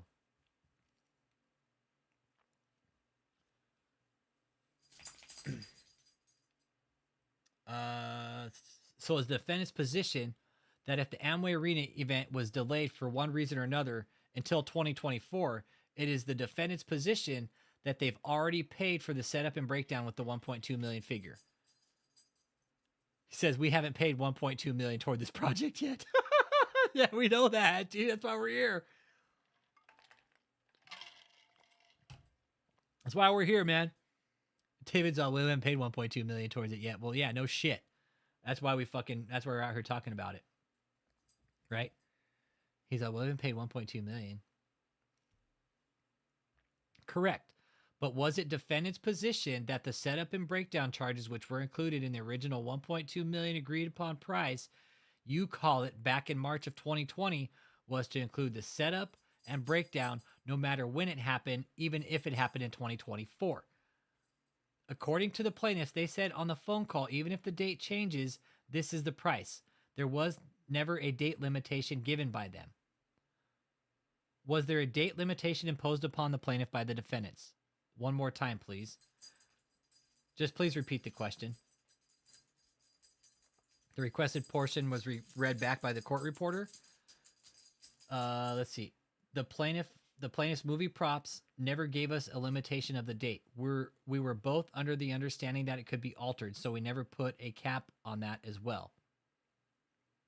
So it's defendant's position that if this thing had been constructed out and all payments made, plaintiffs would be obligated to set up and break it out in July 2021. Is that correct? If the event would have happened, yeah, in July 2021, then that 1.2 would have been the price for the build, the teardown, and the setup of the July 2021. And that July 2021 event did not happen, correct? No, it didn't. Where would David East Taylor storage the stage if you paid for it? Fuck, who knows? At one of the properties? One of the residential centers? Fuck, Joseph. 250 pages, Joseph. Joseph, you got fucked. You got thrown under the bus, Joseph. You perjured yourself big time, Joseph. Joseph, you were in just the deepest of shit, dude. Did the defendants cancel with Amway Arena for July 2021? Again, we didn't cancel, we postponed. Have the defendants paid money to Amway Arena? Yes. Which defendant? I'd have to double check our records, but I know we made a down payment and 2 payments towards this event, but I'd have to confirm the source of those payments. Do you recall the amounts paid? Not exactly. Were either of those amounts or any of those amounts repaid back to the defendants? No. The Amway still has that money as a deposit for our events. So it's your understanding that 100% of the money that the defendants paid to Amway is still going to apply as a credit against charges if and when this event finally occurs at the Amway Arena. When it occurs, yes, I think they're fucking dead wrong with this. I think they're wrong about this. Okay, the defendants, and I'll take them separately, for example, Kingdom. Where did it get its money from in the last 3 or 4 years? Let's say before COVID. Well, just like any other church or religious organization we get our support from donors who pay tithes or offerings to God. They pay tithes or offering to God. No, they pay tithes or offering to this fucking slimy fucking walrus right here, who all he fucking does is just fucking eat his way into fucking eternity. And that's what he's doing. I'm gonna eat and whore my way into eternity.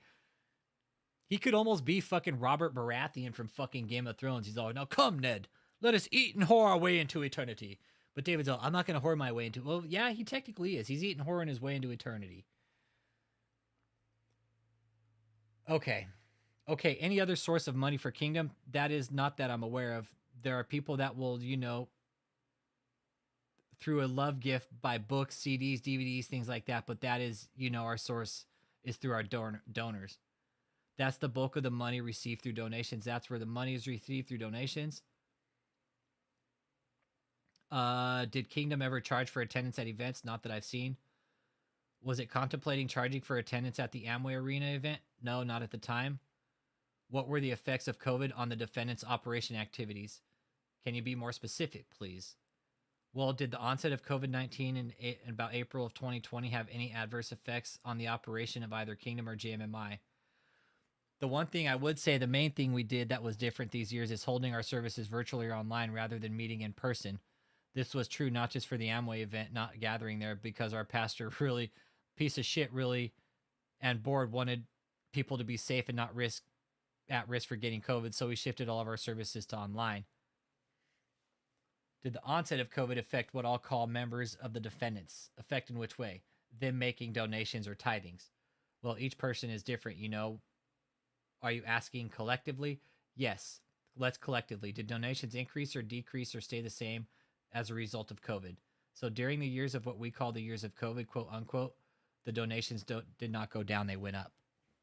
Okay, so now we know they got money. Why isn't he paying his fucking taxes? Well, I thought you were asked, what years were those? Well, I thought you were asking me about the last 3 years. I could be mistaken when you initially started this string of questions. So if you're referring to 2020 through 2022, then those are the years that I'm referring to. Or I think you might have said 5 years, so I would have to double check that court reporter could repeat that. Did any particular donors donate a lot of money towards this Amway event stage prop? Our donations are received as a general pool where they're then distributed to the projects by the discretion of the board. Was there any, this is where the donations are coming into question. Here we go. Was there any particular fundraising drive or effort to secure donations for the purpose of financing this build out of the stage? Yes. So during our services, we always cast what we call cast a vision of our projects that are taking place, and we would share this prop set with the congregants through these years, letting them know that their donations go to the support as well as other mission projects. Are those services recorded and retained by the defendants? Are you asking, are donations recorded? The services where you're soliciting donations or you're talking about projects and asking for donations or tithings. Pretty much all of our services are online and videoed and recorded. Do defendants periodically purchase supplies or materials for services or events conducted by the defendants? I don't understand the question. Okay, I'm sorry. In preparation for conducting services or special events, are the defendants required sometimes to purchase supplies and materials in anticipation for use in such services? I really don't understand what you're asking. Are you asking, do we buy necessary things for our services? He doesn't understand what he's asking, then he asks the same fucking question. Yes, Joseph, you just asked the same fucking goddamn question. Yes, services and other special events. Well, like any church, we have to buy what's needed for that service. Whether it's communion, elements, or media equipment, whatever we would be needed for that service, we make purchase for.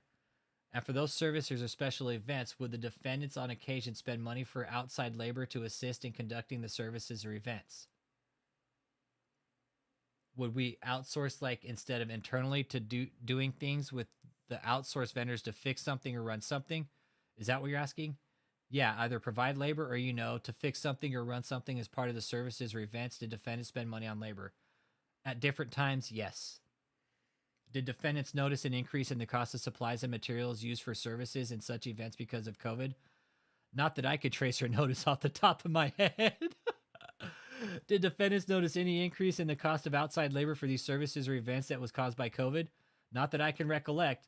Did COVID affect the supply chain issue with respect to supplies, materials, or products that defendants purchased or wanted to purchase during COVID? None that comes to mind right now.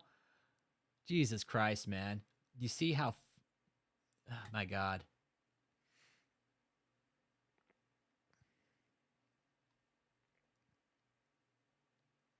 Did plaintiffs ever advise the defendants that the cost of labor and materials was going up during COVID? During the COVID pandemic or as a result of COVID? Yes, they brought that up. Did defendants appreciate that or object to that? We objected to their budget increase because of what we've already paid towards a project and asked them to produce receipts and proof and be accountable for the work they did, which we've already paid for in order to move forward. They want dollar for dollar here, you guys. They paid 90%. They want to see a 90% completion, but that's not how it works with supply chain and production. David doesn't understand how economics work, obviously. He's all, well, yeah, I get Davy's dozen, and it's 14 donuts, not 13 motherfuckers, okay? Okay, it's always 14. Never 13 for Davy.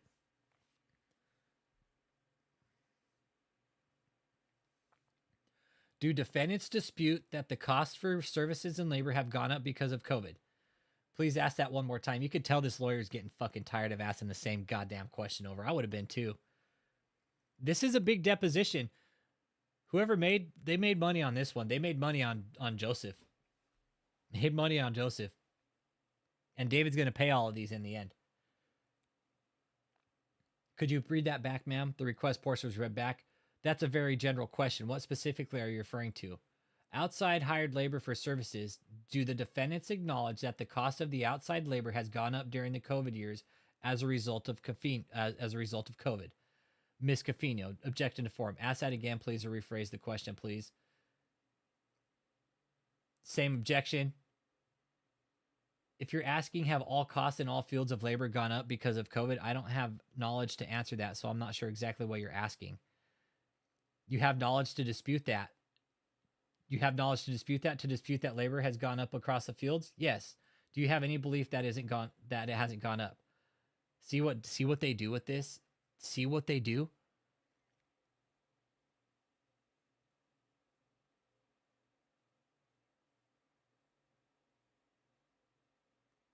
Saying he doesn't have knowledge to say yes or no whether or not labor's costs have gone up. He knew. Okay, not in any particular field, but defendants acknowledge that the cost of outside labor has gone up generally speaking as a result of COVID. Again, I believe it depends what field you're asking about. I'm talking about all fields generally speaking. I'm not talking about any specific field. I'm not going to say all fields have increased. Labor costs have increased in every occupation. For what I've not, I don't have the study to say yay or nay to that. So he says labor costs have increased in every occupation, but hey, I don't have the knowledge to say yay or nay. That wasn't my question. I said, generally speaking, do defendants acknowledge that labor costs have generally gone up as a result of COVID? And yes, we know that they did, you guys. We know that they did. Labor costs went up, production costs, everything went up. Everything went up. They're not fucking dumb. They know. Joseph, you're not fucking dumb. You know. Joseph, you know they went up. And for you to sit here, I don't know if they went up or not. I don't know. I can't say yay or nay. You're a fucking liar. You're a fucking liar. You're a fucking liar. Objection to form. Yeah, again, I've answered this question. Joseph's a real prick. So you don't have an answer. I gave an answer to this question. That was it. Form. Do defendants acknowledge that generally speaking, the cost of supplies and materials has gone up as a result of COVID? Objection to form. I think counsel, you've asked this question about 6 times and he's provided an answer. Are you not going to answer? My lawyer just said I provided an answer. That's my answer. Have any of the costs that are typically incurred by the defendants gone up as a result of COVID? I would have to do a cost analysis comparison, but they don't fucking do any cost analysis comparison. Why would they?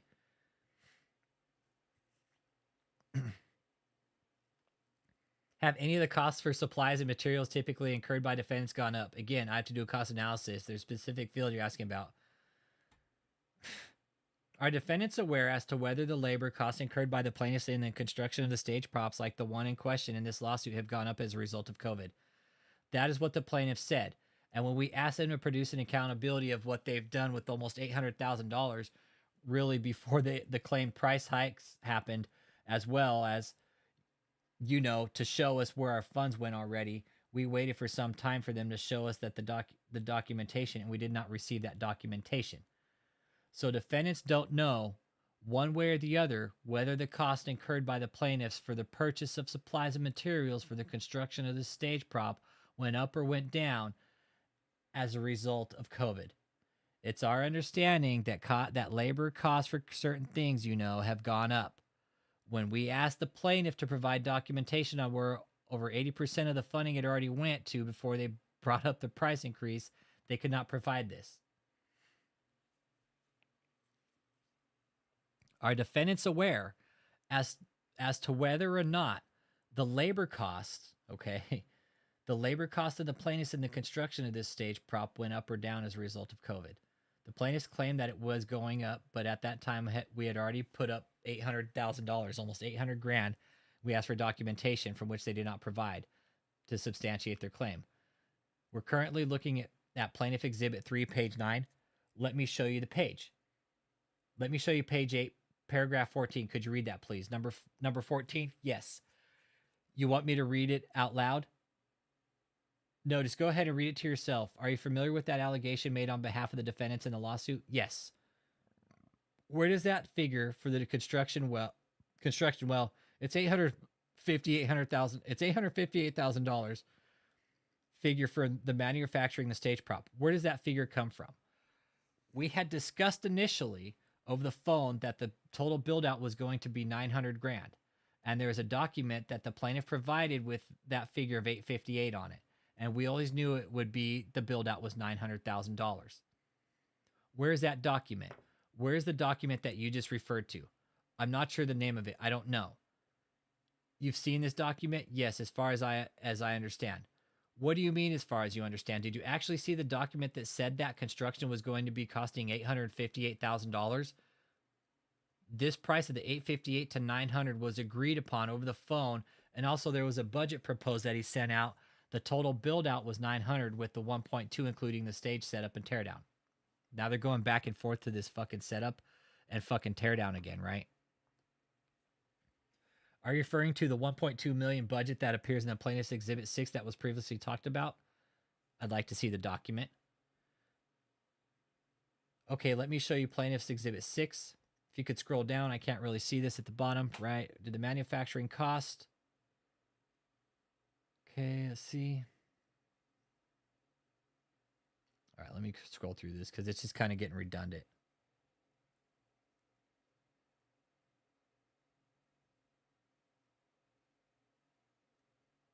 I recall seeing this document in other communications.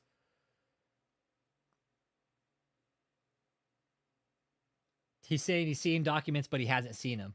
He's objecting. Okay, I've seen this document before, but is this the document you're referring to when you said you saw a document referring to 8? I recall seeing this document in other communications where the 900 was agreed upon with total budget. She objected. Well, if there's other documentation that suggests what you're saying, I haven't seen it, and would you agree to produce it? Michelle objected to form for some reason. Yes, that is something that, again, like we discussed, this document here, the 1.2 was produced by your movie props because this was the agreed upon price, setup, and teardown.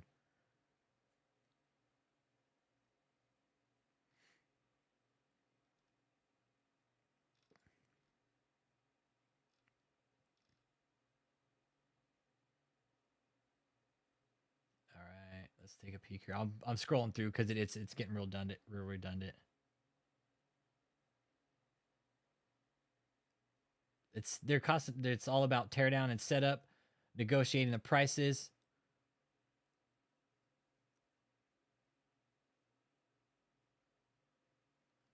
Top labor.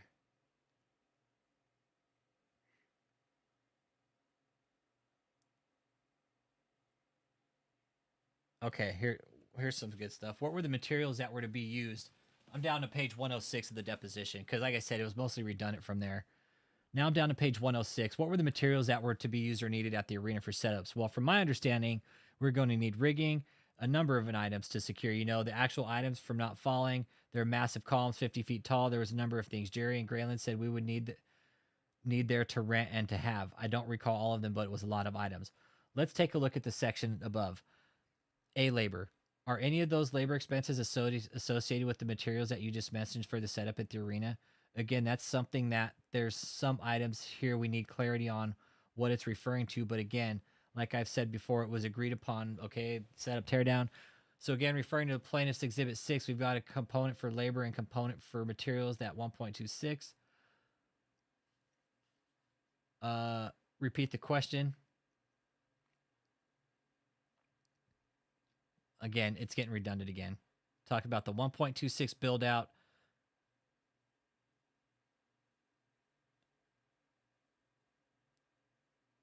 Okay, here we go. Here's some good shit. Okay, hang on.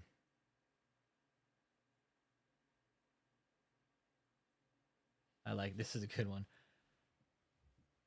Customer 900. So the 1.2 million figure included labor and materials for the construction component, correct? 900 being the buildup and the rest. It's a simple yes or no. Did the 1.2 million figure include all labor materials for just the construction process? The 1.2 million included the 900 buildup. When I say buildup, I mean the construction of the project. The rest constituted teardown and setup at the Amway. Did you yourself ever participate in any email communication back and forth with the plaintiffs? I recollect we did. I believe we did. When you say we, I was asking about you personally. Yeah, when I said we, I was referring to me, and then which could is that we that I'm referring to. what were those communications pertaining to? And I would have to go back to review the emails, scheduling. Did you have personally? Yeah, yes. The nature of those, from what I recollect, setting up appointments to get on the phone with them. How many times? Yeah, how many times personally did you get on the phone with the plaintiffs during the course of the dealings that you had? And he says about 5 or 6 times. It was more than 5, yes. Let me show your plaintiff's exhibit 2. And I'm scrolling down. Okay, that's the 100,000 that they owe him right there. Have to confirm the exact amount.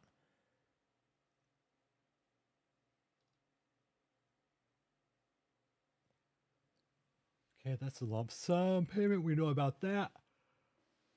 Okay, let's see. Any payments after May 11th? No. Okay, we know that.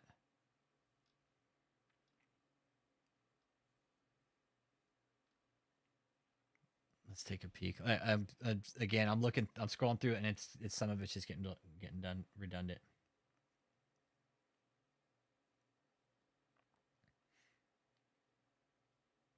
Okay, they're on agreement for construction and setup. No, well, it's my understanding they're on agreement for construction and setup. And Joseph says no. Well, Ms. Cafino says for him. I'll get into this. This is interesting. So is it the defendant's contention that none of the $404,000 mentioned in paragraph 14 of the defendant's counterclaim was due until the time came for the personnel and setup of the arena event? The $900,000, everything paid now goes towards the builder construction, the material before the event was to happen. We were to pay, which Jerry said he wouldn't even up charges to make a profit besides what his cost was for the labor and hiring people out. I believe he said it was going to be done through, he was going to hire out a third party people. There's a certain term, I forget the name of it, but he was going to hire out people. It's called union work. People to do the project, which is estimated after the buildup. And yeah, union work to set this stage up would be about $400,000. Joseph, he wasn't lying about that. It's called union rep. Joseph, it's called union labor, okay? And you have to have it for these types of jobs, Joseph. You can't just fucking go to these arenas and set this shit up. You do. You need high rigging points. You're exactly right. You need high rigging points. You need equipment. You need professionals.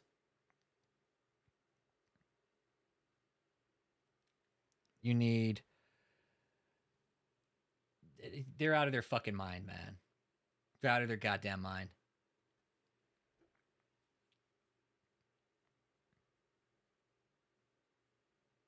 They are fucking out of their fucking mind. They have been. They always will be. Right? They always have been, always will be.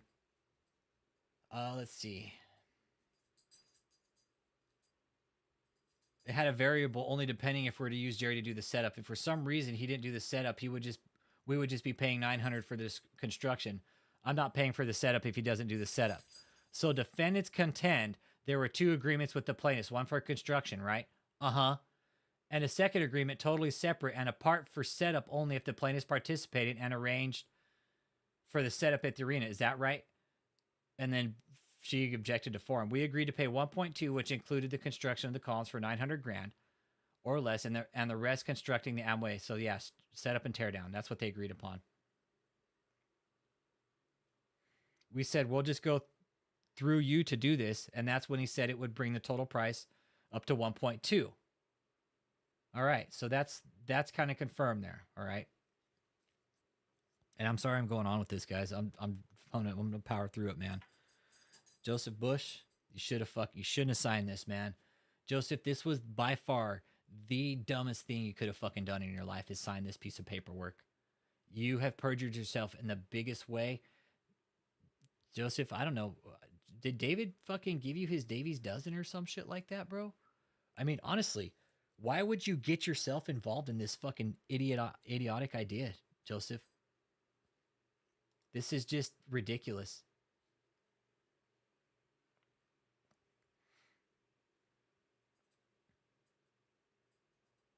All right, is it defendant's contention that defendants have the right to simply pay that $900,000 figure for the construction, and when it was completed, defendants can come in and pick it up, the completed stage prop, and get the installation done by somebody else?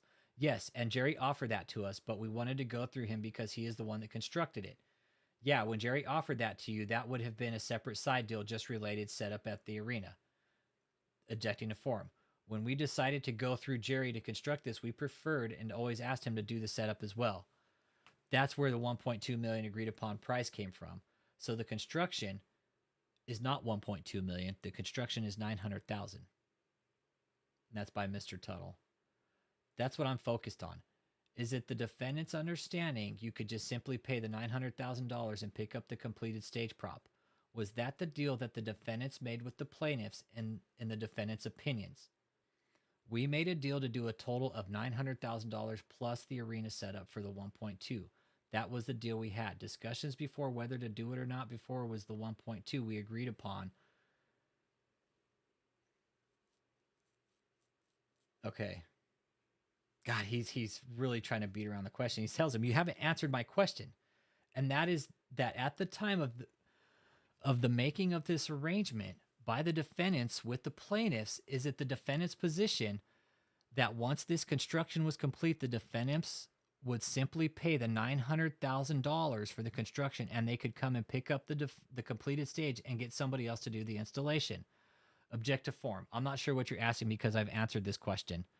Well, if you're not sure what you're answering, how do you know if you've answered the fucking question? Let me have the court reporter read back the question. It's a simple yes or no. Go ahead. I'm sorry. I can't. I can just rephrase it. I'm sorry. I can just rephrase it. At the time the defendants made the initial agreement with the plaintiffs at the 1.2 million figure, is it the defendant's position that they could simply pay the $900,000 for the construction and come pick up the stage prop when it was completed and get it installed by somebody else? How can he not fucking understand this fucking question? What the holy fuck? This question couldn't be any more fucking clear as day than it honestly is right fucking here. How the fuck did his lawyer not fucking step in? How did Cofino not step in and say, Joseph, answer the fucking question? Simple yes or no fucking question. Joseph, if they didn't finish the stage, you're going to pay $900,000. If they set up the stage, right? If this is basic, Joseph, here's the question. This is the question they're asking. The 1.2 million is inclusive of them finishing the stage and setting it up at the Amway. Okay. Take $900,000 is just if you pay for the stage and they finish it and you guys go pick it up. Okay. That's the question. That's the question. Okay. That's the question. It shouldn't be too fucking hard for you to answer. Okay. It's really not, man. It's a simple fucking question. At the time that the defendants made the agreement with the plaintiffs for the 1.2, were the defendants committed to paying $404,000 and $404 to the plaintiffs for the install at the arena? Listen to this long, drawn-out fucking question. Oh, yeah. Look at this. Long, drawn-out ass question. We were committed to pay, as we agreed upon, 1.2. Joseph, it's like telling Joseph to be there at 4:45. And he'll say there, he'll be like, no, I'll be there at 4:45. We're committed to pay as we agreed upon 1.2, some changes after that. Right. 1.2 for the total build out, 900 being the build out and the rest being the setup. Now, the exact number of dollars, we understood this was a general figure. Both parties understood this is the general close amount, and it would not deviate substantially from that. Now, depending on if we ended up purchasing some items for ourselves for the arena setup, we would take that initial expense for products we purchased, and that would bring the arena setup cost down. But again, we decided, let's go ahead and move forward with the 1.2 million budget. We didn't have two separate, like when the 1.2 million budget is there, it was one. We had already discussed before time with Jerry the options of someone else setting up or him setting up. We agreed, let's let him set it up. So it was one agreement, $900,000 build out setup, the remainder which brought to 1.2, always knowing that the setup fee could deviate some, which they were willing to accommodate and adjust the final amount where need be, depending on, final acquisitions or rentals of things needed to make this service work with the prop set.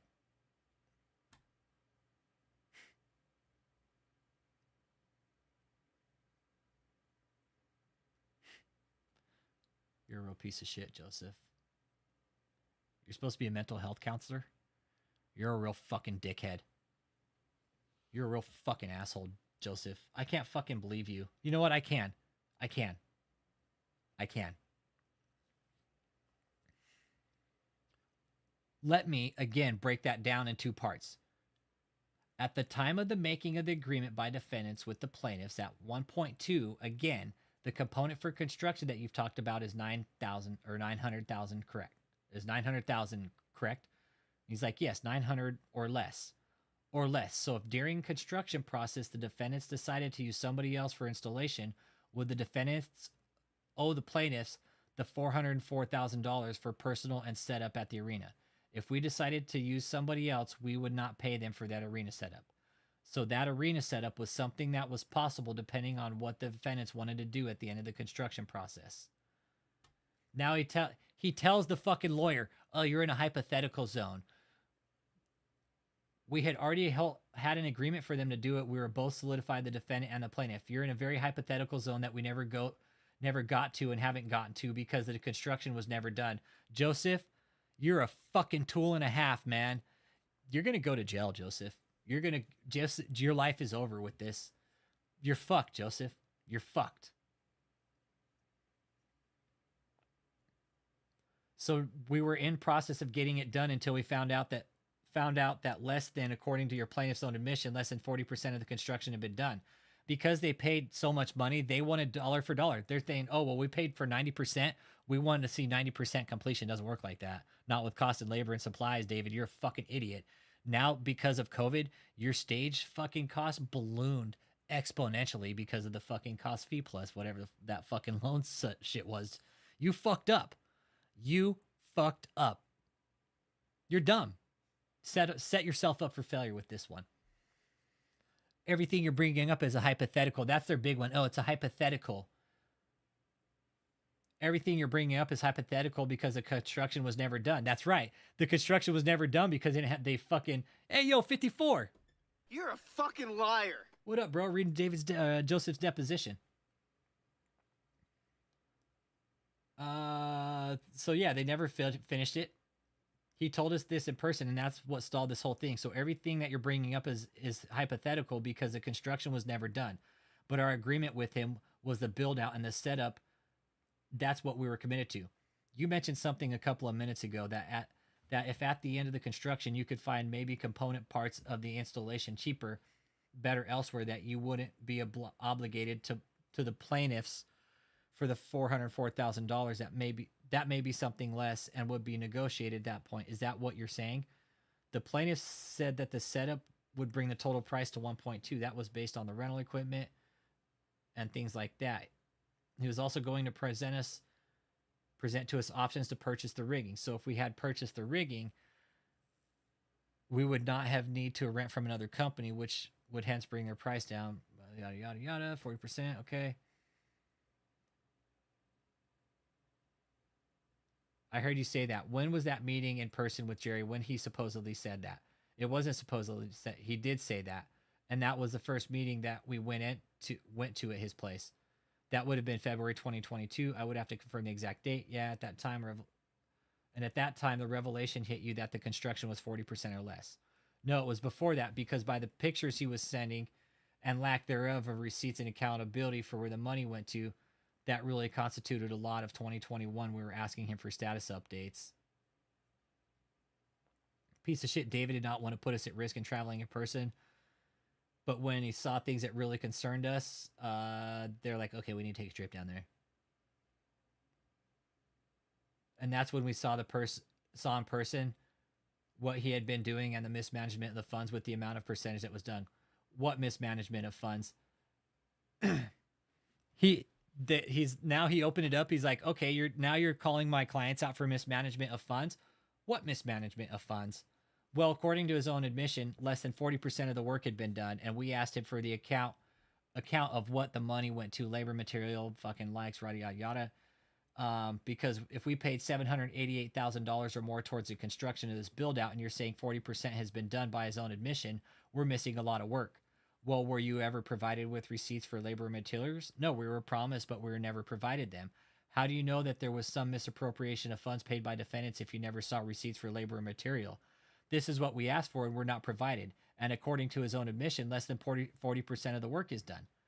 You're talking about an admission that was made in February 2022, supposedly. It's an admission that Jerry made in person. Yeah, this Amway is, it's a hypothetical. Precisely. Exactly. So the Amway Arena is a hypothetical. Let me get back to plaintiffs 3 and we'll go to paragraph 9 or page 9, paragraph 22.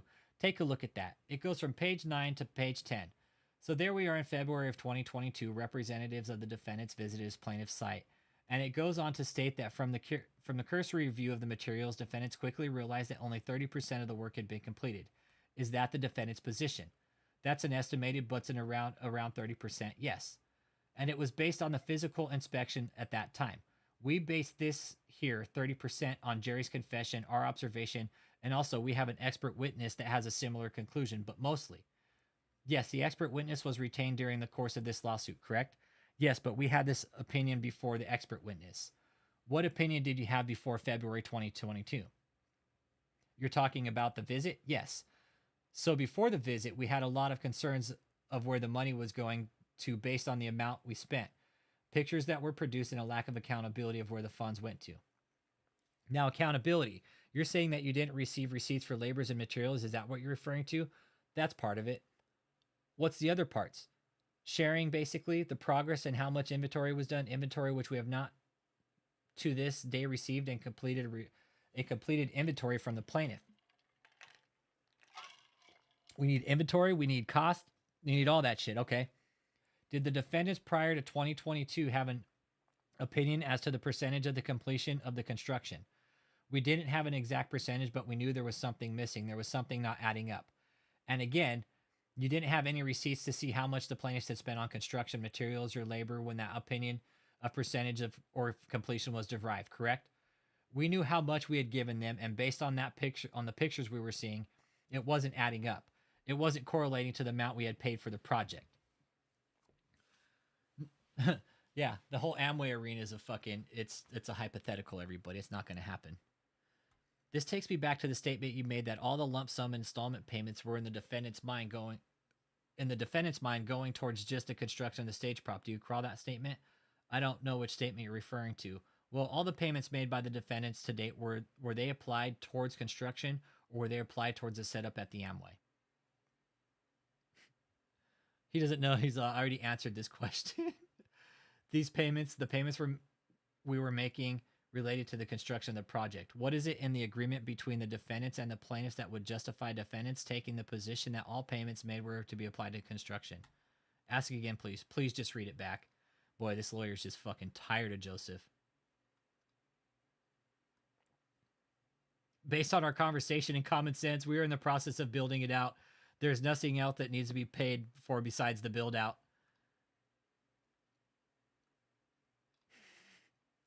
I've heard conflicting statements where you've identified two separate agreements, the construction and then setup fees, which it could be modified if you find cheaper labor or materials. And then you told me earlier on today that it was one agreement for construction and setup.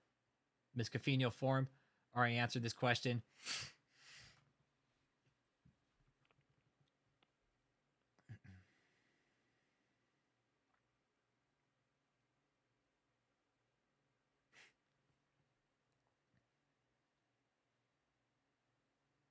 God, these guys.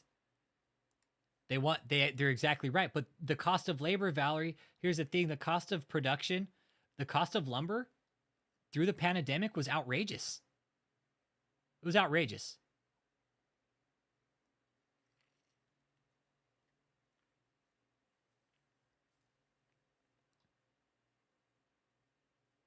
Let's see. Here's one. Let's see. Again, in or after May 11th, there were no more payments were made. But how did defendants justify that? What was in the defendants' minds at the time when you stopped making the payments and why? At the time when we had a conversation with Jerry and Graylin that we needed, we had concerns that the amount of money we put forward is correlating with the progress of the project. We asked for a number of times, which they promised but never provided. Substantial inventory, progress through picture and documentation of where cost and labor accrued from, where we had paid at this time over $780,000. There's a lot of back and forth at the time. Hey, Aaron Olson, a lot of back and forth at the time, and we did not receive the evidence that calmed our concerns. So both parties agreed to have an insight meeting. Some of the delay of the insight meetings was concerns of COVID, and other of it was waiting for hopefully the plaintiff to have provided proof, which we were not given. You just mentioned you did not have evidence to calm your nerves, so to speak, the defendant's nerves about their suspicions, but what evidence do the defendants have that, as alleged in the defendant's counterclaim, the plaintiffs misappropriated any of the monies received? Let me just ask that again, please. Let me just have it read back. So you've said that payments stop after May 11th because some of the feeling that the defendants had, and now I'm referring to defendant's counterclaim that says the plaintiffs misappropriated funds received. So now they're saying that the plaintiff, right? So now Joseph is saying that the plaintiff has misappropriated funds. In any major construction project, there are accountability and investigations, examinations to make sure that the money is going towards a project and things are on course. When we asked for specifics, they got them. They got the videos because you know what? They put them on their YouTube channel. They put those videos. Those are them. Those videos you guys see on their YouTube channel, guess what? That's the videos that project made. Yeah, this is depo transcripts. We don't have the deposition yet, but these are transcripts. Yeah. This is Joseph Bush's most recent deposition. Yes. We asked for receipts that verified that our $788,000 was wisely used and went to our project, and not just our projects, but to completion. Yeah, okay. And they gave them that, guys. They gave them that. The videos you guys see on stage of them fucking going through that big fucking that's Movie Prop Rentals giving them their production videos. And they put them up on their channel saying, oh, it's so beautiful. Look, they're doing such a great job. You know, it's for the kingdom. It's great. It's going to be awesome. And guess what, Aaron Olson? 258 pages, bro. 248, I'm sorry. I'm on 128 of 248, bro. And it's kind of redundant right now, but it's all over this stage case, bro. Yeah, and this is Joseph.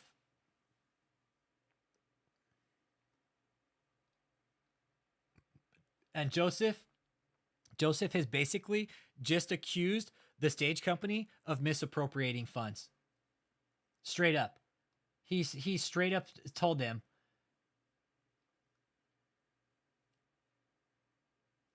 he says, but you're saying what you weren't given. My question is very specific, and it goes like this.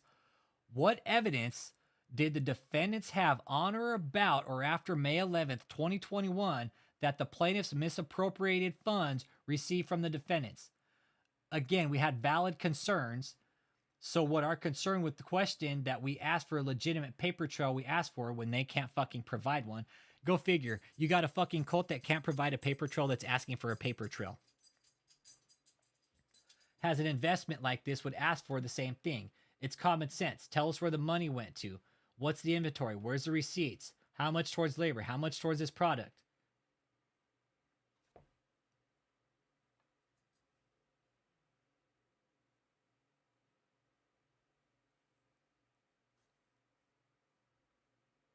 All right, dope. Hang on. Hang on. Just give me a second. I just had a comment come in.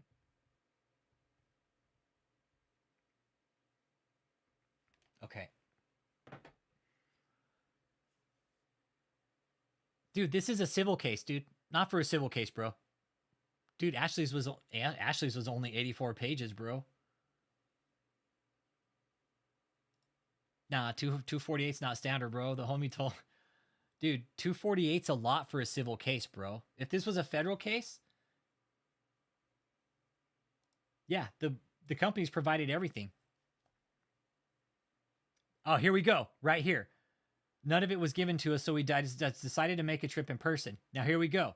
Now, misappropriation is a serious allegation, but you have not mentioned one bit of evidence the defendants have. So I'm going to ask you one last time. What specific evidence do the defendants have to make or support allegations that the plaintiffs have misappropriated any funds received? Then Michelle Cafino objected. Again, please rephrase the question. I'll just have it reread, please. Again, it's about being wise and accountable with the money that our donors gave as a 501c3. When we saw the pictures and the amount we've given for this project, it was not about accusing them. It was about investigating to inspect. Go figure. These fuckers want to try and investigate a legitimate company when they're running a fucking sex cult out of fucking Houston, Texas. Who the fuck are these people, man? These people need to wake the fuck up and just knock these fucking doors down. They need to stop these people, man. They are not doing anything fucking good. Does anybody not see the fucking scam going on?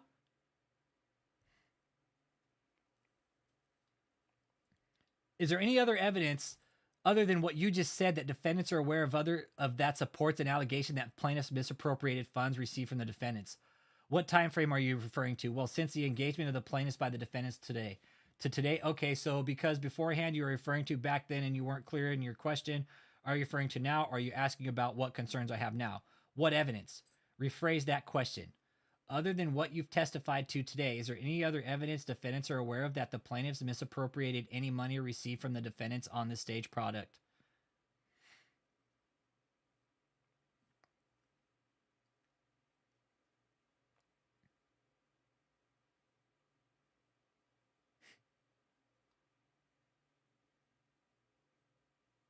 Our expert witness said less than 40%. Other people that visited while we were on our second trip said less than 40%, probably 30%. Our estimation based on all this is 30%. They want dollar for dollar with this. You're not going to fucking get it, David. You think you're going to get fucking dollar for dollar on this? You're out of your mind, dude. You're out of your fucking mind. You had them build it during fucking COVID, David. What did you think was going to happen? You were going to get a fucking deal or what? Nah. Again, you said upon your inspection and examination, view things scattered around. Okay.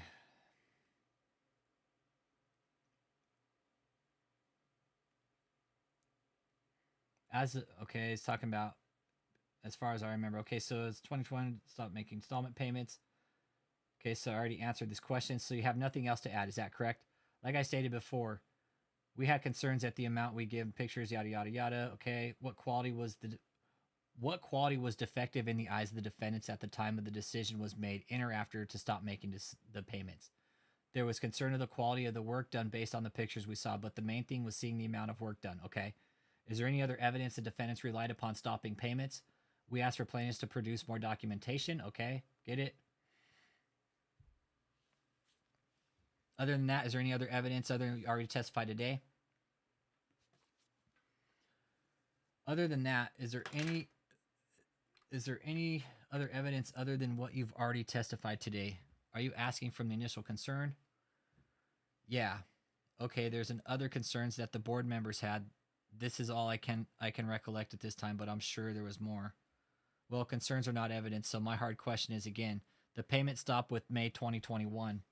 And the defendants have alleged misappropriation. So other than all the many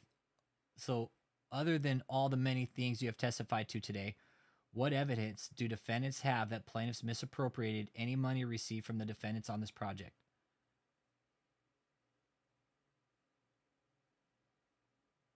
Then he's got to take a bathroom break. Here we go. Well, just one more question again. I need to get to the bottom of this because this is a plaintiff's opportunity to receive discovery. And so I want to find out what other evidence other than what you've already testified to justified in the defendant's mind the defendant stopped making payments after May 2021. We asked for accountability at that point. Wait, you're repeating yourself. I'm saying other than what you've already said today, what other evidence of misappropriation did the defendants have in justifying stopping payments? Again, I believe I've already answered this question. As far as you're concerned, your answer is completed. Again, like I said, there may be things I'm not recollecting this time, but I believe I've answered this question. At this point, I can accept that. Let's take a 5-minute break. Is that okay? That's fine. Take a break. Call in question. Okay.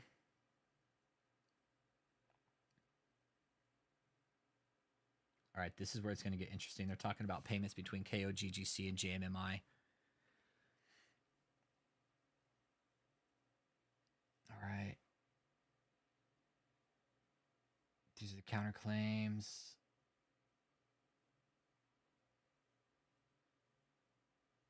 Nah, Dave's not used to paying for labor hours. Oh, dude, this is full blown human trafficking, money laundering. Let's take a peek here.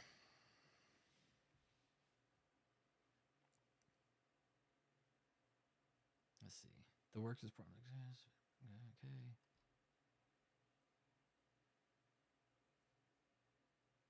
The payment stopped because the defense agreed. Like, no.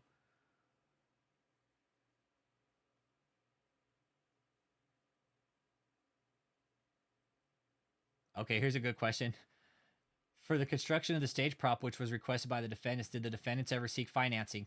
Seek financing to pay for this particular project? Is that what you're asking? Yes, that's what he's asking. Yes. Did the defendants ever seek a loan to help pay for the construction or setup for the stage prop? I am not aware of any such pursuit myself. If the defendants had sought financing to help pay for the construction or setup of the stage prop, would you have known about it?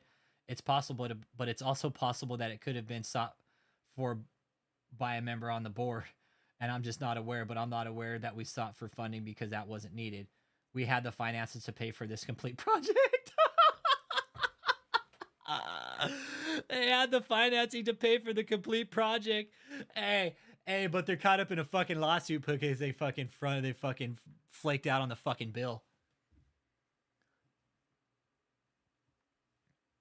Are you aware that defendants told the plaintiffs that they needed financing to complete payments?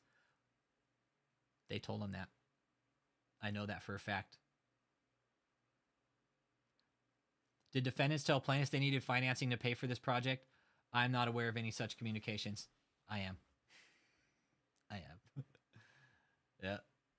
Back in 2020 and 2021, did the defendants have any lines of credit with financial institution? Are you asking in general? Yes, I believe we did. We do have some lines of credit during that time. I believe so. What were the lines of credit available to the defendants at the time? I'm not sure. I'd have to look into that. The inspection that occurred at the 2022, did defendants observe all aspects of the partially completed stage prop at the time? Yeah, I'm kind of getting a little sleepy too, but fuck. I'm just kind of powering through it now.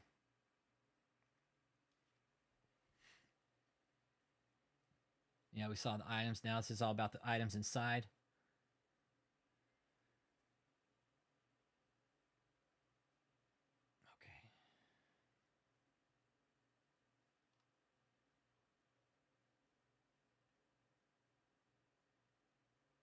Okay, here's, I think, you know what? I think I'll stop it right here. I think this is a good point to stop it right here. We're on page 140. I'll pick it up tomorrow after I do homework and stuff in the morning. I'll pick up right where we left off, and I'll continue on with it. Straight up. Continue on with this. Yep. Good night, Valerie. And I'm going to go and wrap it up, too. I think this is a good point. Yep. This is a good point to wrap it up, I think. So, Joseph, this is your deposition. Let's see here.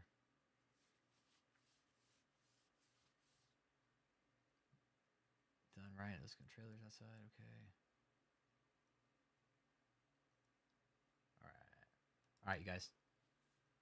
I'll catch you guys tomorrow, okay? In the morning, just watch for the notification. And once it's up, just join the live, man, and I'll keep reading over the deposition, okay? It's 248 pages, man. I'm halfway through. I'm halfway through. And we started with Ashley's. Ashley's is a little boring, okay? But we'll finish this tomorrow. I'm going to look through it a little bit more and see what I can't find. But I don't know, probably be about 8 or 9 Central, maybe. Depending on what time I get homework done and shit, you know? Yeah, once I get homework done, I'll do my studies first, get my homework done first, and then I'll fuck around. I typically don't jump online and fuck around or post streams until I'm finished with my studies for the morning. But I get up early, so I could fucking probably test out of my class this week. Not this week, but I can test out of my module this week and probably be done.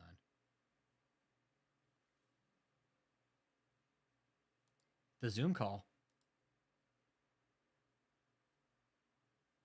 What Zoom call? Yeah, I wonder if Mia Quacko is still alive. Let's see if the sociopath is still alive. I'll bet she is.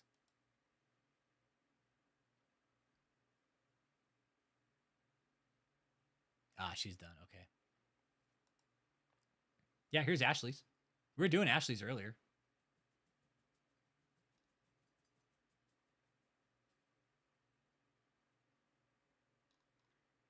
Yeah, Tony, we'll do some more tomorrow, man. This is Ashley's.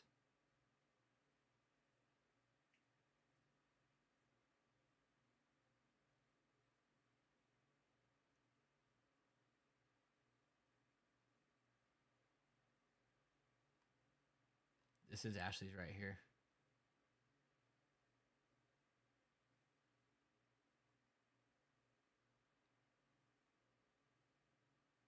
The Zoom.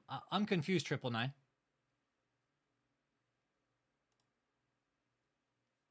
What court date?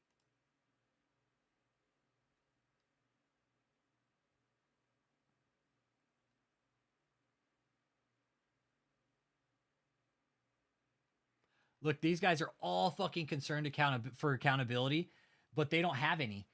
They're all fucking bitching about, oh, we need accountability. Accountability.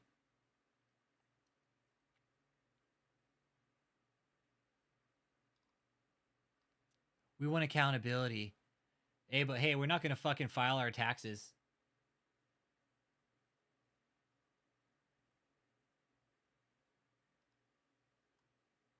This is awesome. He fucking completely destroys her at the very end. He destroys Ashley right here.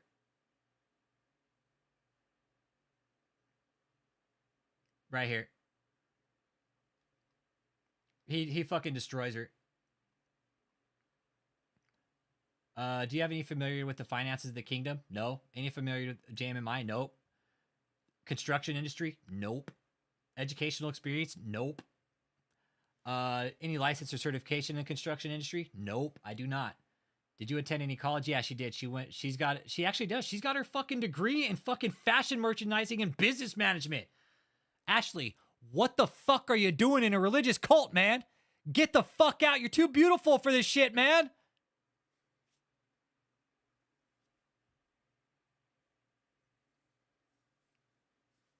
Nah, there's not gonna be a Zoom meeting Friday. Nah.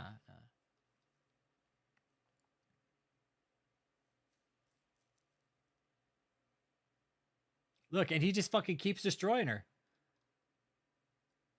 Keeps destroying her. Have you ever had any work experience related to the industry where there's fabrication and stage prop like one in this case? I do not. Education and training with formulation budgets? Nope. Been a part of a creation or a budget? Nope. Is this budget the one and only budget you reviewed related to construction projects? I don't recall. Have you ever participated with others associated with the defendants to set up a stage anywhere? I don't believe so. Ever participated with any of the setting up? Nope. And your affiliation with the defendants, were you aware prior to July 2020 period there was an event scheduled? Yes, I was. It was postponed for safety reasons.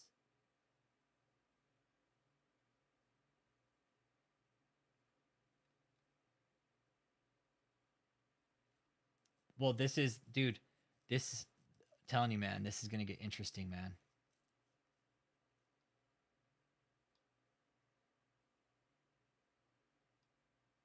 Here's a good one. Do you know what percentage of items? First of all, how many items are there in this stage prop? I don't know the number. It is over 100 items. I don't know how to quantify that. Do you know what percentage of all those items that was sanded by the time of your inspection in 2022? I don't recall. I just know that a lot of it wasn't sanded, and I just know that Jerry... So I guess that was a long no, but my question really is yes or no. Do you know what percentage of the items in this stage prop that has been sanded? No. And you don't know the percentage of the items in this stage prop that were not sanded yet? Nope. Do you know the percentage of items in this stage prop which had been sanded, painted? Nope. Do you know the percentage of items in this stage prop that were not painted as of the time of your deposition 2022? No. Were you ever told that the defendants had requested that the plaintiff slow down in construction? I don't recall that being a concern. Box trailers. Okay, they had their stuff stored. When they have this piece of shit stored all around the fucking yard, probably because they don't have any place to store it, so they're probably just storing it in box trailers. See, they're saying it's disorganized.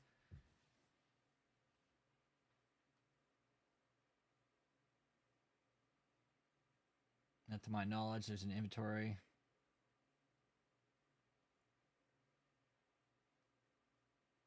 Okay. Do you have any expertise in formulating a budget for what might be required financially to complete the stage prop in question? No, you don't, Ashley. Has anybody associated with the defendants come up with an estimate of what might it cost to complete? From my understanding, I don't have knowledge of that. I don't know if we've ever been given proof of inventory of what's actually been done. I don't have knowledge of that.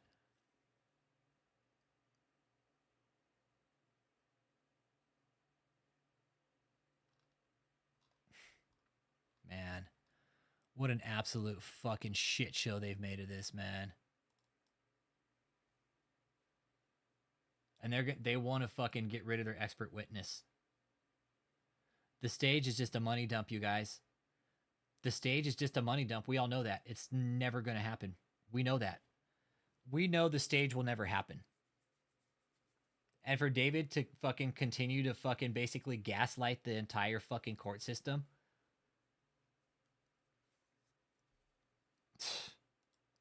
Oh yeah, the fucking stage company's going to make a huge profit off of this, dude. They're going to get paid, dude. Stage company will get paid. I hope they keep fucking deposing, man. I hope they keep deposing. I'm pretty sure they will. Ashley and Joseph already got deposed. I'm sure Michelle's up on it. I'm sure Michelle's up on the fucking block to get deposed too, but we'll pick this up tomorrow morning, okay, guys? So with that being said, man, y'all have a good night. Sorry for keeping you guys up so late. I wanted to get through as much as possible. 248 pages on a civil case, man. That's a lot of fucking pages. It's a lot of fucking pages, dude. So again, you guys, thanks for tuning in. Catch you tomorrow morning. All right. Once I'm done with homework and stuff. You guys have a good sleep, man. Sweet dreams, everybody.